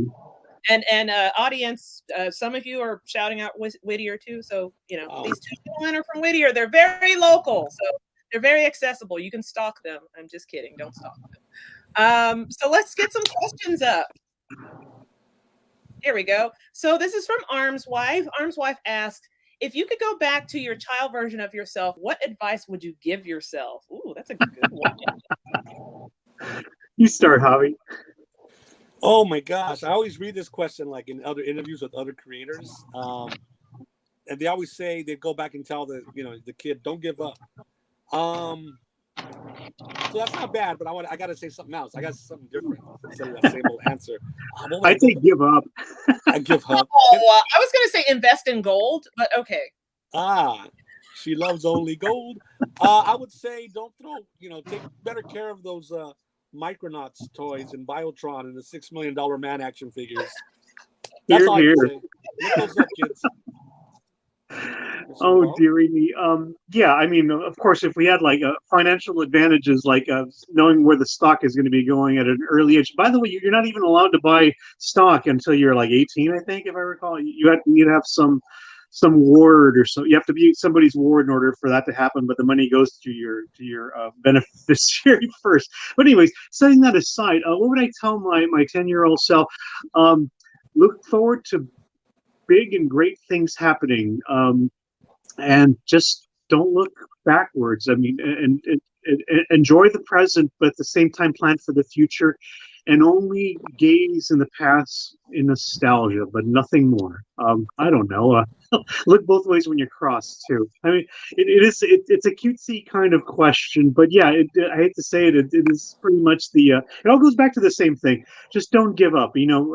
Once you've been through the journey, sure, it's really great to talk about how casual the last 24, 25 years have been, right, Hav, about what it took to get us to where we're at. And if we could only tell ourselves what we should have done in the past, it could have been a lot more less stressful. But in actuality, I think the pain and the hurt and the heartache that you get from life is important and necessary, because it also, makes you who you are today. If you try to ease your journey by having knowledge of the future, it kind of denses your ability to improve as well too, believe it or not. You learn from trial and error, folks. Practice, study, and not giving up. I mean, that's just an essential way of living life and trying to go forward, to try to ease that tension to a certain advantage that you may think is okay at the moment, as you're thinking about it in the future, after you've long since went through all the hurdles and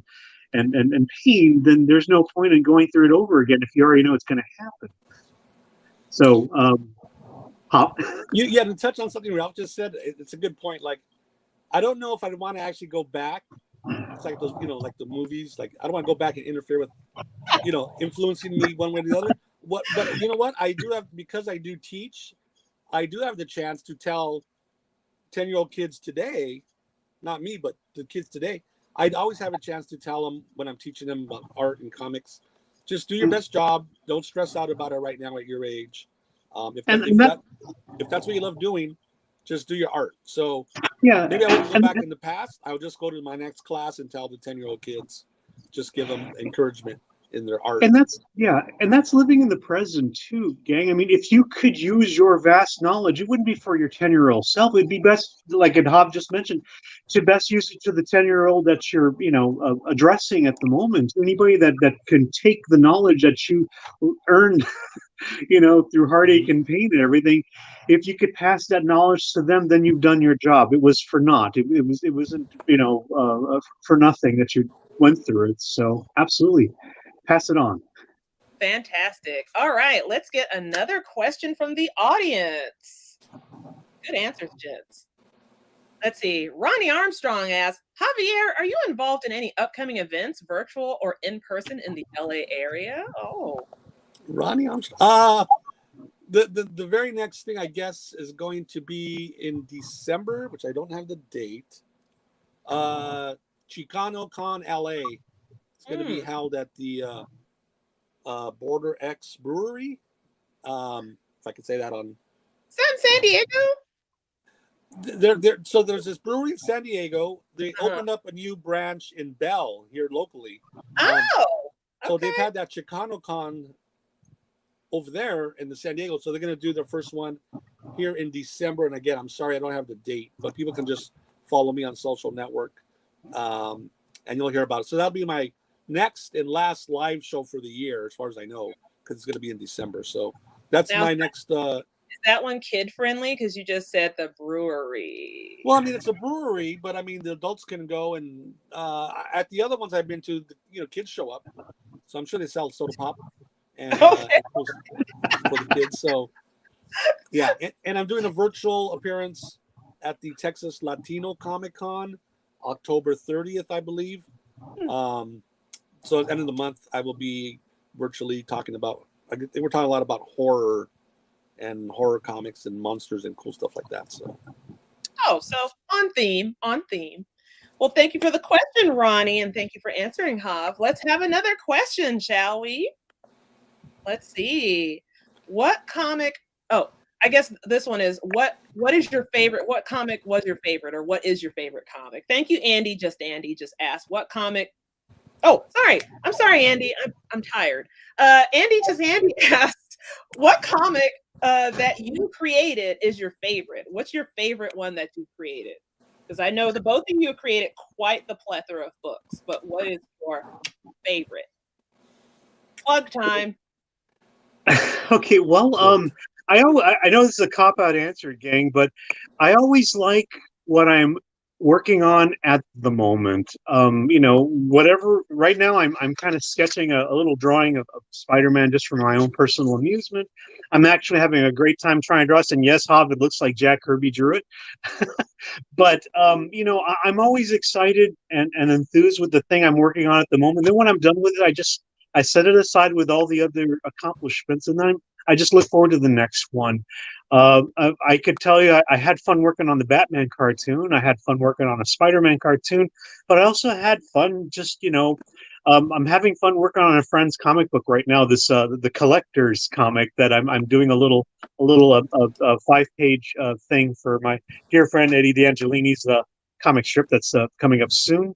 And then next week I'm going to be inking some pages for another friend, Paul Sherrar, for his Potato Mummy comic that is coming out too as well. I mean, I just like working. So long as I'm doing something, whether it be for hopefully another Emmy Award winning, nominated project, or just, a commission for somebody at a comic convention, I am having the time of my life right now. Aw. All right, we have time. I know we're kind of getting close to the end, but I'll give us a little bit of flexibility because it's you too, and you're wonderful. One more question, please, Alyssa. This will be the cherry on top for the event. All right, so this one is from Emma and Ron Abba Breaks. Yay! Since you both have history with APCH, can you tell us what experiences from APCH has helped your career as an artist? Oh. Well, that's a good one. Well, so my 8 years there, it was I'd already been teaching beforehand, but I got a certain rhythm going there 8 years with the students, new students, and sometimes you'd get the younger siblings of other students you've had before. Bernice would point out, "Oh, that's the younger son of so and so." Like, oh my gosh. I just think I had such a great training ground at a place called home, because you had so many kids in the class. I think it was 2 classes I did. So I mean, there was just so many.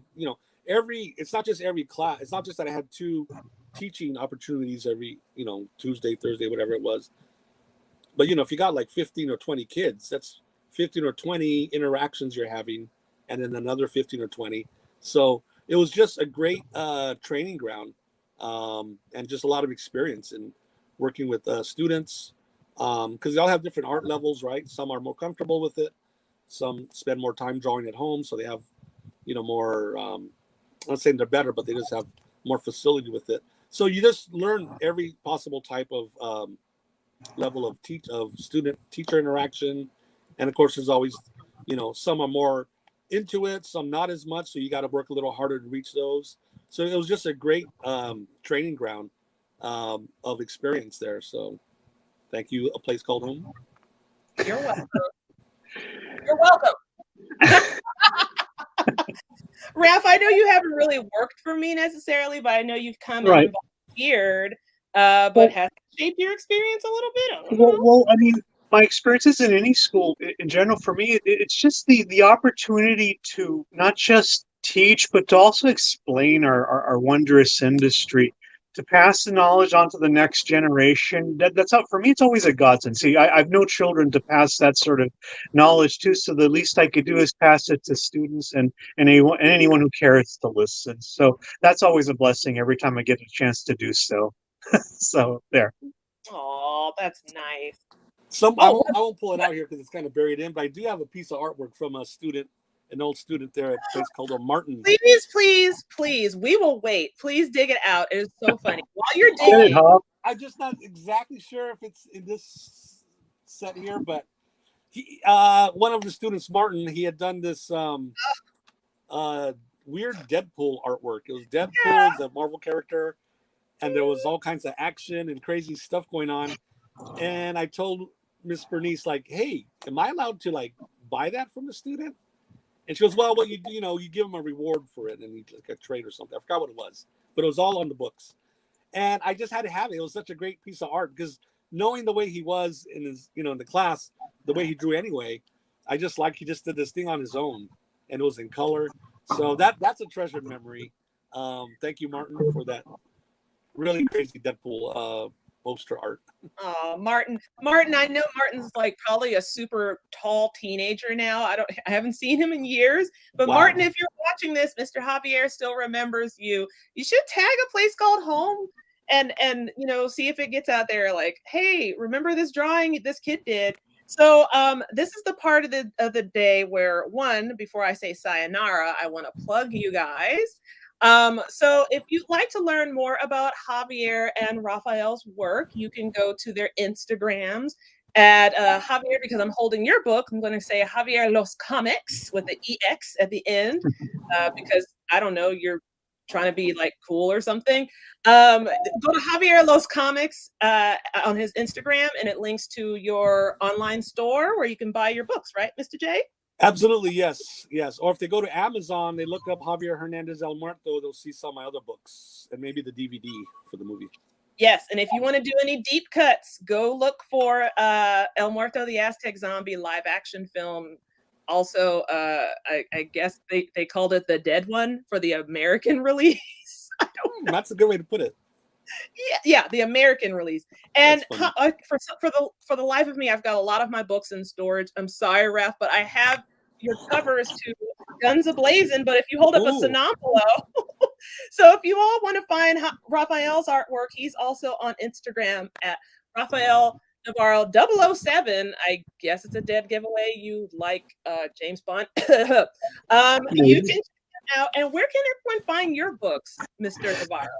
Well, I do have a website, sonambulo.com, that is it's a work in progress again, because I'd realized that after 25 years it needed a little upgrading. So I'm in the process of doing that too. And also the reason I took it down to revive it is because I'm about to release a 25th anniversary edition of the very first adventure of Sonambulo, with all kinds of fun little goodies and everything, a wonderful introduction and a wonderful forward from two great allies of Sonambulo, have been there since the very, very beginning, and they shall remain nameless at the moment until such time will deem it worthy to do such discoveries.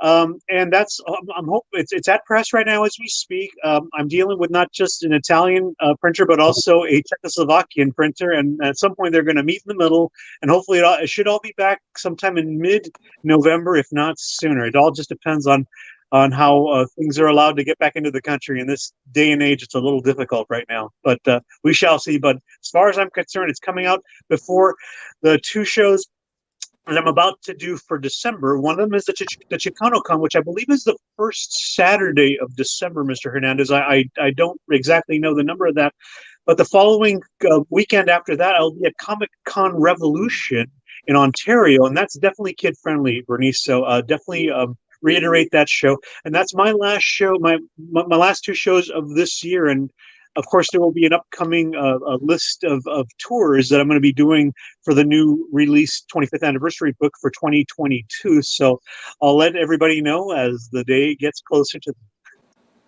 Well, first, I have to end things off as like, I'm sorry to see you go, but thank you, Raphael and Javier, for coming in, giving us the amazing story of your artistic journey, inspiring young and mature artists and writers into creating their artwork. And, as I know you probably didn't see Rhodey earlier, but he says si se puede before he left off. So si se puede to you two gentlemen before I let you go. And I'll see you all soon. We're going to have dinner eventually. So thank you again. So Thank you. Yeah, thanks, gentlemen. So as we say goodbye to Javier and Raphael, now we are getting ready for our very last raffle. So say bye to Jav and Raph, everyone. And now it is raffle time. Okay, so it's the moment you've all been waiting for. What are we raffling off the end of the day, you say? Well, let's see here. Okay, so we have this adorable, tiny, the child, little Grogu. He needs a home to go to. Not only does little Grogu need a home to go to, we also need to give this book of The Art of the Mandalorian to somebody. So we're going to give away this first prize. And I hope you all stuck around because here comes all the stuff. So, Alyssa, my amazing intern, let's get that wheel going, please. Who is going to go home with the Mandalorian prize pack? Who's going home with the Mandalorian prize pack? Let's spin that wheel, please. Takes a minute, y'all. Okay, and Oh, Christian Amp. Christian Amp, congratulations. You get to go home with the Art of the Mandalorian and the child plush. And believe it or not, this prize pack actually comes with a little something extra, which will come with your delivery. I can't tell you because it wouldn't be a surprise. Remember, if you are a winner of today's raffle, make sure you email bridgetheater@apch.org. Now, is that the last prize of the day? Of course not, y'all. Of course not. You know I am generous with my gift giving. So I have here in my possession, we have something called our Tech-tastic prize pack. So the Tech-tastic prize pack are technology-themed comics and art books. So if any of you have seen this, this is a Sony Pictures animation feature film. It's called The Mitchells versus the Machines. This was actually released on Netflix. So if any of you have watched Netflix lately, this is actually a really awesome movie. So, and the artwork inside is really good too. So we're giving away this, and we're also giving away another Sarah Graley book called Glitch. And again, this one's going to come with a secret surprise. So stay tuned. So we're going to give away Glitch and the Mitchells versus the Machine. So let's get that wheel up. Let's start spinning. Who's going to win the Tech-tastic prize pack? Who's going to win the Tech-tastic prize pack? Ooh, what? Fantasy is reality. Wow. I think you won. This is your second prize I think you won today. Congratulations. Do not forget to email bridgetheater@apch.org to claim your prize. Now, is that it? Are we going to bed now? No, we've still got more prizes. I still can't believe how much stuff we have. Again, you guys are saving me because I'm not putting any of this stuff in storage, y'all. So, not only am I going to be giving you this amazing Miles Morales Spider-Man tote bag from the movie Into the Spider-Verse. This is one gift. Another gift is this amazing, huge, donated from a friend of mine who never opened this. This was his book, and he decided to just give it away. This is Marvelocity, the Marvel Comics art of Alex Ross. I'm giving this away too. And not only am I giving that away, courtesy of our friends from Warner Brothers, I'm giving away this Margot Robbie inspired Suicide Squad Harley Quinn. Yes, it pays to stick around, y'all. So we're not only raffling off one, not two, but 3 prizes. So let's spin that wheel. Let's spin that wheel, Alyssa. Who's going to go home with these three amazing prizes? Who?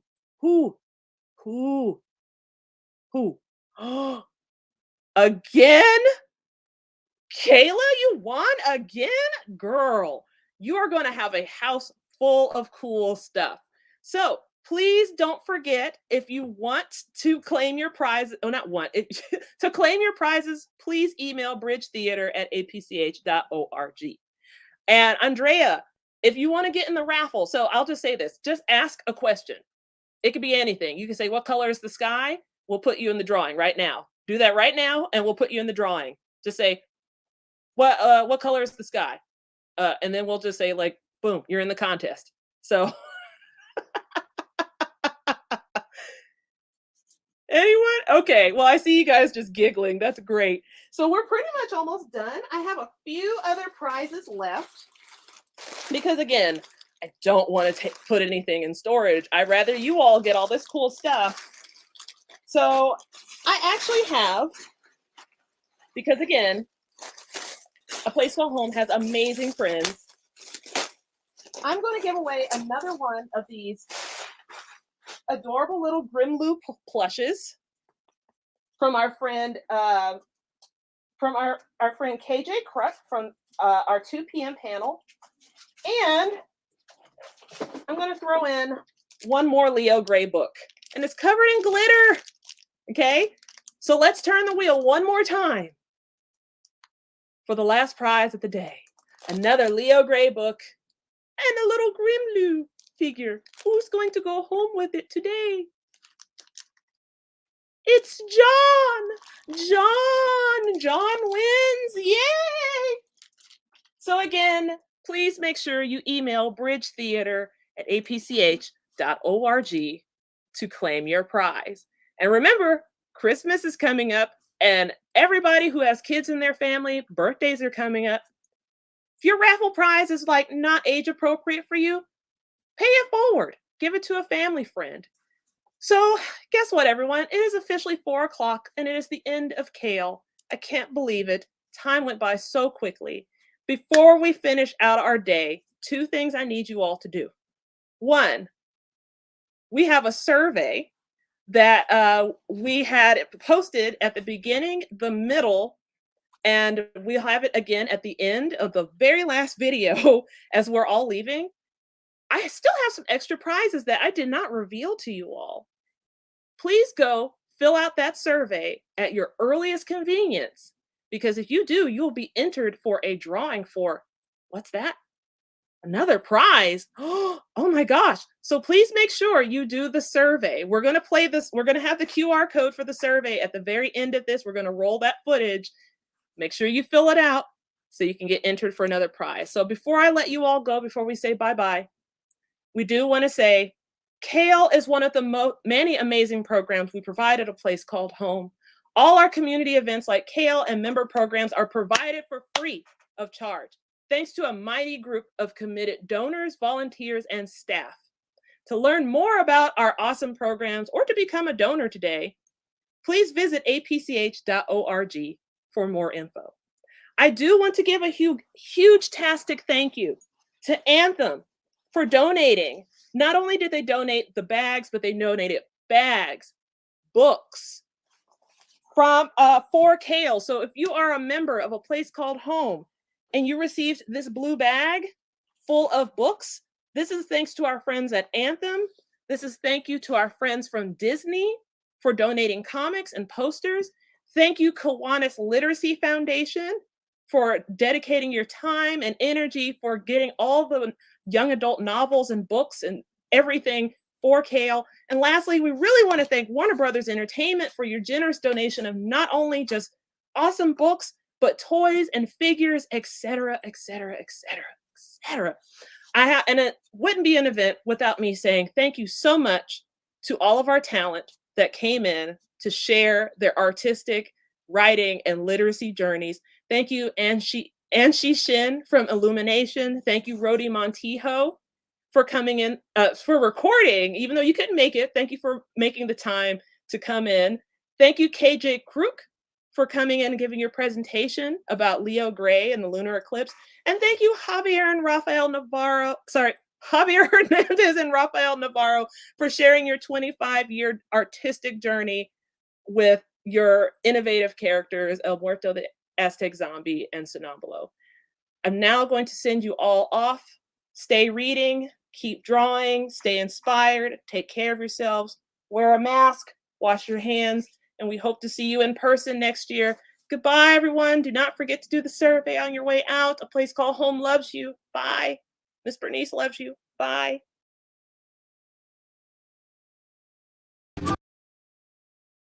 And on this side, don't have the shoulder